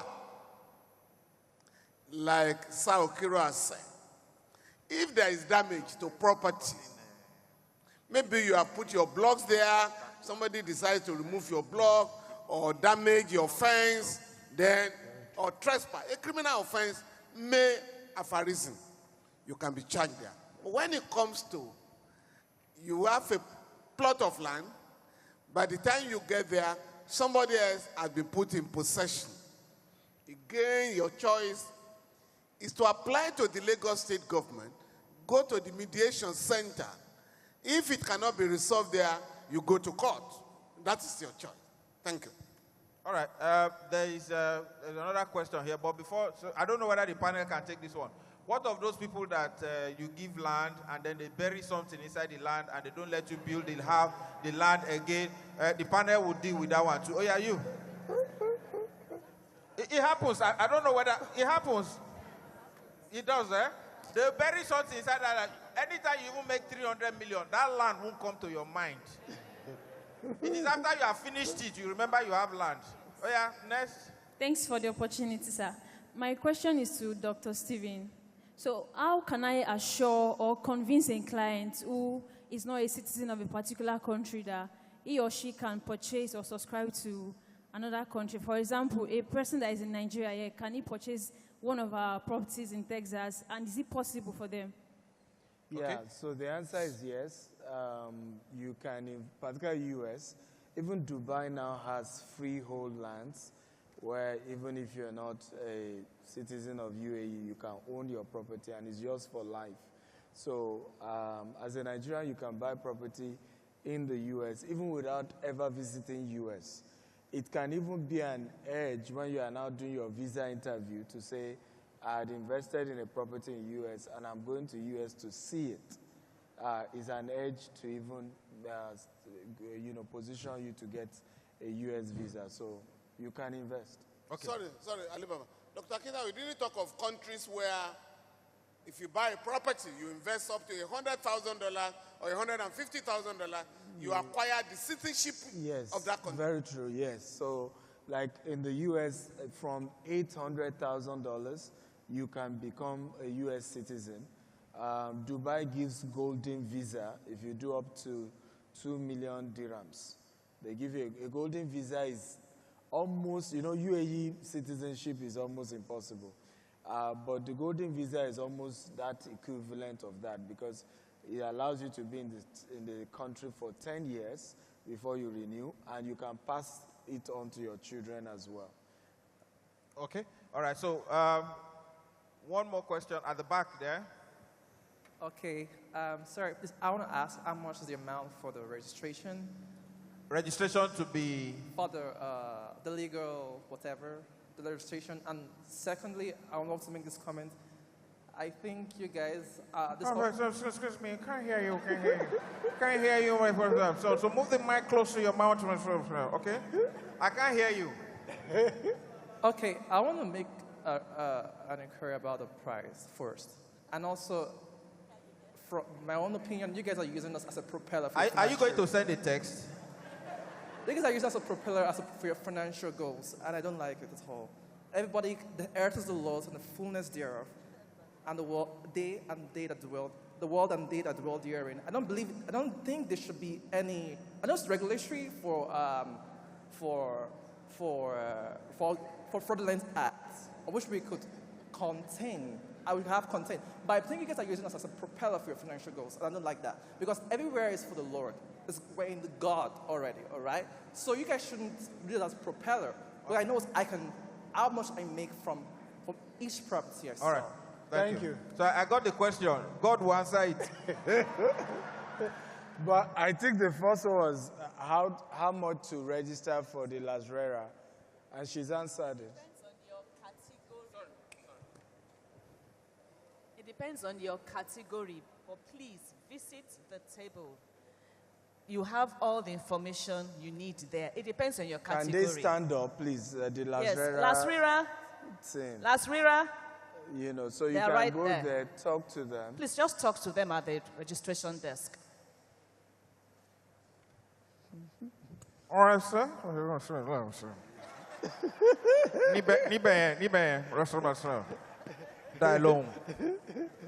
right, so one question? That will be our last question. SAN has to run. Last question, where's the person? So go ahead, please. Hello, sir. Please. Good afternoon. My question is for Dr. Stephen Akintayo. I'm aware that because there are different kind of clients, there has to be different kind of strategies to sell properties to these clients, as well as different kinds of properties also determine the different kind of strategies you will use to sell. Take, for instance, you want to sell a property in Ikoyi that is about $1.8 million. I know that definitely you have to come up with a buyer's persona that is like, okay, what category of people can afford this kind of property? I want to ask, because I know you definitely have experience in this kind of sale, how would you best position that property, or what are the strategies you come up with to sell that property? So you're talking of high-end properties. How do you position to sell? Yes, sir. I think the first thing is to go to where wealthy people are. I've often said that if you sell real estate, one of the games you must learn is golf. A lot of high net worth people play golf. So if you start going to Ikoyi Club, I can assure you, and Alibaba can answer this question better because he rose up to only rich people can afford to host him or have him be at their event. But it's called positioning. Where do wealthy people go?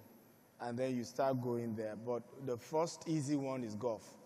You may not yet be able to afford membership of Ikoyi, but there are some egbons, uncles who are already members. Ask them when they are going, and you accompany them, right? And as you go gradually, one day you will be in a position to be able to afford it. I also think there are social circles, religious circles as well. Even in church, there are people in church, in mosques, who are well-to-do. And, that is also an emotional way to penetrate them. Hello, sir, I'm a member like you. I do this business.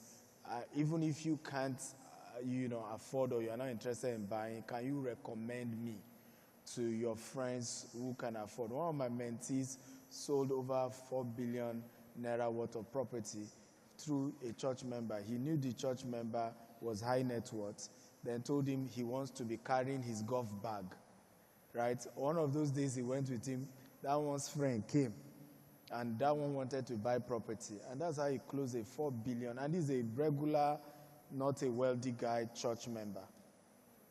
Okay, thank you so much, sir. Thank you so much, sir. You have another? Just a follow-up question. Sorry, sir. Physically, I can understand all you said, but is it possible to sell that kind of property digitally? Is it possible to sell those kind of properties physically? Digitally. Oh, digitally. Yes, sir. Yeah, digitally now has to do with content marketing, right? So what kind of content do you push out? How do you position the content so that you look, because you can't try to sell a 100 million naira property and then you look like 100,000 naira, right? So the camera lenses, the neighborhood, where you do those things, also the quality of the content, quality of the discussion, right, has to be rich, has to be solid, so that you are attractive. You can only attract a lot of these wealthy people intellectually. There are certain intellectual conversations that get them to be attracted to you, and then to say, okay, let's give her a chance. Make sense? All right. Yes, please. Hello, sir. Hello. Forbes. Hello, bring the mic to him. Yes, please. Your question. Sorry. I thought I've been passed by. Okay, so my question is this. To who? To who? Your question is to who? To Lagos State. Okay, Lagos State. Yes. Madam, they are for you. So recently, we saw a number of demolitions in Lagos State. And we saw people saying that they got their documents from the government office. And no matter what, their buildings are going to be demolished.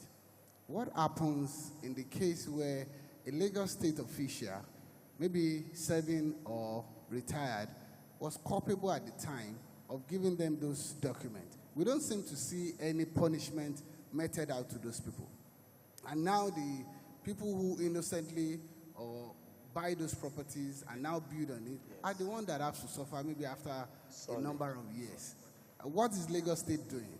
Then on the case of Omonile, I think that the reason why it's difficult for government to deal with Omonile is because they work hand in hand. And the government is very involved with this Omonile thing. And this is what I mean, sir. I'm not saying the government goes to the land to buy, but we give these people different names for different purposes. When they are working for the land grabbing, you call them Omonile. But these are the same guys you used to rig elections, meme during elections, so they work hand in hand with the government. So, but the case of the culpable person is the one I would really be interested in. So, the first question, I'm not so clear about your first question. But the second, Lagos State government does not work with Omonile concerning land matters. It was just a comment. So, okay. Yeah, I know. I'm just responding to the question. The question is, yeah. In the case, recently, we saw a number of demolitions happening in Lagos State. Oh, demolitions. Yes, and some of them, I don't know how true that is, but we saw it on social media. Okay. See, no, don't worry. Just sit down.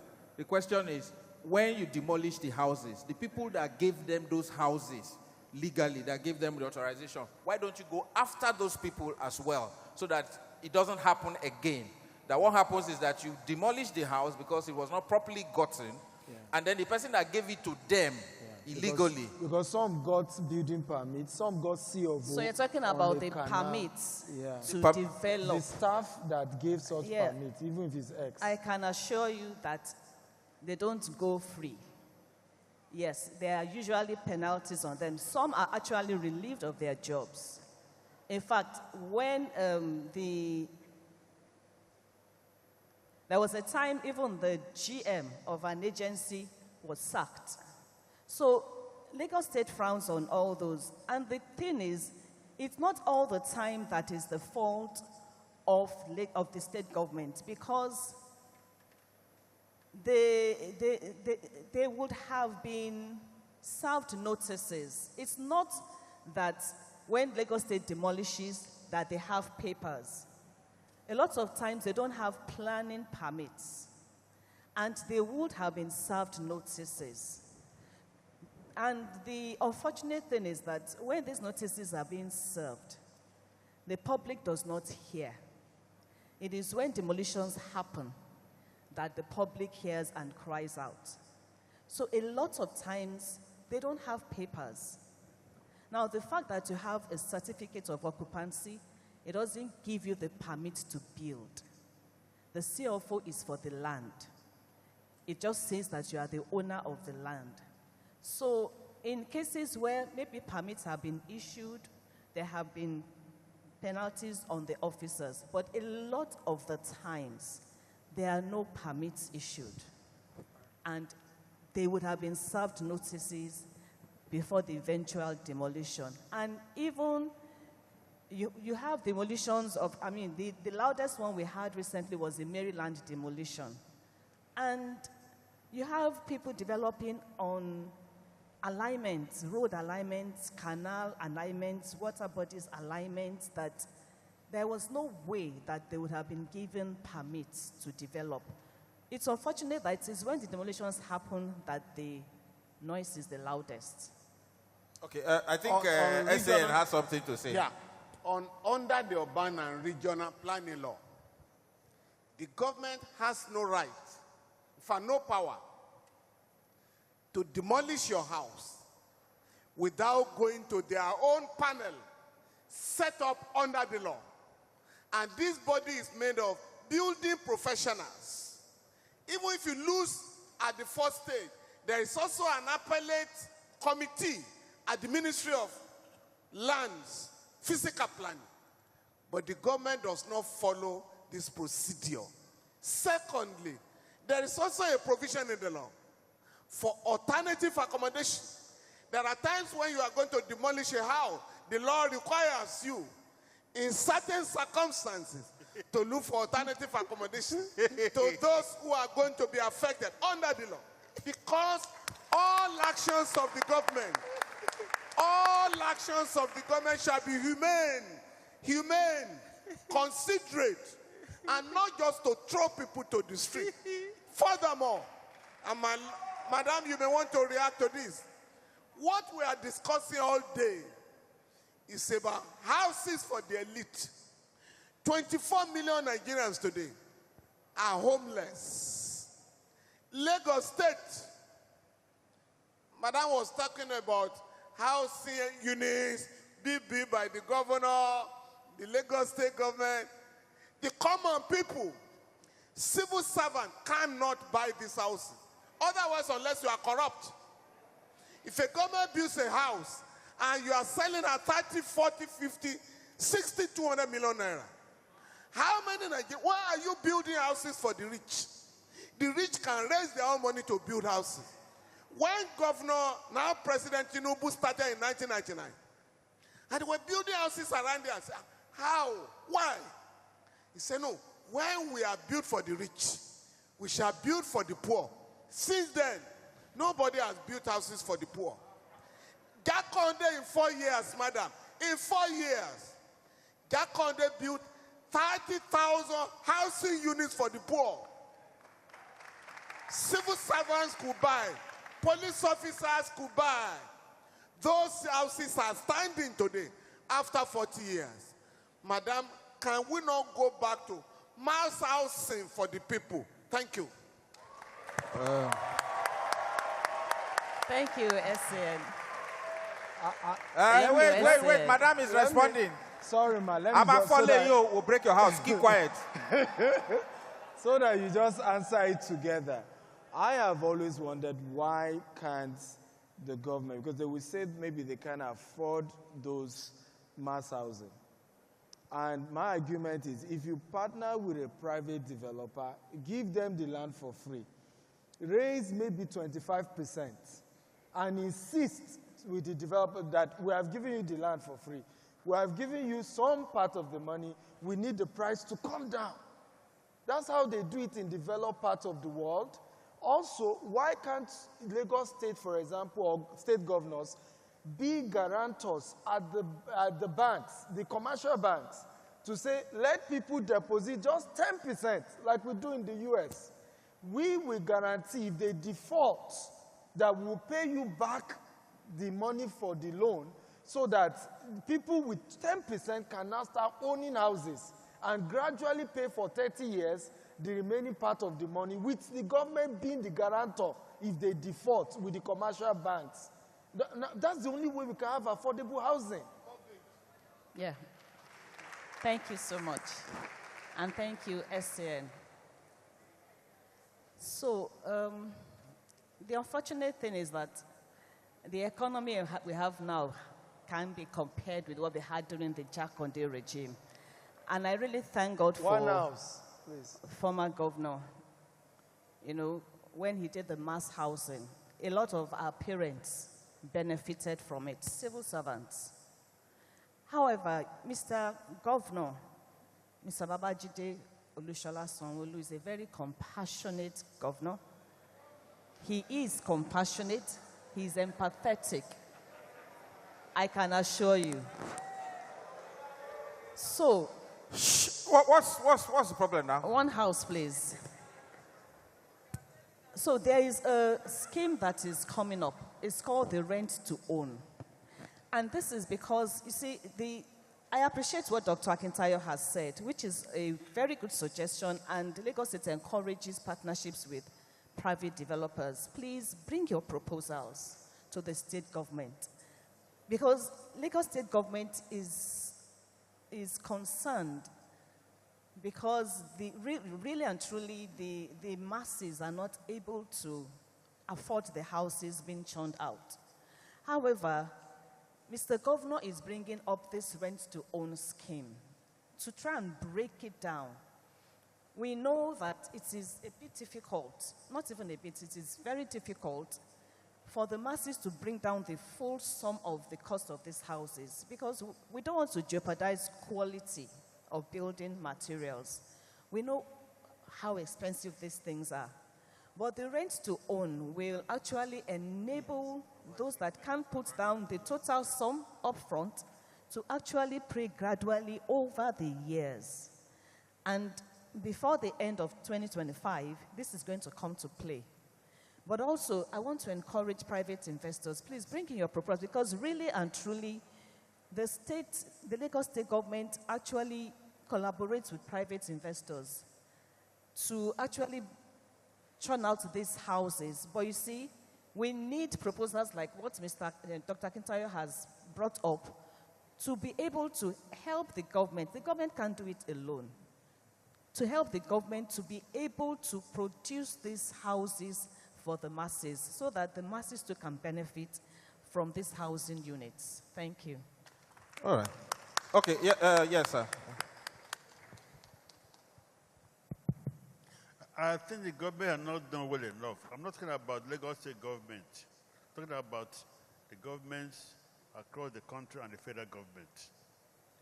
When Jack Condé was the Minister for Housing or whatever, he established the federal government housing program. Each civil servant was paying 2.5% of his salary every month to a federal mortgage bank.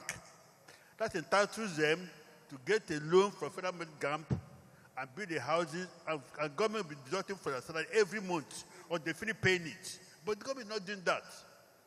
The government will do what the Stand has said must be reality. Every civil servant, no matter their grade, will have a house. If you are a top civil servant, you own big houses.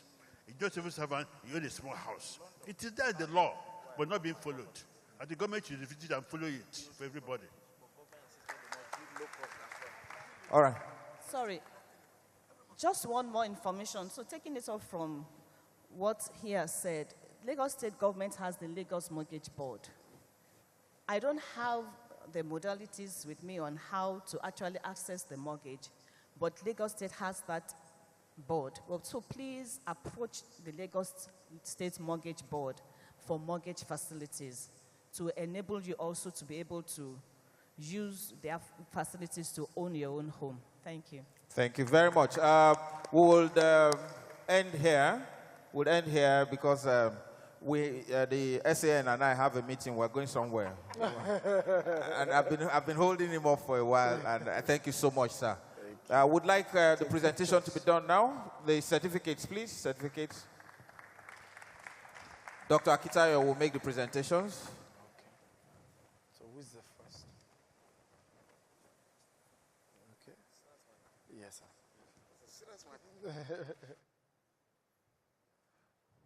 All right.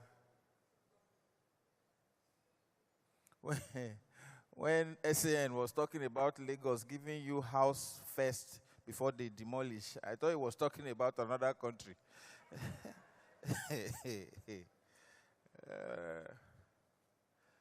So the same way, if the police seize your vehicle, they will give you one that you'll be using first till they resolve the case that you...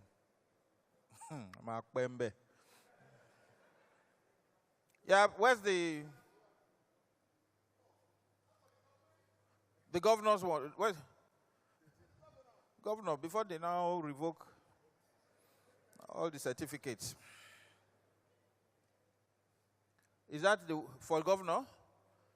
You don't know the governor's name? Okay, so yeah. All right, so just... Okay, so they'll send it to the governor's office. All right. Okay, so I just take your pictures. Can I have the lady in the middle, please? All right, yes, okay. The height is in alphabetical order now. Okay.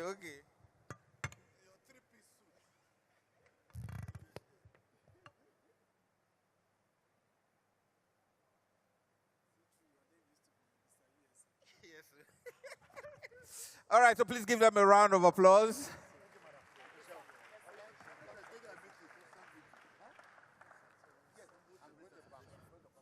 Uncle Mike, I'll come by. So at least if the money reduces, you still give. I like tasking police. That's why I don't go greet the Oba of Lagos all the time, because Oba of Lagos is a retired police officer. If you go to see him, he will collect. If he comes to see you, he will collect. And he's now Oba, so there's no way you win.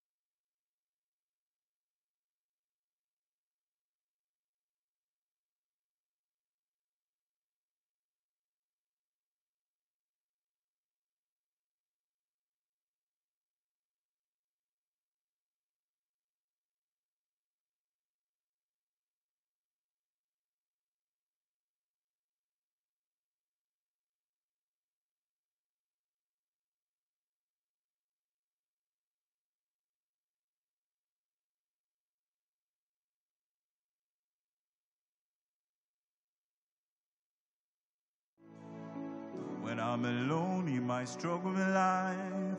They do my rain will help me survive. I travel far away, searching for me. Makero kodelemi, Iria Jomoao, far away from home, far away from family. Makero kodelemi, Iria Jomoao, far away from home, far away from family. The journey might be tough, but I'm heading to the top. Far away from home, far away from family. The journey might be rough, but I know they give up. Oh, far away from home, far away from family. Isaje malo samanu bioko.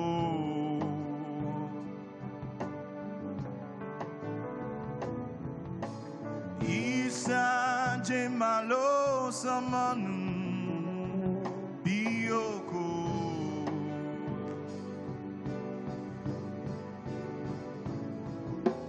Isaje malo samanu bioko.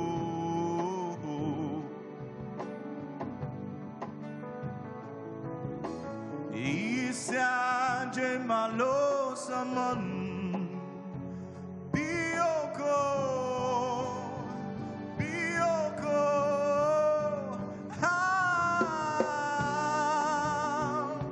Iria Jomoa Koribe mi dele.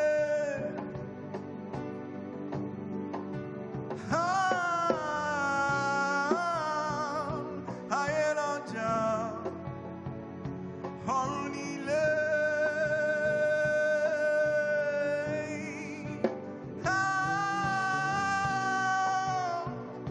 Mawani waja Shouto ara.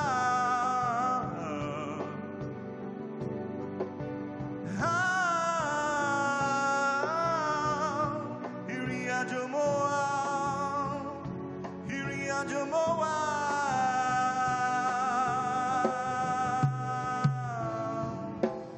Isaje malo samanu bioko.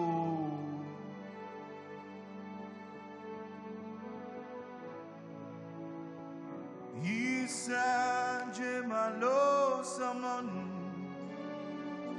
bioko.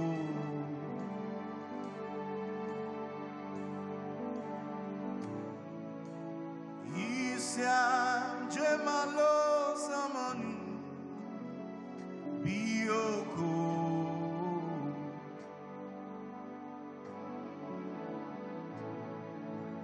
Isaje malo samanu bioko. Bioko.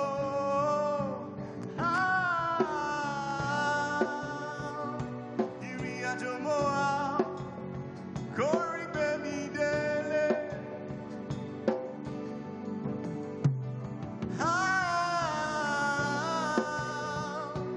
Ayeloja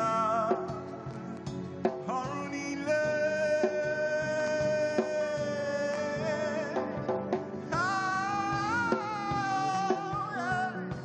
Mawani waja Shouto ara.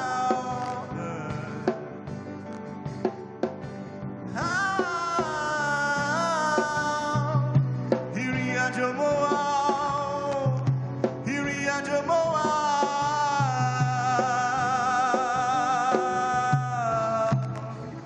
Isaje malo samanu bioko.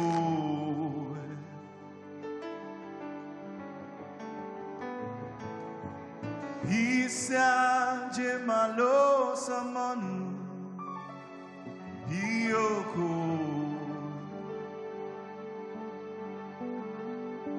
Makere oko dele.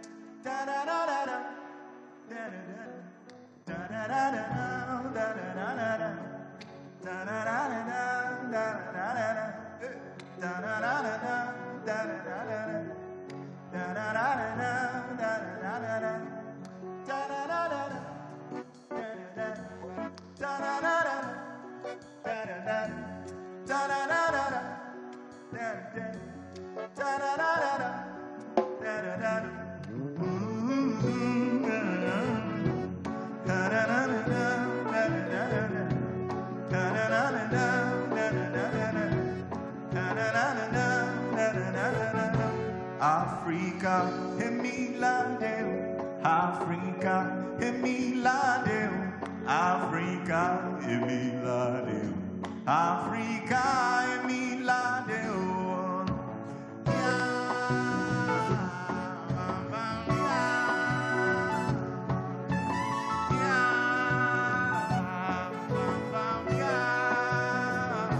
Africa, Emiladeu, Africa, Emiladeu, Africa, Emiladeu, Africa, Emiladeu. All right, everyone.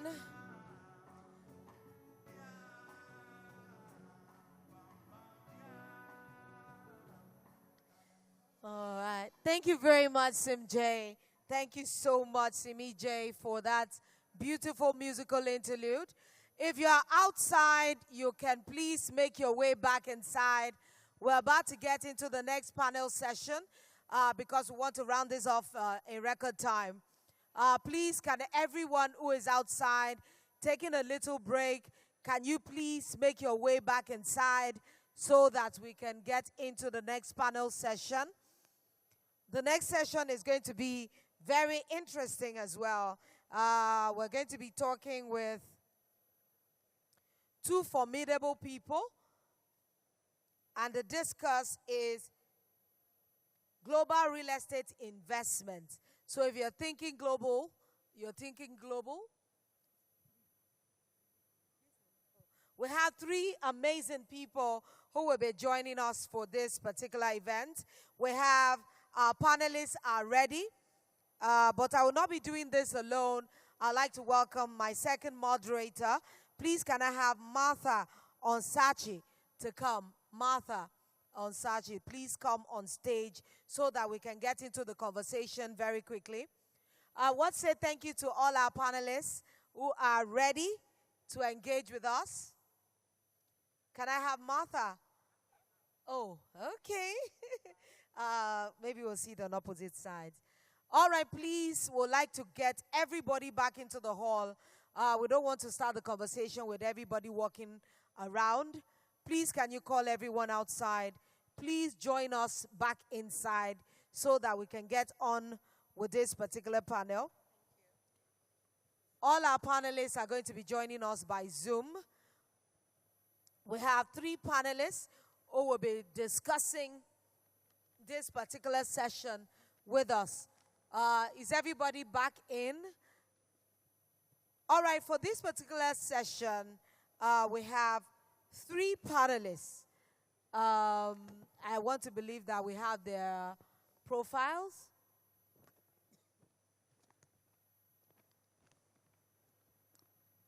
Do we have their profiles? Are we going to be playing it? Okay, so I think I'm going to just read it out. Read them. For Dr. Funmilayo Taylor's profile, she was born in March 13th. Dr. Funmilayo Taylor's vision is to help individuals and business achieve unparalleled financial ability and growth. With a strong presence in the UK, US, Nigeria, and Dubai, her expertise spans mortgage, brokerage, protection, planning, estate planning, will preparation, and clearing company management. She is also a distinguished member of the Forbes Business Council. Dr. Teller brings unmatched insight and knowledge to her clients. Her coaching and consulting services empowers entrepreneurs and business owners to unlock their full potentials. She also navigates complex financial landscape and achieves remarkable success.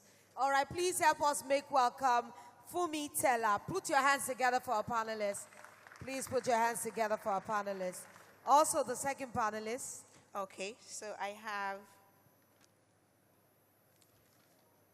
All right, so I have Sam Fongo. He's a prominent figure in African real estate industry, particularly known for his work in promoting real estate investment opportunities across Africa and beyond. Based in Dubai, he has established himself as a real estate expert and an influential speaker on property investment in the UAE and Africa markets. Through his roles with Africa Wealth Initiative and as a director at Maple Properties in Dubai, Fongo works to bring the gap between Africa investor and the global real estate market, especially in the UAE, where he facilitates investors and the global real estate market, especially in the UAE investment opportunities, and offers guidance to Africans looking to invest intentionally. All right, thank you. Please put your hands together for Sam Fongo and our final panelist. You are not clapping because you are in diaspora. Ha. Thank you. Okay, that's all I have. All right, the final panelist, please. All right, our final panelist is, she's a businesswoman par excellence, and she has a lot of global audience. She has engaged businesses internationally. She's always building digital business. She encompasses the digital business economy.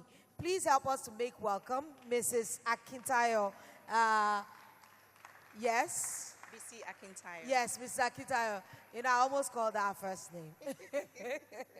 All right, I hope our panelists are ready. Yes. All right, I think I want to start with the man in the panel because there are two women and one man. So I'll be starting with Mr. Sam Fongo. Is that okay? I think he agrees to it. All right. Yes. Okay. I want to know the real estate in Africa. What is the landscape like?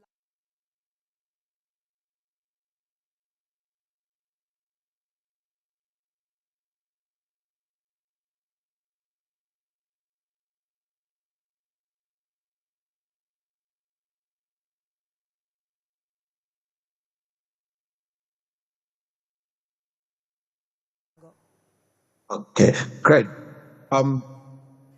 Sound testing. Can you hear me? Yes, we can. Okay, great. By the way, it's been a fantastic learning day for me. Being on here since morning, it's been great event. Well done to the organizers. It's been fantastic. Just before I get into your question, I'm just going to do a slight point of order. I call it slight, but it's a big one. I think you gave me rather a different profile, which wasn't mine. I am based in the UK. You gave me a profile that makes me a lot richer. If I was doing politics in Dubai, I'd probably apologies, Mr. Sam doing so much Fongo. better than that. Apologies, So, yeah. apologies. No, it's thanks for your prayers for me. But do you want to read my profile for the UK or want me to then just do it myself? Maybe you should just read the profile out to us. Okay, great. I am Sam Fongo. I'm based in London, in the UK. I am probably well-known, one of the most well-known persons in the UK on the real estate sector for property auctions. So I appraise properties for auctions in the UK across the United Kingdom. What I do in my firm is we do a lot of investments in the UK for clients across the globe and locally. Just before lockdown, I used to travel to Nigeria at least every quarter because one of our biggest pool of buyers in the UK are in Nigeria, where we strongly encourage diversification for property developers in Nigeria, which is where I picked up when Dr. Stephen Akintayo was talking about the why businesses must go global and diversify. That's exactly the gospel I preach, and I preach it to say for successful business people in Nigeria, it's good that they diversify to invest in the UK. So in terms of, I think that's in a nutshell, that's me. And in fact, in the UK, to be able to appraise properties for auction, you must understand all the strategies. So every single question about UK property, there's absolutely any question that I cannot answer on UK property industry. And I'm that confident that there's nothing that I cannot answer if you need an answer for. Right. However, all when right. it comes to the... okay, I'm going to, I apologize. I'm going to have to rephrase the question because now that when they gave you a brother one, I was thinking, okay, we could think Africa. Let's just stay in the UK. A lot of people know that in the UK, most of the properties are not private owned. Yeah. They are government owned. Their mortgage system is working, and that's what they've been operating. So how is that like when it comes to investment? Because a lot of people in Nigeria probably might not know how that system works and how they can, plug into the UK market when it comes to real estate. Okay, great. So that's a fantastic question. Yeah, the real estate market in the UK, it's one that I would approach with a preamble saying the UK is not London. Why I want to come to that, why I want to say that is that when people think of the UK, they think about £2 million, £4 million properties because that's all they see being advertised in London. However, the UK is a very broad market where there are areas in the UK where you can buy properties for as little as £20,000 or £30,000, and you have a good tenant in that can pay you a monthly income. So in terms of property ownership in the UK, to answer your question, most of the properties in the UK are actually owned where ages ago, the government had a lot of council flats, but with a right to buy, people were allowed to buy those flats for themselves. And the private developers, just like GTEx, they build properties and then sell it on to individuals. Getting on a property ladder in the UK is so easy because some developers, you just need 5%. In fact, during the good old days, you can actually get cash back for buying a property, which is exactly what Dr. Akintayo was advocating, that we need to get that in Nigeria to make property ownership more accessible. In the UK, it is. So most properties in the UK are owned by the owners because the ownership is so much easier to own a property because mortgages are easy to obtain. Interest rates are single digit. By single digit, I mean something like 4 or 5%.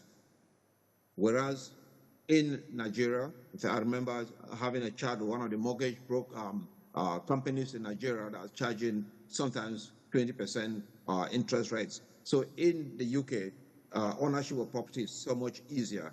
And this is not just for UK citizens. You can buy property in the UK if you're based in Nigeria, based anywhere in the world, and you can get access to finance as well with just a down payment, something that we can actually help facilitate. Okay, I hope that answered your question. Yes, thank you very much. Thank you. I have a question for him. Thank you so much, sir. Thank you. I would like to add this to the question. What challenges do you face as a foreigner, as a foreigner who might want to invest in the real estate market in UK? So what are the challenges the UK property market brings to foreigners?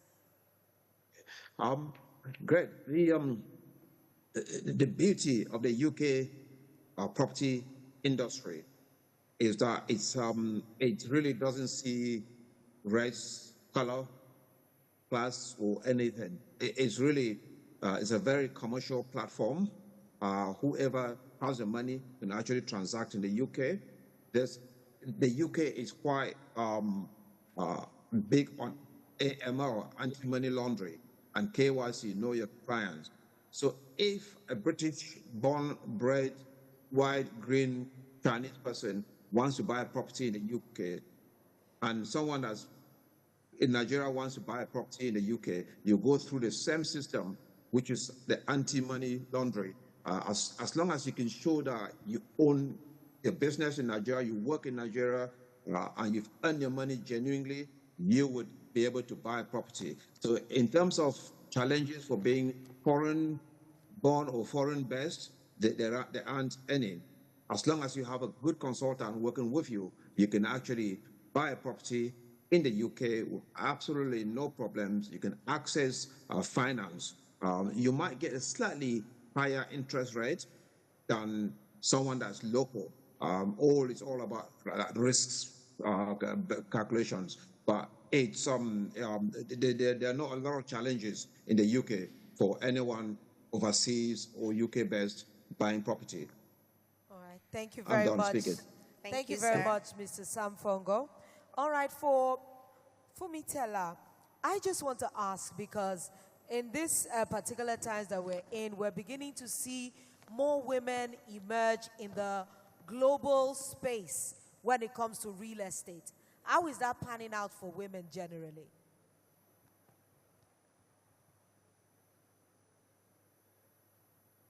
Did you hear me? I think she's muted. You're muted. Okay. Thank you very much. Did you hear the question? Or should I repeat it? Yes, I do. Adaku, how are you? Thank you. Good afternoon, everybody. Oh, yes. My name is Fumilola Teller. My name is Dr. Fumilola Teller, not Fumilola. All right. Fumilola. And we really specialize mortgage financing in the UK and the US, and then we look into Nigeria and Dubai. So, based on your question, okay. I think she wants you to come over. Oh, I should ask again? No, I'm going to answer your question. I'm not sure maybe you do the lesson. Okay.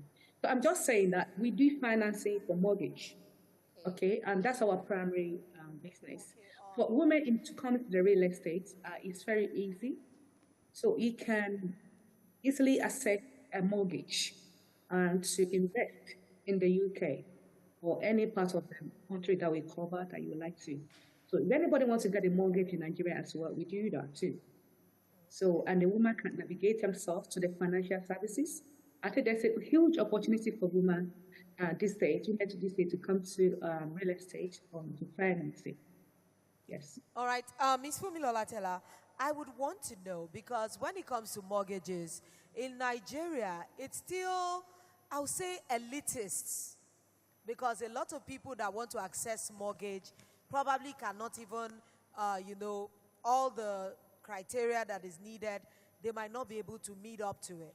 What is so different in the mortgaging landscape in the UK and in Nigeria? Is it policy issues, or is it the fact that we're just not looking in that direction? What would you say is the disparity between the two countries when it comes to getting financing for mortgages? Thank you very much. So the difference is, actually, they are just entering the Nigeria mortgage industry, but I can say a little about it. But the big one is a technology. Okay, but there's something we call credit reports. So I'm not sure everybody in Nigeria has the credit reports.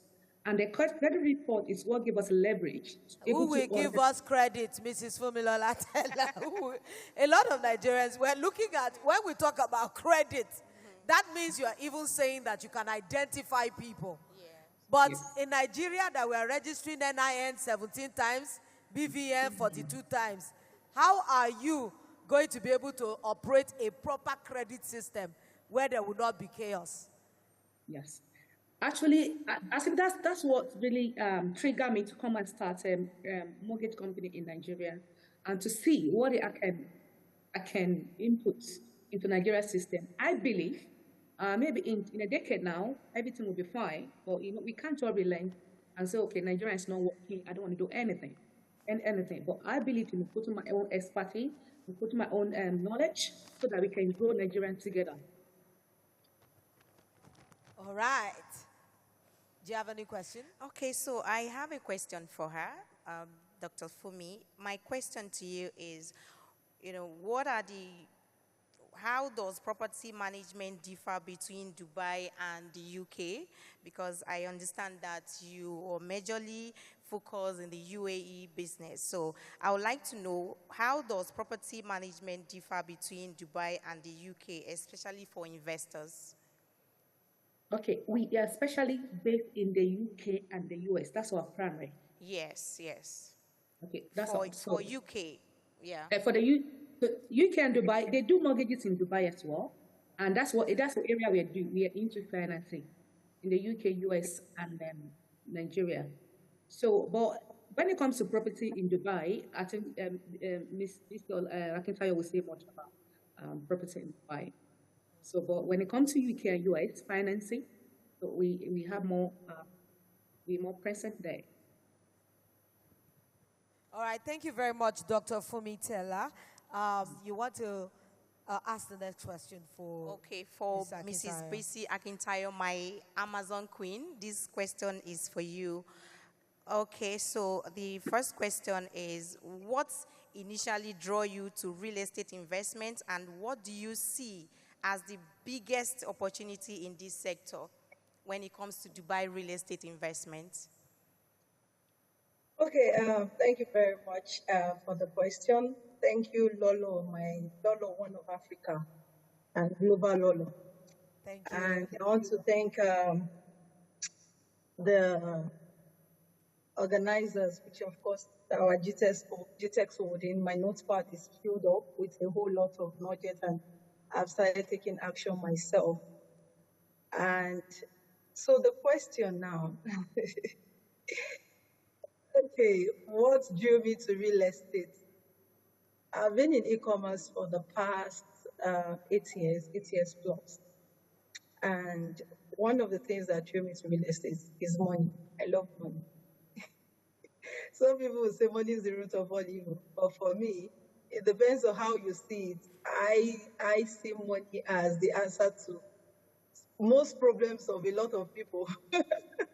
Now, Mr. Rona is here, and he said something to me a couple of days ago, and I never knew actually that he was watching and he saw this, and he said to me that one of the things I love about you is the fact that you have every reason to sit back at home and decide not to do anything. I can decide, I can choose not to work, not to make money because my husband is there, is making the money, just be the slay queen in the home and just taking pictures on Instagram and having the fun of my life. But for me, what actually makes me want to always do more and be financially independent is not because I want to be a competition to my spouse.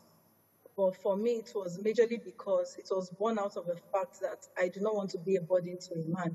Not until recently, I never knew that a woman should depend on her husband for Ashwebi. Funny enough, I never knew, not until recently when there was a conversation with a group of women, and I heard that a woman should depend on a man for Ashwebi. She's going for a party, she has to depend on a woman, on her husband for those things. She is going for family functions. I never had that mindset. So my mindset is I need to buy something, I should use my funds to buy it. There's something in my home that needs to be addressed in terms of finances. I should use my funds to address that. If my husband supports, fine, but I am not going to go to my spouse to try to meet him, to tell him that, oh, you have to do this. If you don't do this, the whole world is going to come down. And I would also give that kudos in a way to my upbringing because I discovered growing up as a little girl, I could see how a woman would depend on a man for money and how sometimes the reaction the woman gets. And this made me make up my mind that I do not want to depend solely on the man for everything I need. And also because I believe that for a woman, making our own money builds her confidence, makes the people around her to actually also see her in a different perspective. Our family members, our relatives, everybody around her actually sees her in a different way. Not until I started making my own money, to be honest, my confidence level did not grow. Let me be honest, because I have things I needed to do in terms of my vision.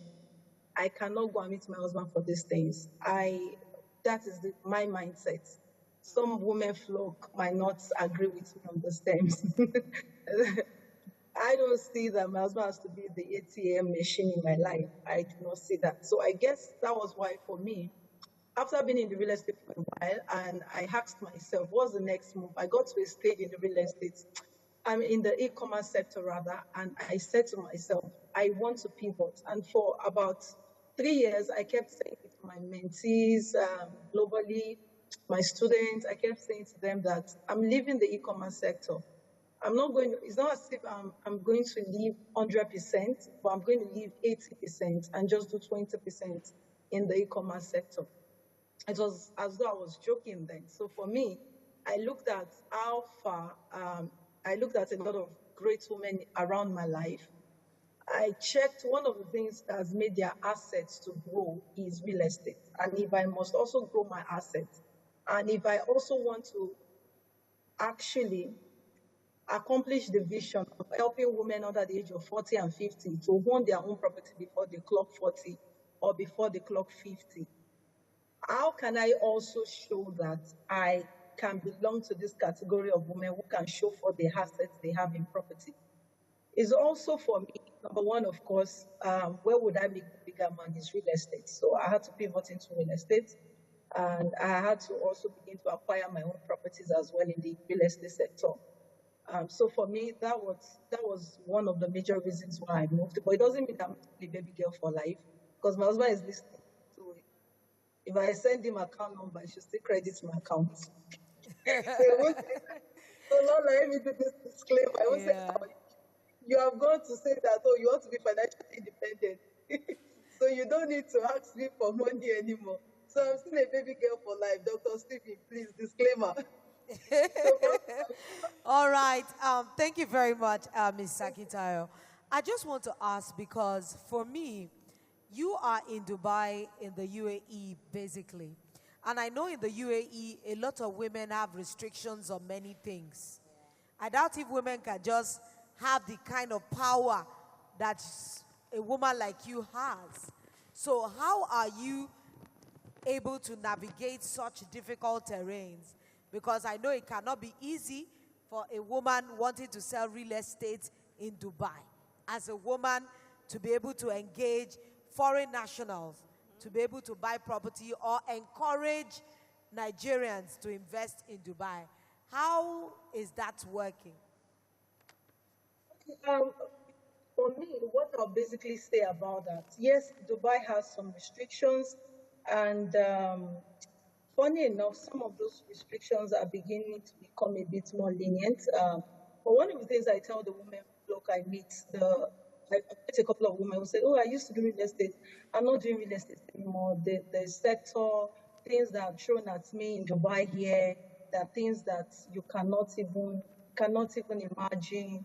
And I tell every woman, there's no sector that doesn't come with its own orders. So how do you actually make yourself to be distinguished among the pack? How do you brand yourself such that these individuals see you as somebody who is different from the other women in the society? Now, branding is a thing for me. So how do you package yourself? How do you brand? How do you talk? How do you present yourself in the society? For me, being in Dubai here, I've seen a whole lot, all sorts. Sometimes I just share this thing with my staff and we just laugh about it. But one of the ways I know for me I've been able to penetrate this market is, number one, branding, knowing what I stand for and ensuring that I am firm with what I stand for. Then number three is doing educational materials, doing a lot of, I go live on my page, I do a lot of educational videos, and intentionally, I do that to also begin to attract the kind of people that want to invest. Now, one of the major investors in Dubai here are Egypt. The second highest investors in Dubai are the people, are the Westerners, let me just put it that way. But not basically Nigerians, but we have Nigerians who also patronize the business. I remember one of our clients was talking to me. She flew from London to come and check her property here in Dubai. She bought this property without even having to see the property physically. And she said something that, she just saw my live video. I was doing a live video and she watched my live video. She had the mindset of, she already had a plan rather of buying a property in Dubai. And when she saw me, she checked me out, went to my page, saw what our company was doing, and she was able to trust the organization, and that was how she bought the property from us. We got talking within less than 2 months. I think less than 2 months, yes, she bought the property. But what I'm saying here now is that when she went to my page, there was a persona she saw. She saw somebody that she could relate with. She saw somebody that was branded enough in a way that our business, our company, would also come and partner with us. So for every woman who also is trying to gain access into the Dubai community, it's just about how you brand yourself. It's about how you package yourself, how you present yourself. The community of people hang around with, even when you are in Dubai here. People relocate and not find the right community to actually connect with. So the community of people I actually belong to, even in Dubai here, are people who actually are doing business, that are making waves, are doing tens and thousands, hundreds of thousands of dollars. I'm starting a podcast show next week, just having great and successful women. I'm starting here in Dubai, interviewing them about their success stories, how they started, different challenges they encountered in this particular industry. Now, I'll be spending money for this podcast to make it happen. But what am I doing in the process as well? I'm already branding myself as well, still in the market. I'm promoting me, I'm promoting the people I'm also bringing on the podcast. So sometimes even some people get to a place, they are not ready to actually spend on branding themselves. And I learned these things from Dr. Stephen Akintayo, that when you get to any environment, know the key players in that environment. You also need to open your hands, outstretch your hands, and be able to also give out some gifts as well to some of the key people in that particular industry. So for women, you need to also know that people need to know what you stand for. Now, I'm going to say this. I've never said this on a global platform. And I'm saying this because a lot of women also in the real estate sector might actually have faced one or two challenges in this aspect. I've had a couple of times while I'm actually trying to pitch to a client, and the client is pitching something else to me. And I'm not dressed in a bad way, feeling any part of my body. But what do I do? Do you know that all those people, as I speak, all of them are my friends? Some of them even would talk to me that when they are ready to buy, they will buy for me. Why? The difference is that they know what I stand for. Now we are live at the Cuba Property Conference. I've sent all of them the link to attend this event. Now they can't hear me speaking like this and to come and throw something else at me. It's not possible. They know that this woman stands for something else and she stands for this. In short, I remember there was a time I invited one for lunch, and we were talking about business. Of course, I don't go alone. We were talking about business, and after the lunch, I paid for the lunch. And he said, in his life, he has never seen a woman pay for his lunch before. Ever. That how can I pay? And it's not possible. I said, yes, it's possible. Why can't I pay? I invited you. And we had a business conversation, and his mindset changed. He said, I have never seen this, and I'm very sure that I'm going to promote you. I'm going to talk about you to every one of my friends. So that's me showing you what I stand for. I actually have been able to tell myself that I do not just want to leverage on the brand that Dr. Stephen has built. I also want to build the brand of this is what I stand for, and everybody should know this is what she stands for. I also want to build the community of amazing women, of great women also in a couple of years will be able to say, oh, if not for her, I wouldn't have owned property before I clock 40. If not for her, I won't be able to own a property before I clock the age of 50. So the Dubai market is quite porous for women, as many as possible actually stand their ground in this market, do the right thing, and make money for themselves, and make money also for their organization. Thank you very much, Mrs. Bisi Akintayo. Thank you. Please clap, clap, Can you clap, please clap please for clap our for her. panelists? Because we still have some other panels, so we'll be rushing to finish this panel on time. Mr. Samfongo, I want to ask, because now that we have an influx of immigrants into the UK, is that helping the market positively? The impact of immigration, a lot of people, not just from Nigeria, because when we talk about immigration, a lot of people just think it's Japa. Yeah. Japa is just to us in Nigeria. There are other foreign nationals from all across Africa, all across the world that are making their way to the UK. How has this impacted the property market in the UK?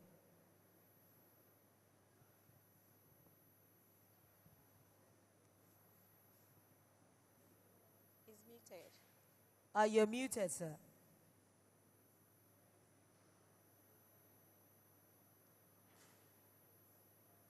Okay, great. Yeah, one great question again. But before I answer the question you've actually addressed to me, if you don't mind, I will just I will share an opinion about the question you asked Dr. Taylor earlier about the key difference about mortgages in Nigeria and the UK, which I think she covered very well, but I thought there was one aspect that's so important I thought I bring up. It's because I work in auction, so every day I'm appraising properties that have been maybe what we call repossessed. And one of the key differences why mortgages are so easy in the UK is that it's very easy to recover a property if you do not pay your mortgage. Whereas in Africa and in Nigeria, it can take a bank years and years to recover property if someone doesn't pay, because the legal framework does not support them getting back that property quickly enough. So that's one aspect that the government needs to work on, enable the mortgage industry in Nigeria to grow, is that those lenders must have a framework that enables them to repossess a property quickly, like we do here in the UK. That's what I do a lot. I appraise properties for banks that are being repossessed. So I just thought, let me throw that in terms of the mortgage discussion. Thank you very much. Then in terms of the impact of immigration on the market in the UK, the market in the UK is on fire. The before say the COS system that brought in healthcare workers in the UK the last 2 years, we had a massive shortage of properties in the UK. There's absolutely no way that if the government if the UK start building properties every day, it will require maybe about 10 years to actually fit that shortage. With immigrants coming in from all the new schemes, there's a huge demand. And right now, before, say a couple of years back, when you want to invest in the UK, you have to do a due diligence to find an area where you can buy a property and have tenants. To be honest, if you want to invest now in the UK, take the UK map, close your eyes, put a pin, and buy anywhere you get tenants. So the only thing now that we need to work on for our clients is to be strategic in terms of their budget, their expectations. However, there's some areas in the UK where you will not get capital growth, but you just want to yield. Just to explain that, just in case there are people in the audience that don't understand, when you're doing investment, there are 2 key parameters that you look at. One is capital growth. If you buy a property, say, in central London, which is expensive, you might not make a lot of monthly profit. When you pay your mortgage, what you have has changed. It will not be high, but the property value would increase quite quickly. but it's very expensive to get in. But there's some areas in the northwest of England, like on the Teesside, somewhere like, and then some areas like Newcastle, areas like Liverpool, and I'll call them by Premiership Club, because most people abroad know UK towns when there's a Premiership Club in them. Liverpool, Newcastle, Middlesbrough, all of those areas, you might not have capital growth as much, i.e. if you buy a property today for 40,000, it might not double to 60,000 so quickly, but you would get about 10% yield. So your rents compared to how much you buy the property is very high. And in terms of getting tenants, because of the impact, the shortage of housing in the UK due to immigration, due to natural birth in the UK, just about everywhere you buy in the UK, you're going to have tenants. So much so that right now, just renting a single house in the UK is not enough to cover all the demand. So a lot of properties are being split into rooms. Here we have what they call a HMO, homes in multiple occupancy. So you can buy a property which you can normally rent to one family for, say, £1,500. You make it into 6 rooms and rent out each room at maybe £600. Wow. Instead of 1,500, you will make about £3,500 because you've actually taken one house and split it into rooms and then to rent it out. And the demand is phenomenal across the whole of the UK. You just do not need to worry about which area you invest in. Just look at where you have enough money, where your budget can actually afford. Just about everywhere in the UK, you get a property tenanted immediately. Thank you because of the shortage. Okay. Thank you very much, Mr. Samfongo. Thank you so much, sir. This next question is for you, sir. What trend do you see influencing the future of real estate markets in UK over the next 5 to 10 years? What are the trends? What do you see influencing the future over the next 5 to 10 years in UK? Okay, UK property great. investments, yes. Yeah. When it comes to the future, what's happening, the government at times has a big hand in the future. What's happening in the UK in terms of the government regulations is that the government is giving more and more rights to tenants. Probably, I'll say that 10 years ago, you could literally turn up and change the door keys if a tenant didn't pay rents. But gradually, the government is giving the tenants a lot of rights, which at times is helping shape the future. And then there's a lot of regulations in the UK now in terms of how property is owned. If it's owned by an individual, the tax system is not so favorable. So the future, what I see now is more and more people becoming professional landlords. The days of you just owning property as a side gig might be coming to an end. So you get more and more institutional investors. So people now have to be a proper business. You need to buy 2, 3 properties in a company and operate as a company. Because what the government has done is that if you buy in your name, in your personal name in the UK now, the tax, people like us, we pay about 50% of our income as tax. So if I buy a property in my name, about 50% of my rent will go straight away as tax. So what I need to do, or what anyone needs to do now, is buy in a company. That way it's a corporate operation where all the rents go into the company can do the profit loss. And so the future of UK property investments is that you need to be a bit more strategic. Those old days, 30 years ago, maybe 40 years ago, when our parents came here and just bought land or bought a property without thinking about it, and then it's worked well. It's like a haircut. You cut your hair, it grows back. But right now, when you get to my age, and you know that when you cut your hair, it might not grow back. So what's happening now is that people have to be more strategic in investing because of the government regulations that are coming in that will make it quite onerous if you don't have a good strategic plan. That's why when we have clients, or when I fly down to Lagos, meet clients, you have to work out their objectives. How long do you want to invest? Do you just want to buy one property? Do you intend to buy maybe more properties? So you have to structure that business well to make sure that you protect them against the changing landscape of regulations from the government. Thank you very much, Mr. Sam Fongo. We're almost rounding the panel up now. Maybe you should take the next question. Yes, I have a question for my Amazon queen, Mrs. BC Akintayo. What are the key advantages of investing in Dubai properties? What are the key advantages when it comes to investing in Dubai properties? Thank you, ma'am. Okay, thank you so much, Ms. Martha. So there are lots of amazing advantages embedded here in Dubai.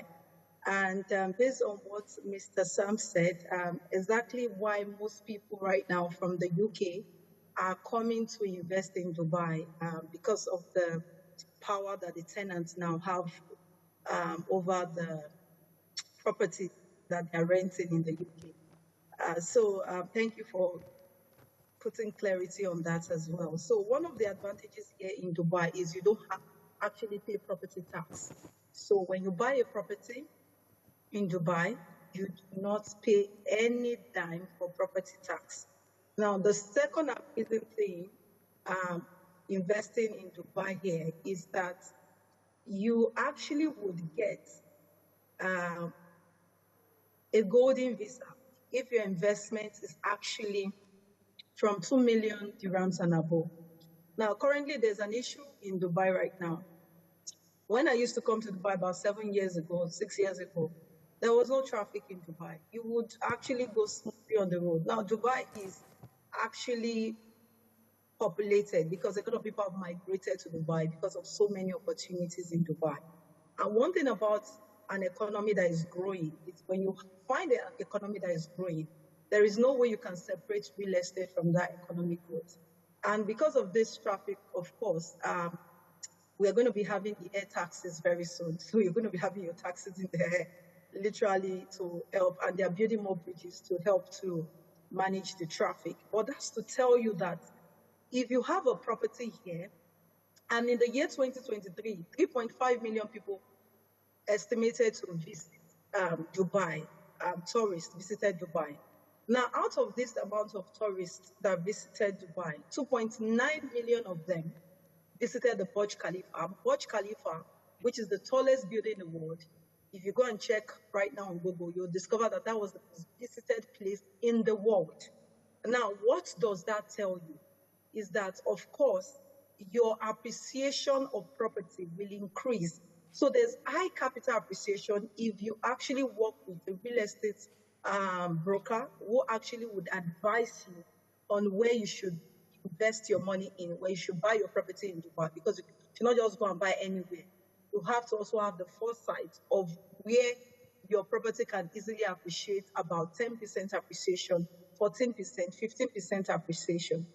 3 years ago, we were selling a property for about 400,000 dirhams rather. This is actually less than about $200,000. Now that property going for 400,000 dirhams now is going for 1 million dirhams. Now 3 years down the line. And there's currently an agenda by Sheikh Mohammed in Dubai that Dubai population is going to quadruple its size in 10 years' time. So what is that telling you? That very soon, this property going for 1 million dirhams, you will not be able to buy the property of 1 million dirhams anymore. 1 million dirhams is about $350,000. So it means that by then, maybe you'll be buying it for $700,000. And that's why even I, as an individual, I'm buying my property here in Dubai next year. So we have very, very good capital appreciation here in Dubai if you buy your property here. Dubai is the safest city in the world. I take my kids out to the park around 10 p.m. We return 1 a.m. Sometimes I'm outside with them 2 a.m. I cannot try that anywhere in the world. I can only do that in Dubai. Sometimes we're in the mall till 12 a.m. Why? Because the country is safe, literally. Dubai is the only country I will walk. I don't care whether my bag is open or not. I don't care about whether my purse. If I'm walking in some places, I won't mention their names. I will have to hold my bag very close to my armpit so that nothing happens. Or in Dubai, I can just put my bag and just, because I will retrieve whatever item I lose. Now, another amazing thing you need to know about your property is that your property is freehold. That is, you get to own your property for the rest of your life. Wow. You do not have to do any renewal or something in the next 100 years, like some countries will do. So why will I not invest in such a country that gives me all of these things? Then for myself and my family, like I said, we get a 10-year golden visa, which is the highest form of visa here in Dubai. So why will I not want to invest in Dubai? So I would actually admonish as many people looking at where to put in their money to earn in good dollars. You can earn as much as 100,000 US dollars annual returns. You can earn as much as 60,000 annual returns on your investments, and even more than that, depending on the kind of investment you do. So I advise people, if you're thinking of where to put your money this season, invest it in Dubai, because it's a young market. If a country can go from just sand and become what it is today, from 1976, thereabout, or 1975, and what we have today, what are we going to have in the next 10 years? What are we going to have in the next 20 years? There has been a lot of prediction that it will crash in 2022. Rather than crash, it went up.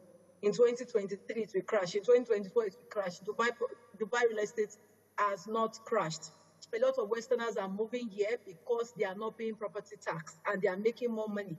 And that's why I would admonish you to invest here. And also the tenancy law, the property laws, also in a way, the owner of the property can actually make it suit themselves. Like they can change the laws to suit themselves. There are ways they do that, such that you have an advantage over your property. And one of the things that also makes me love or advise people to actually invest here. Something happened earlier this year when they had a flood. One of my uncles that owns some properties here in Dubai as well, his house had that same issue, and his tenants called him, so he was going to fix the issue. And the government called him that he shouldn't bother, they were going to fix everything. They fixed people's houses at no cost. So if they are fixing my house at no cost, will I not want to invest in such an economy that my property, my investment is protected? But like I said, ensure that when you're dealing or you want to buy a property, not just buy from anybody. Buy from a trusted broker that can tell you where your property can appreciate, that can tell you how you should go about your investment and every other thing. And if you're thinking of someone, of course, what do you want to think about, if not me? Okay, thank you, Mata. Thank you so much. Thank you so much. Thank you. Thank you. We want to say, give her a round of applause, please. Let's she's clap sold. for her. She's sold.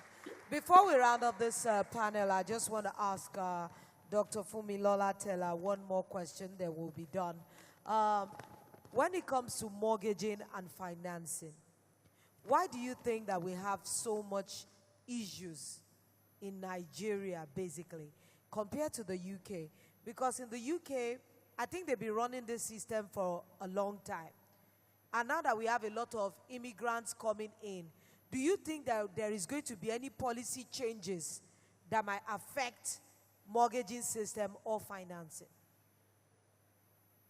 Okay. Well, if I get your question, the last question said, you don't think there's going to be any policy changes, you know, in UK or US or Nigerian? In UK, because that's where your focus is.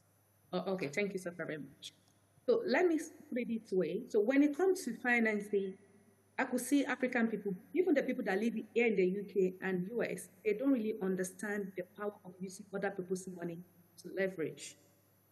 So regardless of interest rates in Nigeria, if you understand the power of using other people's money, you will still go for the interest. You still go for the mortgage. So there's some mortgage in Nigeria that start for 6%, to be honest.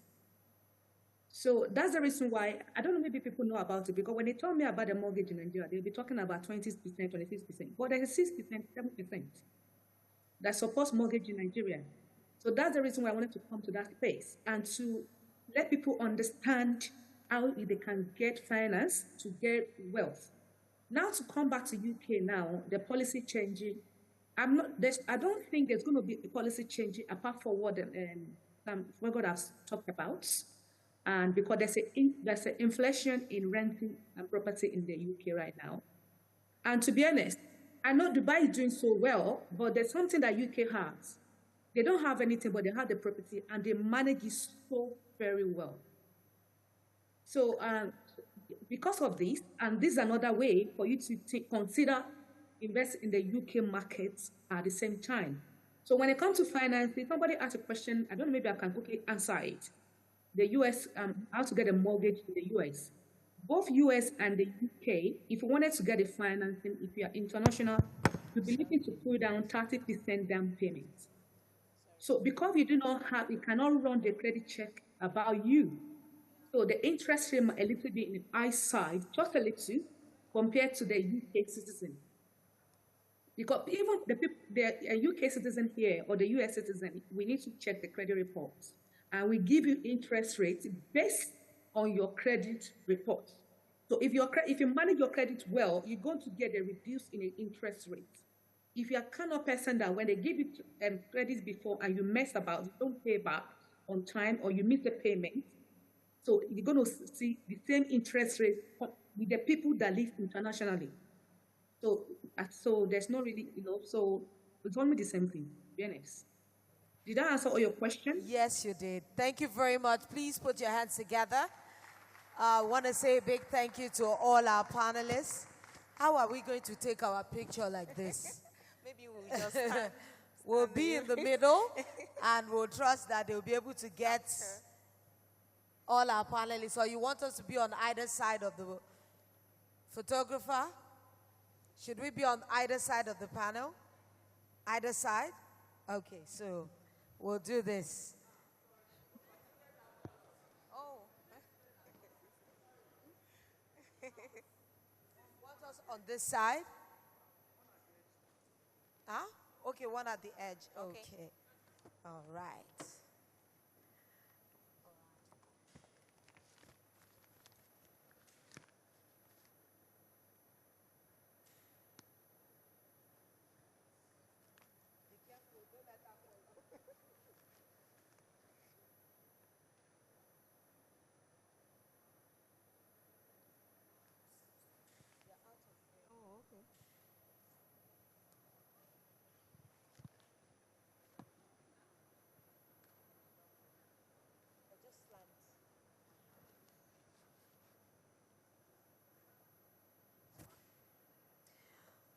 All right, thank you so much to our distinguished panelists in diaspora. Please put your hands together for them. Very insightful conversation. I hope you gained a lot from that panel, because if you are a realtor and you're still thinking in Naira only, then you are not ready for the global audience. But in other places like UK, Dubai, US, you'll be spreading your tentacles across the world. So please say thank you again. Want to say thank you again to our panelists. Put your hands together for them one more time. All right, because the day is running out of our hands, so we have to move very quickly. But we need to do a little icebreaker. Are you ready, Farouk? All right. Because we want you to win something. Yes, shake off some of the cold in the arena. I'll be calling on Mr. Farouk. He will be doing like a few minutes of icebreaker and winnings. You're going to be winning. So please help me welcome them. Please come on stage. All right, okay. There are two of them.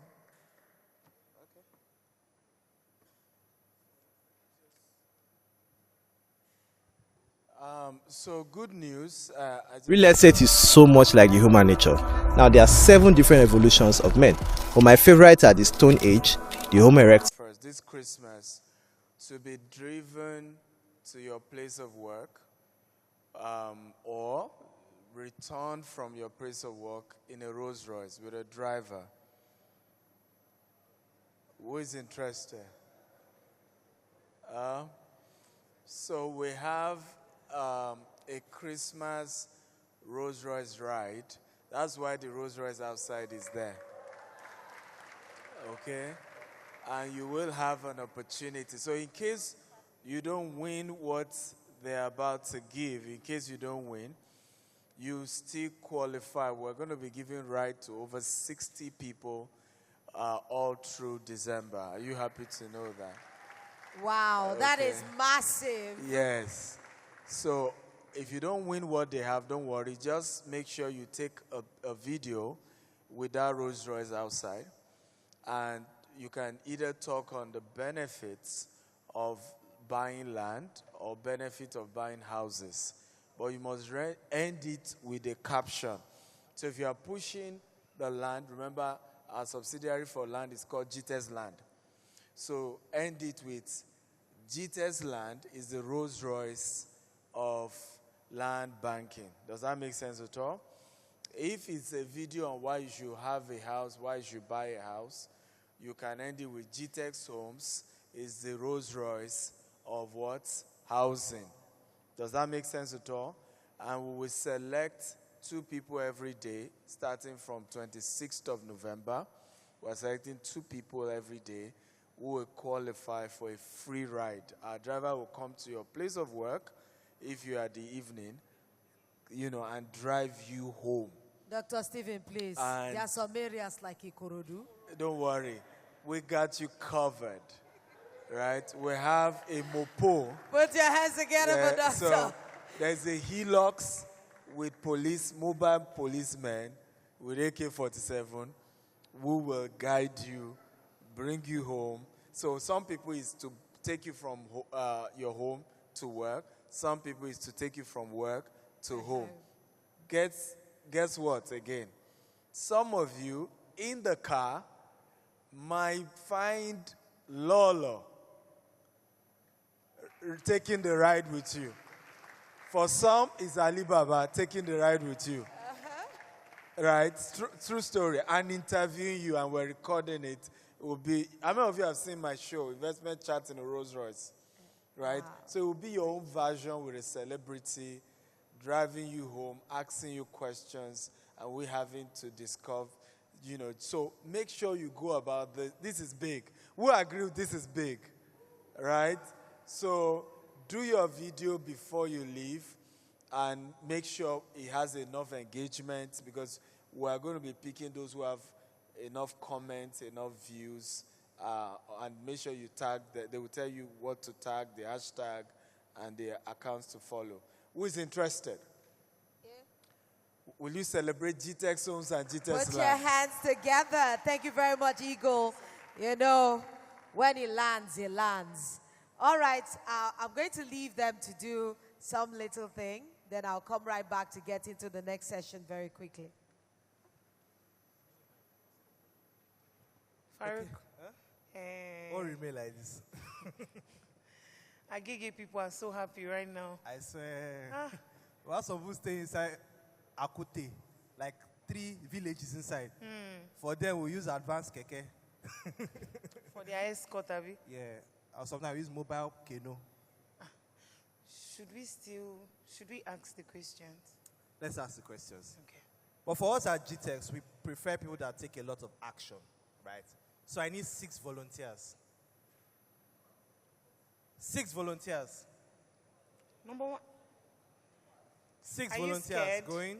You see? 1. That's how you see heaven and you lose it. 2. You want to know what we want to do first? They have to climb the stage now. I need first 6 people. 1. Yeah, I don't do. It's okay. It's okay. Please, sorry. This young man. Thank you. Sorry. I like your spirit. Okay. Sorry. Come this way, my love. Stay this way. This life is simple. I said I love people that take but action. There are no ladies here. There are no ladies here. Yes, because even me, I'm a lady, please. Someone who said for what? She's taking action. They are taking action. Yeah, let me lead the women. No. Yes, it's true now. It's true, Farouk. I can't climb there now. And you sent her back. Haba. Sorry. 1, 2, 3, 4, 5, 6, 7, 8, 9. Okay. How many female? 4 female, 4 male. All right. So, I'm sorry. First of all, let's have 2 people jump down. Who were the last 2 to join? Nobody. Who was the first person to climb? Who was the second to climb? Third. Who was the fourth? No, I think sorry now. I think it was the third. Sorry. It's simple now. First, raise hand. Second, third, fourth. But you didn't claim last. All right. So this is very simple. And the questions are the simplest questions ever. Because we want you all to win this, right? We want you all to win this. So we'll start from you. Pick from question number 1 to 8. 1 to 7. 7 now? Yes. We have 8 people here. There are 8 questions. So what do we do? Question 4. Question 4. If you get to answer this question, you win 50 million naira. See, they don't have faith. Farouk. Even me, I don't have the faith. Oh, even you don't have the faith. Okay. So let's just go straight to the question. Can you finish this slogan? GTEX Homes. Can we time them? The first African smart and green estate. Okay. Beautifully wrong. Clap for him, clap for him, clap for him, clap for him. I'm so sorry. He's the first to leave the stage. I'm so sorry. Next time, okay. We should have had more people. Let her go. Let her pick a question. So which of the questions? And actually, the question is actually building the future. Please, can you clap for GTEX Homes, please? GTEX Homes, building the future, please. All right. And it's a popular slogan. It's a very popular slogan. Okay. She chose question 2. Okay. What's the color of the Rolls Royce outside? White. Please clap for her now. I saw it. Please move on to Farouk, it was looking like. But she chose it. Yes, it chose it. A round of applause, please, for her. Our first winner. Okay. Number 1. Number 1, it is. What was the location of our last CEO retreat? Dubai. What did you say? Dubai. Oh. Well, Dubai was our first CEO retreat. A round of applause for him as he clap walks for him, down clap the for stage. Him. Because we don't have enough questions, we can pass the question to the next person. So let's pass it to her. So would you like to go with that? He said it. I don't know if it's Togo or Colombia. Answer. Going. Final answer. Cameroon. No. That's off. No. No, I'm sorry. We don't do that. That's I'm so sorry. We can even disqualify you for that. I'm so sorry. Unfortunate. Yes. Unfortunate. No. Why you guys looking at me like No. She got told it her right. the answer. Okay, so let's speak out for Togo. But please, next time, you don't do that. I'm sorry, you got it. Yeah, you can go. Please, let's make it snappy. People at the back worrying. Number what? Number 1 is gone. Number 2 is gone, right? And number 4, number 2, and number 1. Number 1, number 2, and number 4 are gone. So you have 3, 5, 6, 7. Number 8. There's no. Wait, Farouk, these are the issues. These are the issues. Operational issues. We just gave you, we said number 3, number 5, number 7, and I think number 6, and you chose number 8. Oga, why now? Why? Where are you running Number 7. to? Number 7. Okay, so number 7. Can you tell me the location of our U.S. office? United States office. Which location? Just mention. Which states in the U.S.? I already mentioned the country, so you just try. He's thinking, his inner mind. We played advert, so we had a keynote now. Going, gone. I'm so sorry. Thank you. Okay. So. Please let her pick a question. Okay. So we have. I'll give you the answer. Okay, Farouk. The answer is Texas. Right? It's located in Katy, Texas, please. Next question. Number 5. 5. Could you provide 4 names of speakers from today's event? Very simple. Dr. Stephen. Dr. Stephen what? He spoke now. These are the issues. Ah, hey. No. Alibaba. Lolo. Wait, we'll judge this thing when she's done. Dr. Fumilola Teller. Huh? Yes. Don't go in. Wait. Go in.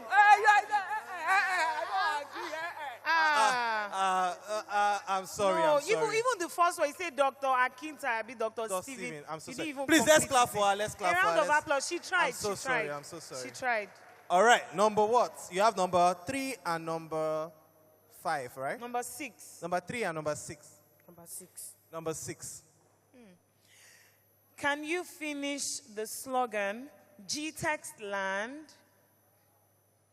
Home of land banking. Oh my God! Home of land banking. Say it again. GTEX Land. Home of land banking. For him. Please join there. I'm so proud of this young man. I saw it.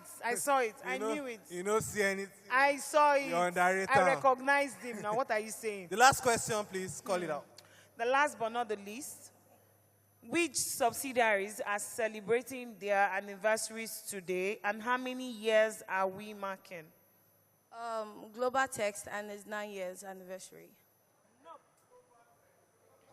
Sorry, GTEX and is celebrating 9 years. We even gave her extra chance. No.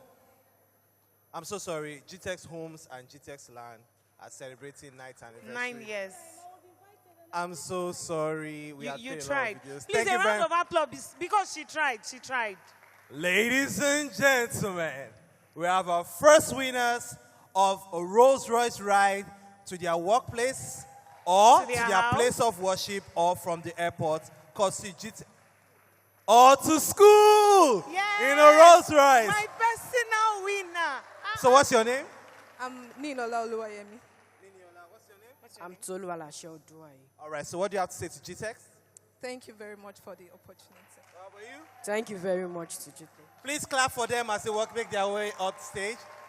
Mrs. Vivian, please can you take care of them and just register them? Okay, Farouk now. So, my own question now. Your own question.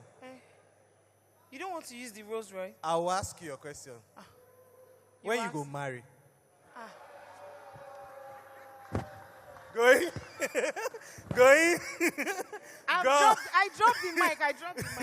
Thank you very much. That's all for my time. Thank you, ladies and gentlemen. To participate, there's a roll-up banner outside. You can scan the QR code. It will take you to the landing page. You just have to upload a picture with you and the Rolls Royce. Use the hashtag GTEX Christmas Rolls Royce Challenge or use the hashtag GCRR.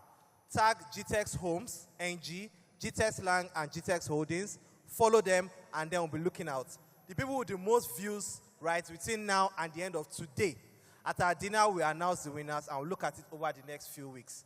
Please, all the information are on the roll-up banner here and outside on the Rolls Royce. Anything? That's all. I think they'll get there. Thank you so much for your time. Lolo, over to you. Now, no clap because now no win. Clap now. Aggressive. I love him. All right. I hope you're having a wonderful afternoon, very enriching for your minds. It's not every day you have to be watching people twerking on stage. Sometimes allow your brain to twerk. Where? You know, when you roll with the ego, there's no way wisdom will not be dropping. You know, when I first met Dr. Steven, I just used to look at the ego like this. I'd ask him. I would just stare at him.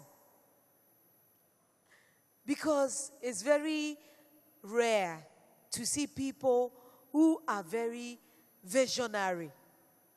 You know, when you're able to see someone that he can give you step to step of how to get somewhere. You know, I said something to him. He said, Lolo, no. Then he rephrased it for me. It took me like a whole week to be able to comprehend just one sentence he said. so that you are privileged to be in this Global Property Conference 2024. I think you deserve a round of applause yourselves. You deserve it. All right, this next panel is something very important that we'll be discussing. And we're going to be talking about financing models for real estate development and mortgage. Very unique, very important. Because if you know the money aspect of business well, you will surely excel. So, to be moderating this panel is our very own dear Dr. Stephen Akintayo. Please put your hands together for him. We have two people who will be joining him on stage.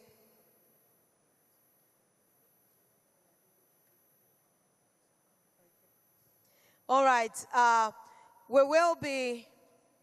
We have two speakers. We're supposed to have three speakers for this particular panel, but one speaker is unavoidably unavailable. We apologize for that. But we have one of our speakers in diaspora. He will be joining us via the Zoom link. I will read out his profile so that he can join us just presently.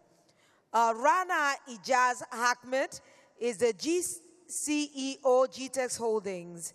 He has a professional career spanning over 25 years.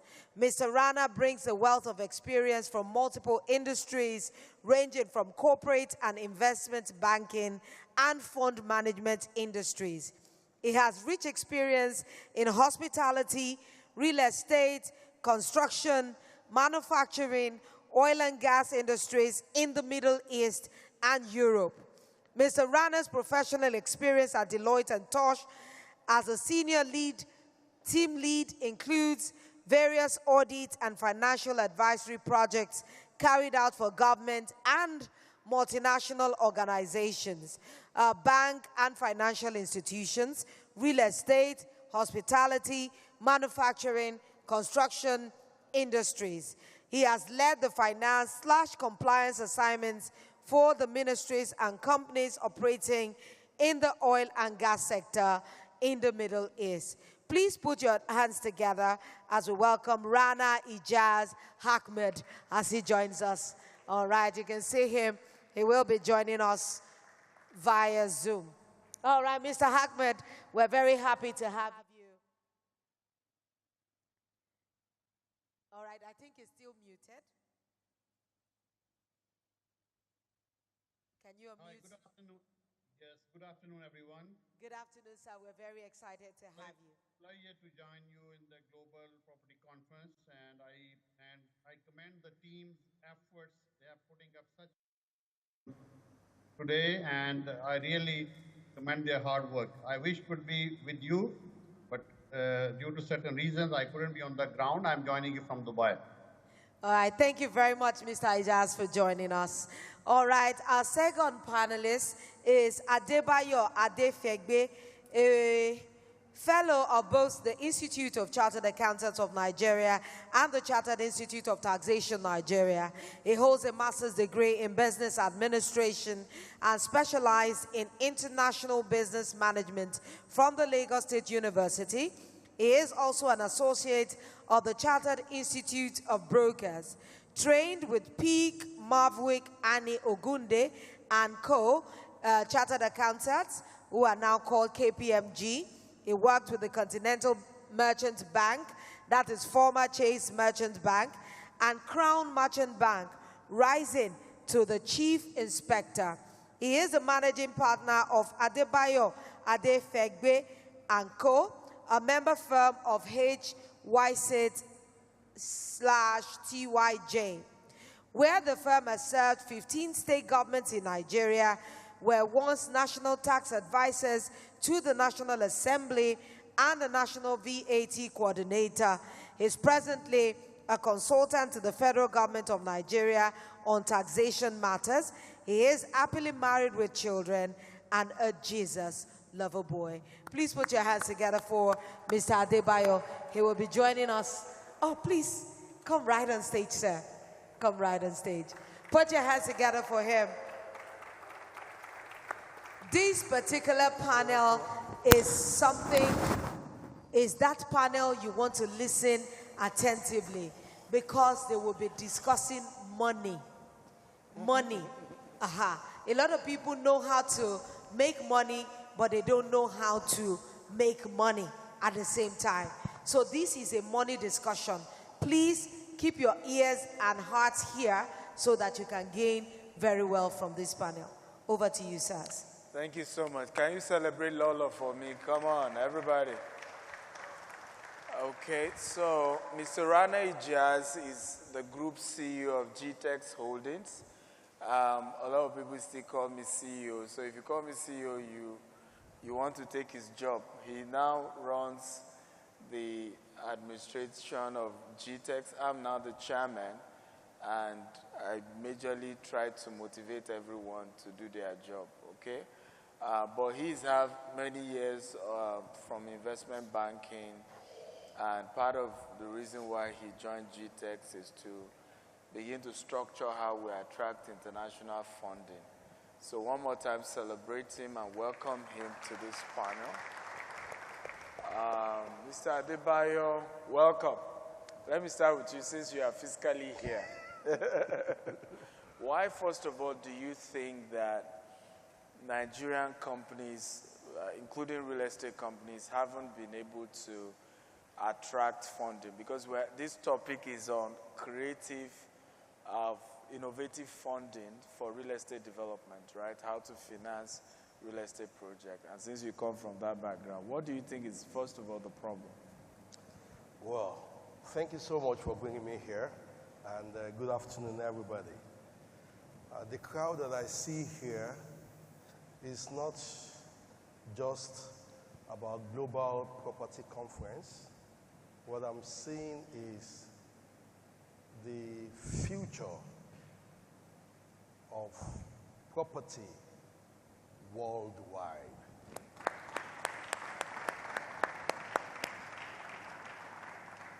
Thank you. Now I'll talk about what, and Dr. Stephen Nakita, you're doing a wonderful job. Thank you. Thank you. Thank you. God bless you. Thank you. A round of applause for him, please. And his team. And those that have put this together. Talking about information, funding of property in Nigeria. How many of you are aware that as an employee, your employer is expected to make a particular percentage of your salary as monthly deduction, contribute another part of it, and remit it on a monthly basis to the Federal Mortgage Bank. And you know the funny thing? I think it's now been upgraded to up to 30 million naira, and with that of your spouse, the same 30 million naira. You can access up to 60 million naira. And expected year of retirement is age of 60.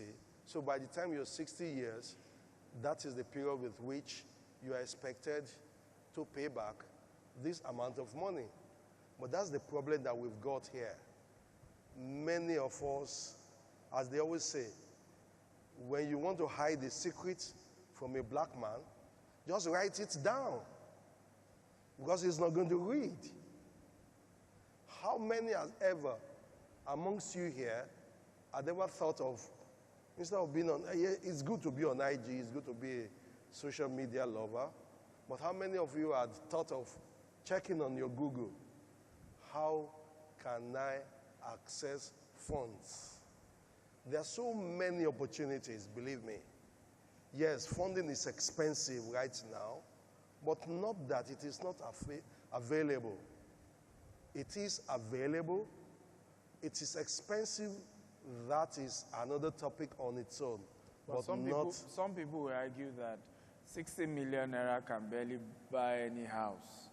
Am I correct? Particularly considering the inflation, right? 60 million naira can't buy. I'm not sure we have 60 million naira houses in right locations in Lagos. I mean, let's speak for Lagos. Okay. Right? So people will argue that.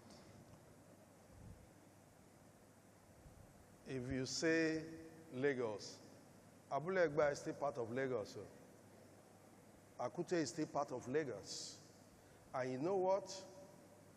When we can have the right population in these locations, they become the right environment, the right community. Because when you talk of building a home, it's not just about the house. There will be schools. There will be a lot of other economic activities that will be sustained for the people in that neighborhood to live there. There will be hospitals. There will be recreational facilities as well. So you just find out that even with this small amount of 60 million naira, you can still get something affordable for you and your family and be at peace with yourself. Okay, thank you for that. Mr. Rana, let's look at globally now. How do you think, particularly for real estate companies, not just individuals, what are some of the creative ways companies can source for funding for construction? Thank you, Dr. Akintayo. Actually, when it comes to funding, let me, before I come to your question, there is no one size that fits all formula. All the fundamentals of financing globally are similar, but if you look at the Nigerian market, with my limited exposure, the country which is battling with inflation, where the lending rates are in the region of 30%, I can understand the mortgage against the houses is not that very, very attractive. And for a common person, I think it's all over in third world countries, it's not easy for a common person. He goes into a bank and he can get a mortgage to buy a property. For those kind of people, I would suggest, I think this is a win-win formula.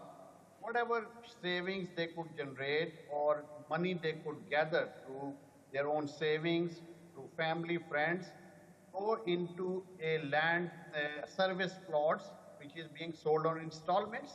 Let's say you want to build a house, you have a plan in 5 years, go something with a credible real estate developer, buy 2 plots, you can pay in installments, and within those 3 to 5 years period, the capital gains would enable you to have enough money so you can buy your own house at a decent location. So you have to think creative when it comes to financing your real estate properties. Now, looking at globally, coming into our scenario, like GTAX, we are in the US, the sophisticated markets like Dubai and US in particular. There's so many options available for the retailers who want to mortgage their houses. The market is so sophisticated. In US, for example, if you're buying your first home, have FHA loans available to you as low as at 3.5% down payment and a very, very flexible payment terms. If you look at the Dubai, it's very easy if your resident have a decent income, you can have a mortgage with 15 to 20% down payment spread over 25 years. So with a huge capital appreciation. But when we look at the real estate developers, I think this is the game here. Our skin is there. For example, GTEX Holding, being a global CEO, I can tell anyone we don't have any bank loans. You would be surprised. We have 0 bank loans on our company, on our balance sheets. So what we have done, we have leveraged on our investors. We have a crowd funding platform, which I love it, Dr. Akintayo, because if you look at for the developers, the options are to leverage on other people's money in different ways. To identify a decent project, and if the project is feasible, there will be multiple options. The financial institutions would come in, a syndication funding to be done, and bank on the REITs, real estate investment trust. You can always go to private lenders also. They would be happy to participate. For example, in the US, look at our project, US Investment Limited. We are taking investment and we have been extremely successful in that, and people are willing to invest with us. So for the real estate developers, they got to be very, very innovative, because if they keep relying on the conventional funding, that's never going to be enough. You have to have bank on the, for example, we buy on properties, we leverage on the landlords basically. We pay them some down payments, market the project, we raise funding, we agree a payment plan, and the way the land would appreciate, and so this is the way we can finish our installments and finish our estate also and have our side of gains. So at the same time, as I mentioned, each country has a different formula to operate on. There's a regulatory environment, of course, you need to comply with. So developers have to leverage on other people's money. Thank you, sir. Okay, thank you for that. Please, let's clap for him. Now, so my question to you will be, let's assume I'm a young person here. My salary is, what's the average salary of a, let's say, 28-year-old in Nigeria? Average salary. No, it can't be 30K now. Eh? 70K. Let's say 150K. Eh? Let's say 150K. Okay, let's even do 100. No, you are a big man. So you can hear someone say 30, somebody say 70. So let's just do 100 as basic. How can such an individual gradually build up their finances to own a land or own a home? In Lagos. Those who are here are mainly Lagos. What are the financial principles you will advise as an individual? Most importantly, you must save. Very hard not to crack, but a necessary. I won't tell you the figure. I called my insurance firm sometimes last month, and I said, there is a standing instruction I've put on a monthly basis on my salary. And the truth is, I've been doing it for about 9 years. When I was told the figure, I was surprised myself. Wow. So you tell the insurance to debit you an amount? It's called a standing instruction. Okay. On your bank account. And it goes to an insurance company? And it goes to an insurance What type of insurance program is that? Please, let's listen. Oh, there's a lot of lessons here. Mine is for life. Okay. That by the 10th year, and actually what happened was I just realized that, hey, when I was making these savings, Nigeria was a lot better off 9 years ago. I think I need to increase that figure.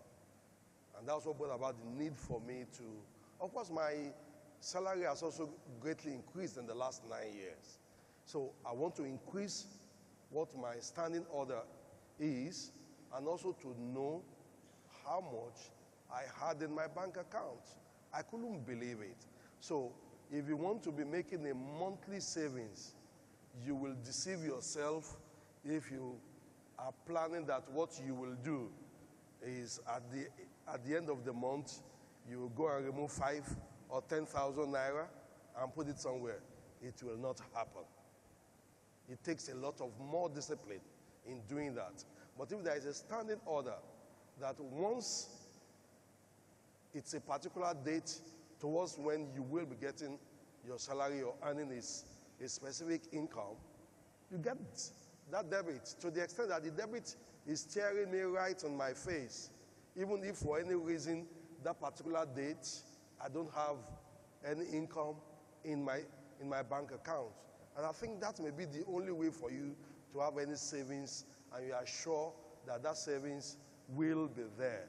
You can do as simple as, hey, 10,000. At the end of the year, you have 120,000 naira.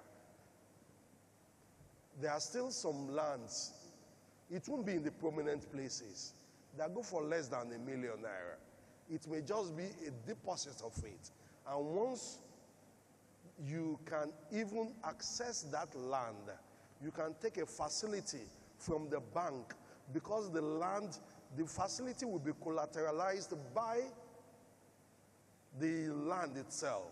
So if you, all the banks will be asking for is equity contribution. It could be as little as 20 or 30%. Let's assume the land is for ₦1 million, and you have been able to contribute ₦3 million. The bank will give you the remaining 700,000, and then you have right of access of ownership to that land. Meanwhile, all you have contributed is just 30%.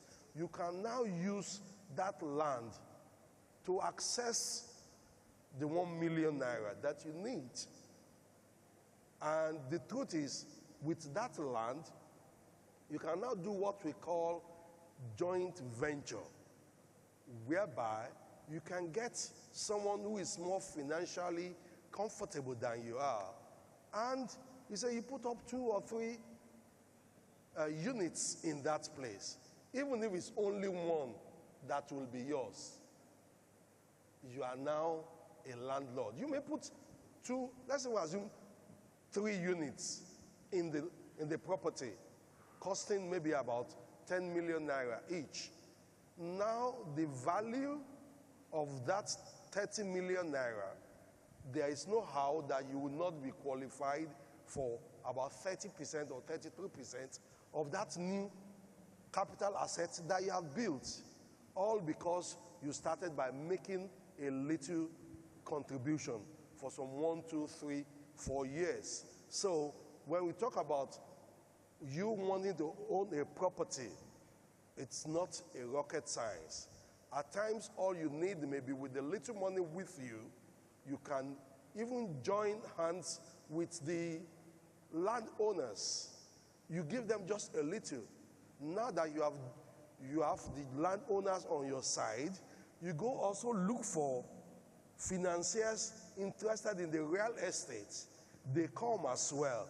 Now you have 2 parties. Even though you are more of a facilitator, but you are also an equity contributor, a very relevant and important one, because without you, the landowner will continue to be an owner of a land that is not being developed. The one who owns the money will continue to be there looking for how to buy land and how to build. Now you tell the one that has the money, with your money, I've got the land. Let's go ahead and work together. I rest my case. Come on, let's clap for him.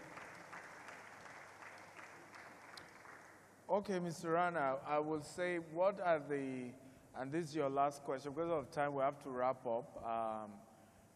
But my last question would be, how do companies build reputation to be able to do syndication like what GTEx does?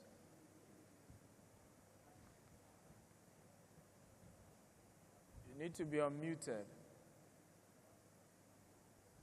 Yep, sorry for that. So, I think the question, the earlier question, I just try to add on. You are the glorious example in Nigeria. You had nothing, and you are able to build this empire.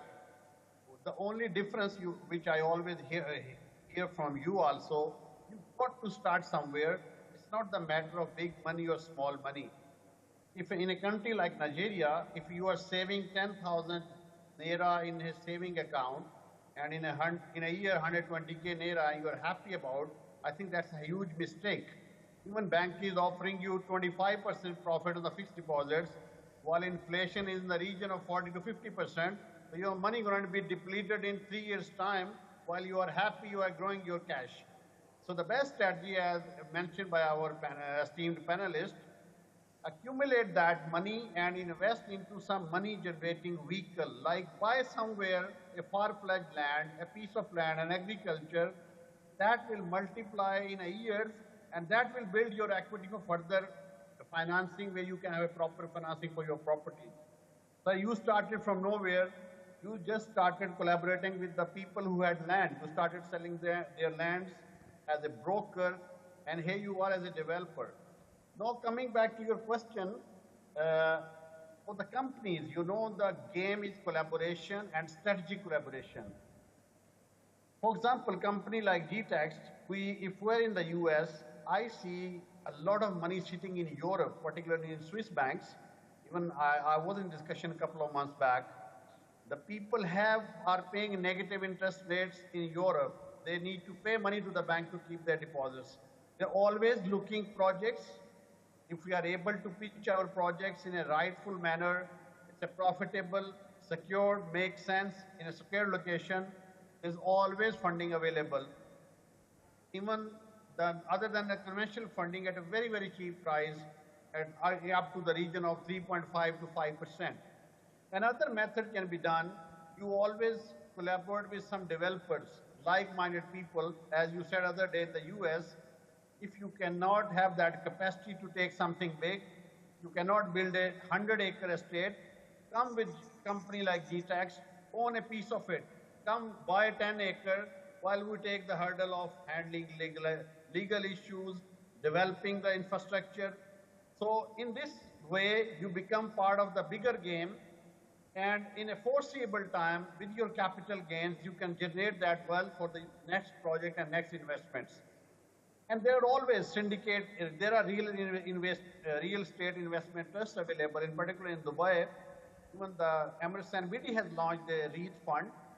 They are always willing to look into the commercial real estate space, particularly if there are projects, they are willing to invest. In the US, there are real estate investors, syndicated banks. Few banks would come in if a major project. So strategic collaboration is the name and the game of success for the future, Dr. Akintayo. Come on, let's celebrate him. Again, I wish we have more time, but we don't. But celebrate our two speakers. And can I have the award for our speaker who is here as we take pictures? Okay, yeah, you can bring it. Thank you very much. Thank you.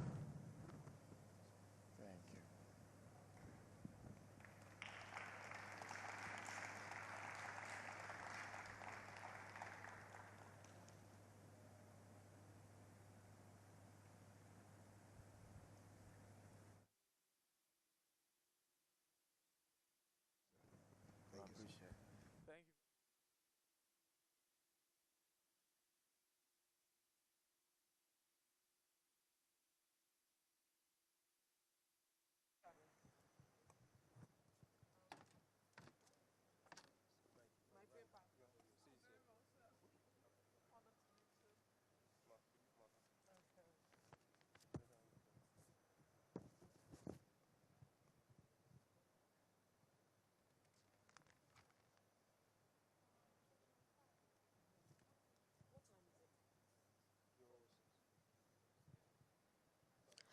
All right. I know when it comes to money matters, especially when they start mentioning those millions you can't afford. I'm like you. I was thinking about my life. All right, ladies and gentlemen, we are almost at the very end. Now, this is an opportunity and a very rare one. We're going to be putting Dr. Stephen on the spot. I know you might not be able to get him like this, because if you want him to have consultation with you alone, you don't want to know the amount of dollars you would have to pay. We have an opportunity for a question and answer. So if you do have questions that you want to engage Dr. Stephen in, this is your opportunity to ask him all the questions you would like to ask him. So please, if you want to ask questions, can we see your show of hands? Ah, Alaja, you like money, oh. All right, please, can we have a mic so that we can do it fireside, because we still have a dinner for the night, and Dr. Stephen too has to rest for a little minute before evening. All right, please, can we pass the mic around? Thank you. By the way, can we hear me? Can you please increase his mic? Okay, can you guys hear me? Yes, now. By the way, I think the dinner is strictly by invitation, but if you probably bought my book or did any business with us, if you're an existing client, the dinner is free for you, so make sure you get your access. But if you bought a book today or anything from the company worth $250,000, you qualify to attend for free. But it's strictly for our clients, it's strictly for our investors. At least we've done this one for free, didn't we try? Come on, did we not try? Yes, okay. We tried. But the dinner is strictly for our investors, so try and be one of our investors, hopefully. But let's take the question. All right. All right. Good afternoon, sir. Good afternoon. My first question is, for an upcoming real estate developer, so there is an experience I had some times ago, I wanted to buy a land and I can only afford half of the money. So I promised that I'm going to pay the balance in 3 months' time. Unfortunately, I had to go through surgery. I couldn't pay the money. So the landowners, they withdrew half of the land. Then the half I paid for, they gave it back to me. So someone said, a lawyer said there is an agreement I could have signed that even though I'm not able to pay the money as at that time, they can't collect the land. Now, this is my question. There's a property I'm hiring that is 20 million naira that I cannot afford, but I have 5 million naira. Is there a wisdom you can offer to me where I can spread the balance of the 15 million naira over 3 years without your money going back to take the land? Thank you, sir. Okay, good. A good question. So first of all, when you start the journey of becoming a property developer, my first answer is start with knowledge. And I think Mr. Femi Falana mentioned, I don't know whether it was when he was doing the interview with the TV, with the newspapers or something, but it's important to partner with existing companies, right? Like us who are willing to teach. You know, it's not all developers who want to teach their secrets. You know, some hide it, right? But look for those who are willing to teach, and so you can learn. That's even part of why we have next weekend, Saturday, Sunday, we call it the Real Estate Investors Masterclass. It's for developers, upcoming developers like you, and even existing ones who are having challenges, where we can say, these are the strategies, how to go about things. Because all we are trying to do is also to sanitize the system. Right now, there's just too much chaos, and it's part of even why we brought all these kind of speakers to come and address issues, to at least begin to help give some confidence about what are the ways out. But in your case, you need a lawyer who will help whatever agreement you have with your monile, put it in a document and everybody sign. And that agreement could be that we deposit 5 million now, and I'll pay the remaining, is it 45? So the land is 55.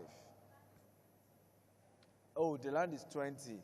So you deposit 5 million now, and then you spread the remaining 15 for 1 year. But it has to be documented, and the main owners, you know, the head of family, you must make sure all of them, their signature is there or their thumbprint. Usually they normally connive, one of them will not sign. So that later the one of them will start his own group, and then they will come back and say, you know, so you must study the root title, know exactly the history of that land, and who are the key people who actually are supposed to be the owners of that land. Very, very important. And once you study that and you know, make sure they all sign, and you too don't default on that, how you intend to pay the 15 million. Right? But get a lawyer. Usually they will charge you, but get a lawyer. You see, to get professionals come at a cost.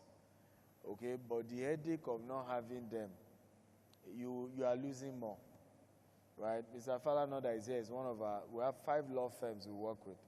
He's the most senior of those law firms that work with us, okay? But even his presence in our team puts some holy fear. I hope you know what I'm talking about. So have a good team. Okay, next question. Please, can we count the questions so we can give you numbers? So someone's question does not trigger another one. So can you raise your hands again, please? Sorry. Can you raise your hand well so we can count? Please take notes. 1. I'm giving you number. 2. The lady there. No, that's 1, 2, 3. You're 4, 5. Wow. 6, 7. No more than 8, please. We end there because we end have at 7, please. We end at we 7. have a dinner, so. Don't worry, if you qualify for the dinner, you can ask more questions. All right, so good afternoon, Dr. Stephen. Thank you so much for everything. So for content's sake, I'm currently working on like a technological solution in the property management and marketing space. So I'd like to ask, I actually have 2 questions. So I'd like to ask, what's your advice for someone looking to bridge the gap between traditional real estate practices and modern tech-driven solutions? So basically, how we can properly integrate tech into real estate, and is it even something that's even feasible? And secondly, how can a young professional like I in real estate to build a strong network and credibility, especially when starting with limited experience? Because I believe that when it comes to closing high network individuals, it's all about who you know, majorly in real estate, and how you can properly sell to them. So what's your advice for someone looking to build their network and basically build their credibility? Thank you so much, sir. So I'm not sure I got your first question. Integrating tech with real estate is your first question. Yeah, like what's your advice on that? Is it something that is feasible or something that is possible, or is it even really needed in this? Yes, I mean, there's something called prop tech now. We're in the world of prop tech. Technology and construction are already intertwined. So it's just, how is it going to work? Is it a mobile app? How is it going to manage it? You must work hard to be sure that whatever solution you are coming up with creates, you've done your research to be sure that it's user-friendly. The users like it, and you can do a survey just to kind of have an idea. How to build your network, I think I answered, there's a lady who asked that question earlier. Where do rich people go? Go there. Golf courses. There are clubs that are extremely expensive, even if you don't drink, right? Partner with the club owner for database of those customers. If you have a little token, let them give you 5 minutes to introduce yourself and say, hey, do you know, real estate is a good, I'm not asking you not to come to club, but a little portion can be put towards property. But just do your map. Car companies, those who sell cars, partner with them and say, you know what, connect me with your clients who are buying heavy cars, right? And my 10% commission, we share 50-50. You can go further in this sector if you are willing to partner. If you are selfish and you want to eat all the money alone, you won't go far.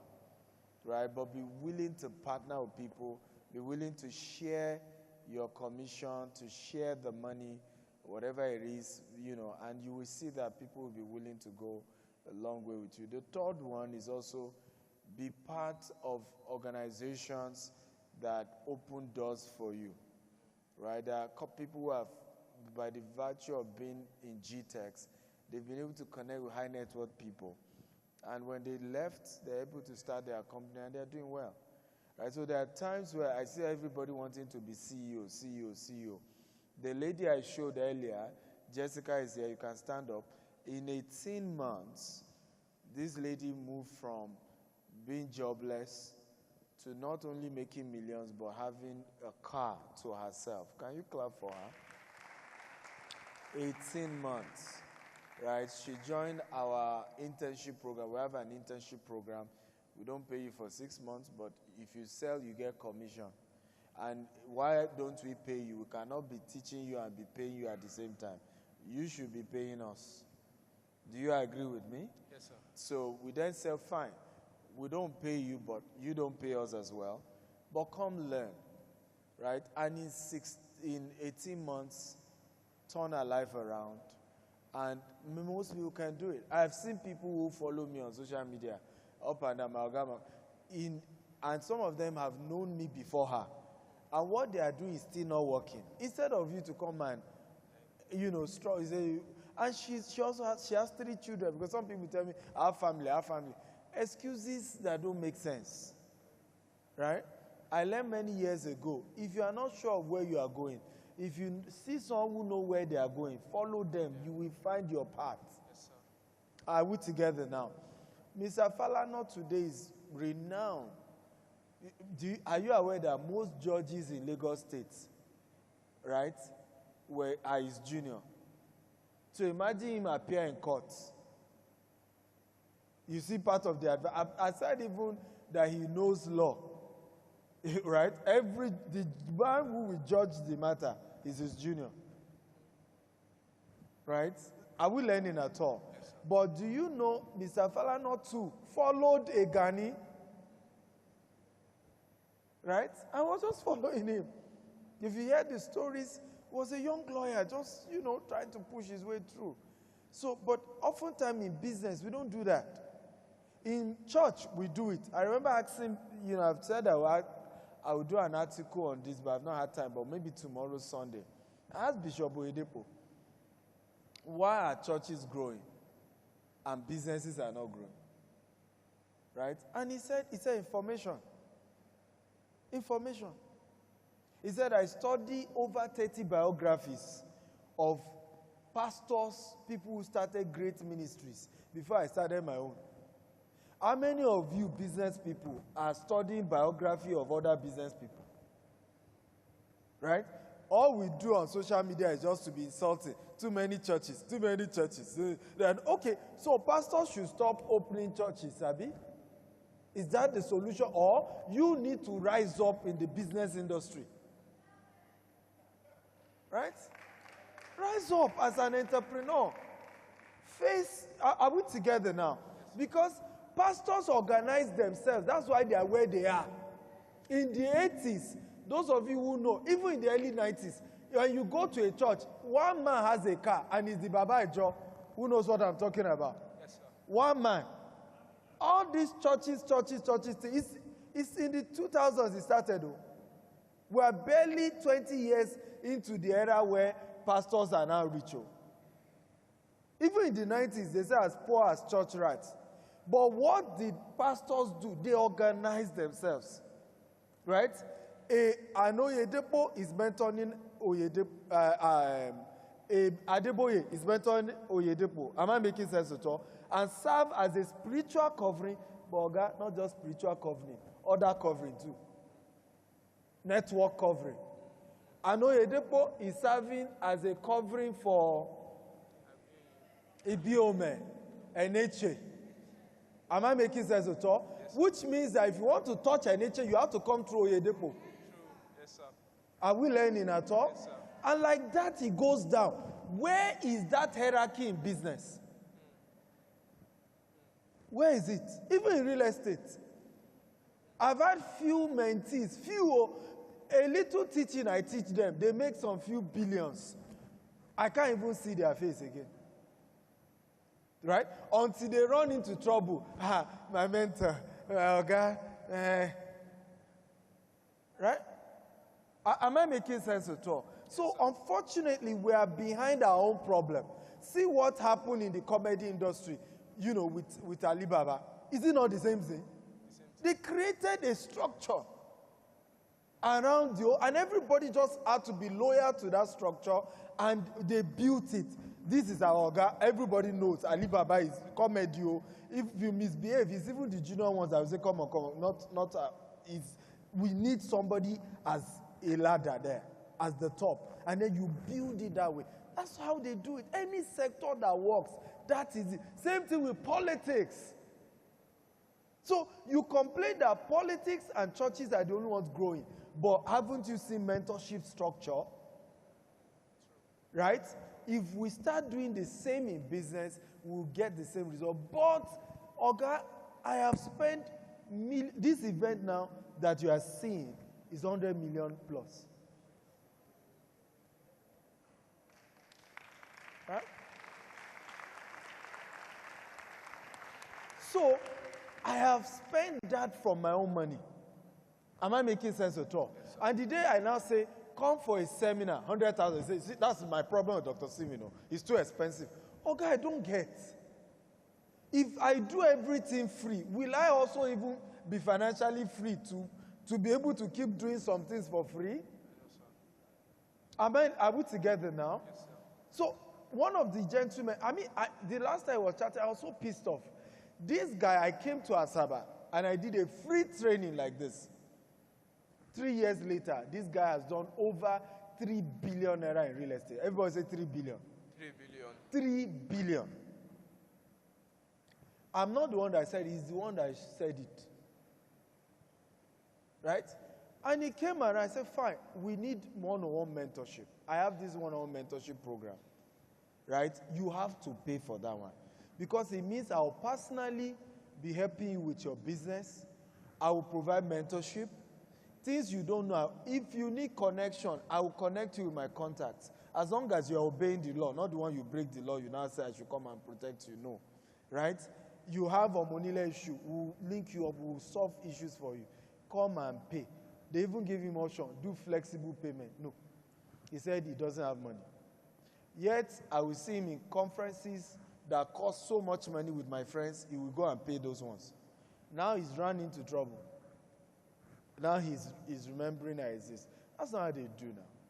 The church's hierarchy, they always, all those pastors, in case you don't know, that's why the subject of tithes, as much, I believe in tithing, by the way. But are you aware that most ministers, their church pay tithes? I know Edepo's church pay tithe to Winners Chapel, to Redeem Church. 10%. Right? So in the business sector, we want everybody to do things free. And it doesn't work that way. We're even the ones who need to know that you want a consultation, pay for it. Right?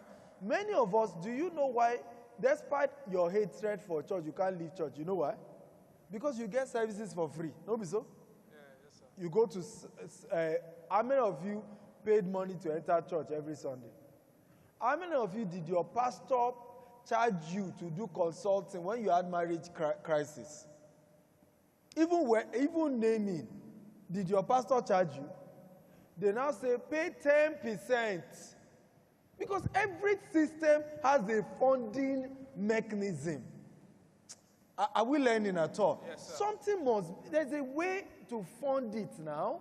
Yes, sir. So the church funding system is from that tithe and offering. That's why service is free. Because do you know some churches spend 20 million every Sunday on diesel? True. And the offering in many churches is not up to 20 million per Sunday.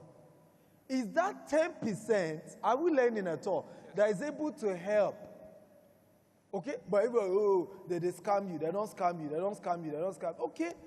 Since they've not been scamming you, since you've stopped paying tithes, our market? I hope you are rich now.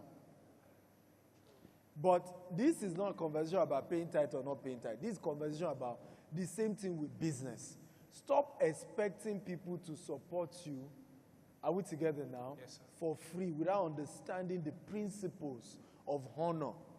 Most of my mentors don't charge me, but I'm wise enough to know that I should stop going to them for free.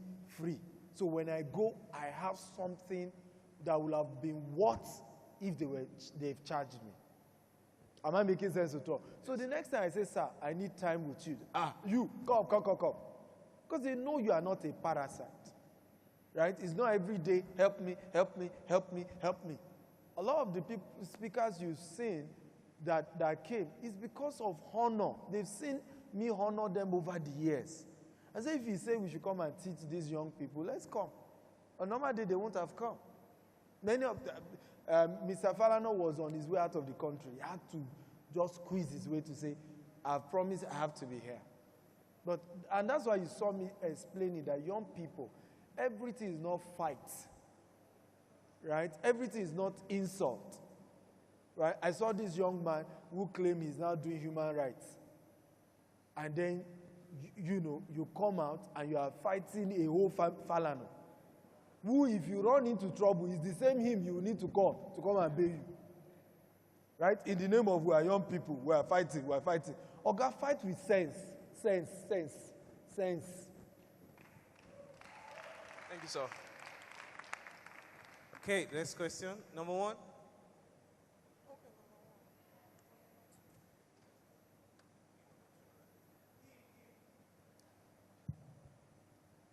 Good afternoon, sir. Thank you so much for this opportunity. So my question is actually my experience, and I also want others to learn from it. So what do one do if he or she buys a property from a registered real estate company and the company collapses and the CEO and other members of the company have gone to overseas? So are you the CEO that abscond, or you work in the company where No, the CEO abscond? I am the one that invested in the real estate, and the CEO right now is not reachable. How much is the property? About ₦1 million. Where is the land? At Epe. Epe? Yes, sir. There goes your answer. Cheap land. Yes, sir. Penny wise, pound foolish. Right? You can sit down. This was 5 years ago, sir. Even if it's 5 years ago, 5 years ago, I'm not going to sell land for you in Epe for $1 million.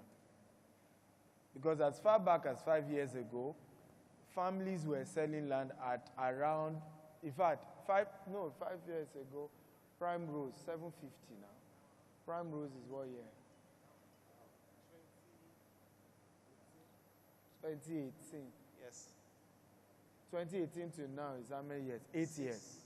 As far back as 8 years ago, we still bought a land in that axis for 750 from the family. And I'm talking of inside. It's not even the one facing Express. Inside, 750. And it's not like you have to say, we bought, developer. The problem of our business, and that's why what Mr. Falana addressed, is that because of the Land Use Act, right? First of all, you're having to pay too many people. Then government add their own on top. So first of all, land is no longer really cheap. So many people come into this our industry, they too want to become developers. That's why I keep saying mentorship. Because nobody guided them. Let me give you an example. Are you aware that for you to break even, whatever price you buy a land, you need to sell it times 4 or times 6 of the price you bought it, minimum. I'm not saying profitable, break even, not profit. So many of the people absconding, yes, some of them are fraudulent, but do you know that some is not just being fraudulent, it's also that the thing happened and they realize, oh, more, I can't come out of this. I've made mistakes, right? And this is just, there's no way out. Some are bold enough to confront it. Assuming Dr. Olumide, we had change in dates. We'll have had Dr. Olumide Emmanuel come and share with you his personal experience. He started real estate in the 1999. His own was, okay, we bought 50 acres, Abi. That's 300 plots. And then the family said they were selling, I can't remember how much, maybe 25,000. In his mind, I double it, 50,000. Abi, Ope, I've made profit. As far back as 1999. And he thought he had done a good deal. Before you know it, in fact, between the time he left the family members, because he just started chatting 1 or 2 people, we have land to sell. And the end of the day, he has already sold 5 acres. Different people were just, oh yeah, let me make deposit, let me pay. Cut the long story short, 300 plots gone. You know, number one crisis. They were selling at 600 square meter. And he had divided, oh yeah, where we road pass for the 300 people, that's the beginning of the crisis. He did not even factor that in. I don't know whether you understand. Meanwhile, road alone will take 20% and other infrastructure. But he did not, he was just selling 600. the same way he bought it, beginning of the crisis. Okay, survey the land. Are we together now?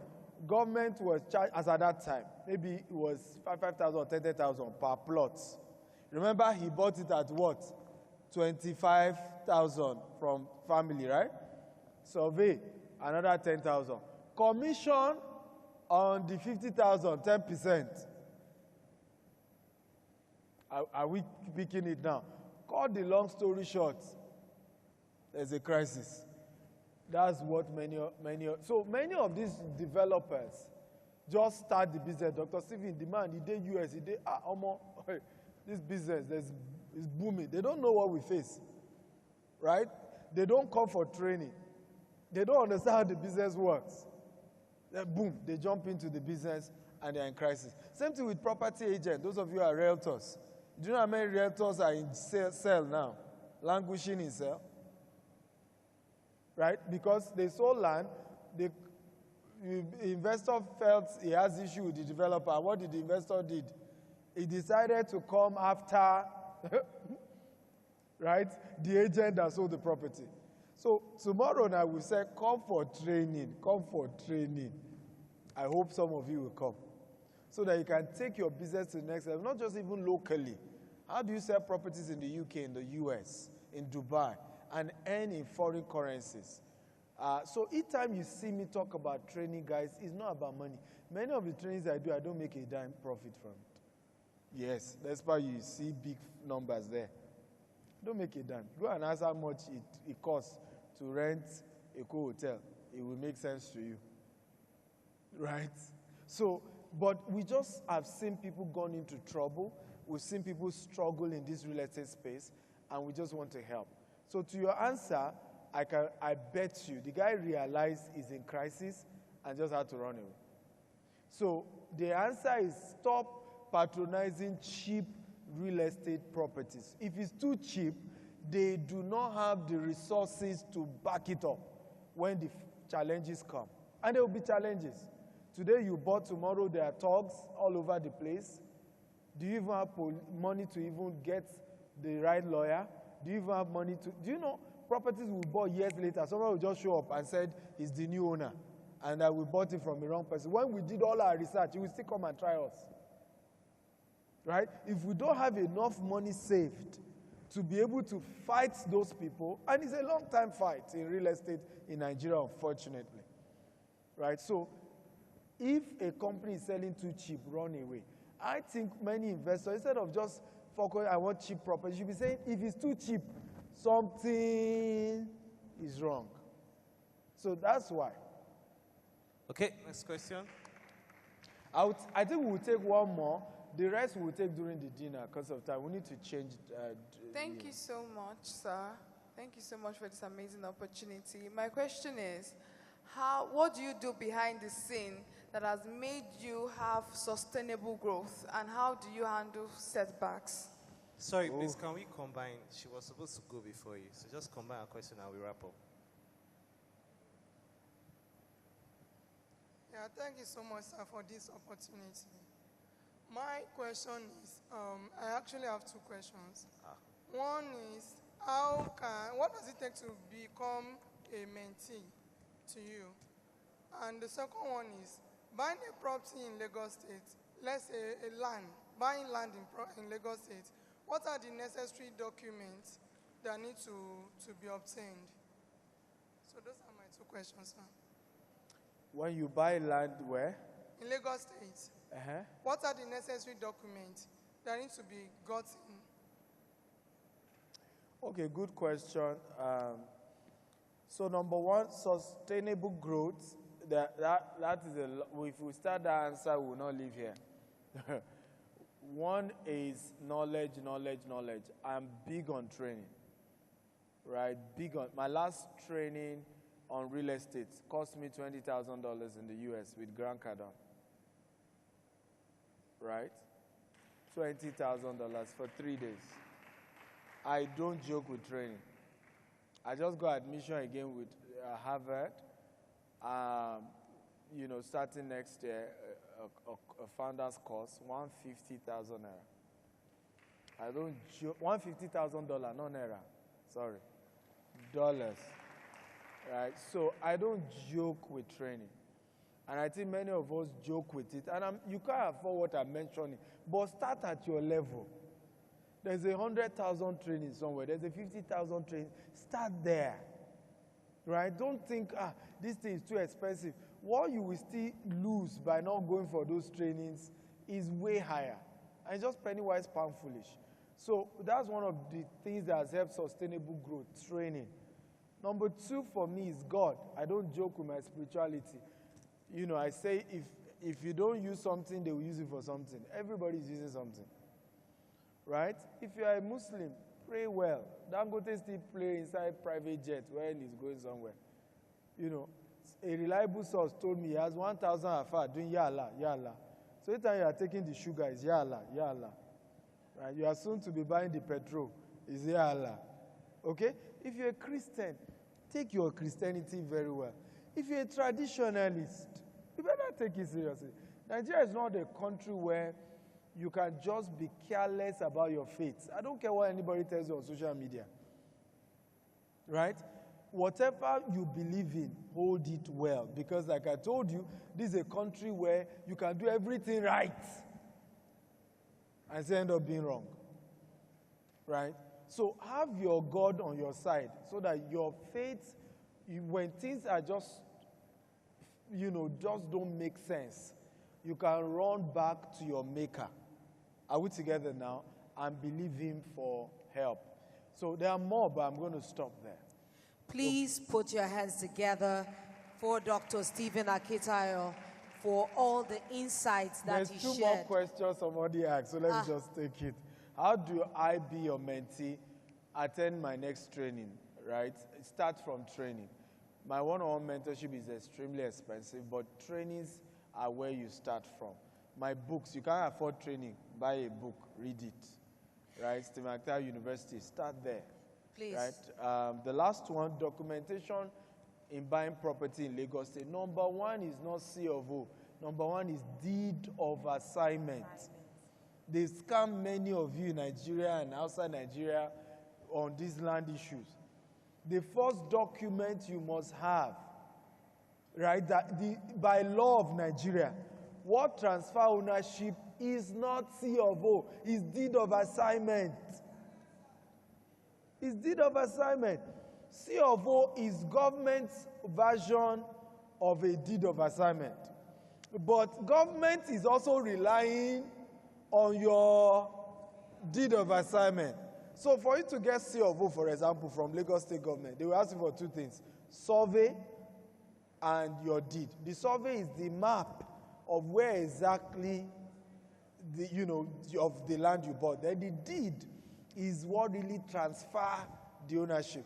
But unfortunately, people don't know these things. So everybody is C of O. So you see company, truly the land has C of O, but they didn't give you deed. They didn't give you survey. And then you are jumping up and down saying the land has C of O. And at the end of the day, you don't have a land. The C of O usually is even belonging to an entire, it's called global many times. So for the entire area, it's the deed and the survey that they apportion your own portion of that global C of O to you. So please, this, even property agents don't know this. The land, C of O. Title, C of O. The new scam now, governor's consent. Governor's consent. Governor's consent just means that the land originally had a C of O and it belonged to Mr. Lagbaja. Are we together now? The governor is now saying, I consent to the fact that the C of O we gave Mr. Lagbaja has now been, the land was now sold to Mr. Tamodu. Mr. Tamodu now came to the governor to say, be a witness that the C of O you gave Lagbaja is now belonging to Tamedu. That's what governor's consent means. So today now you say, everybody, you clap well if you want to clap. Right? So you see everybody shouting, C of O, yes, C of O, yes, C of O. Where's your survey? You don't have. Where's your deed of assignment? You don't have. If a land does not even have C of O, if you have a genuine deed of assignment and you have a survey, you can go to government. That's what the person from ministry is saying. And say, here's my survey, here is my deed of assignment. I want to do the C of O in my name. You pay certain fees and go through certain process. You have your C of O. Thank you. Put your hands together for Dr. Stephen Akintayo. Wow. If you say you didn't gain, you should be upstanding clapping. This is a free conference. We want to say thank you. Thank you very much, sir. Thank you very much to the organizers. I want to say thank you to all of you. You are too valuable to us. Thank you for attending the Global Property Conference 2024. We hope to see you at any of our trainings next. Make sure that you are keeping up with GTEx Holdings. Follow them on all our social media platforms so that you can be abreast of everything that is being done. Because you are upstanding, please can you all wave and shout to all the people that watched online? Woo! Yes, we have people from all over the world watching online. We appreciate every single one of you. Thank you for being a part of this amazing conference. We'll see you at our next event. Oh, don't forget that the Rolls-Royce Challenge is still on. You better avail yourself of that challenge so that you can win.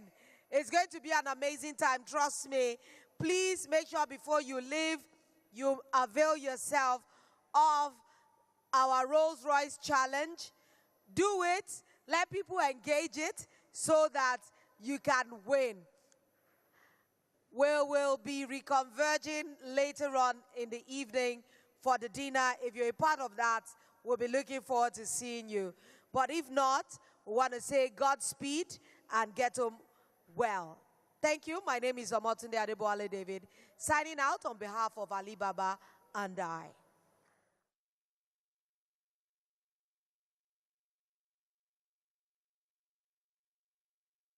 Real estate is so much like the human nature. Now there are 7 different evolutions of men, but my favorites are the Stone Age, the Homo erectus, and the Homo sapiens. The Stone Age, just like land, is during the land banking phase. It's when the land is a bush. Stone Age, human beings didn't know what they were doing. They were just learning how to do things right and how to get things right. And that's one thing about land banking. Whereby you keep a land over a period of time to mature. The second phase of human beings that I love were the Homo erectus, and that's when human beings learn to stand upright. I can always link that to the developing phase. And this property you are seeing is currently in the development phase, and as you can see, work is going on at this place. It's already first round. They are working on the fencing, they are working on the painting, as you can see in this video, and work is seriously going on. Now, the Homo erectus was when man decided it's time to stand upright and not look like apes. And this is the time, if I was an investor, to invest in the human race. And just like that, you can invest in this estate called Jasper Smart City Isheri. The third phase is Homo sapiens. That's like me and you and I. And that's where this land is going to be fully developed. Now, if you are investing in humans, do you believe if you invest when human beings were Homo sapiens, you will not get enough return on investment? Just like if you wait for this place is going to be fully developed. You can see the 3D layout of this estate to see what we are doing in this estate. Now look at these banners. This is what we are going to have in this estate, and this is what the human base is going to look like in this estate. Come closer, look, zoom, you can see the wonderful 3D video in this estate. So what are you waiting for? There's a phone number attached to this video, and I'm going to give you an exclusive offer for just you watching this video. And guess what? I'm giving you 30% off in Jasper Smart City Isheri. Don't waste time, invest in Homo erectus, invest in the development phase of Jasper Smart Estate Isheri. Thank you.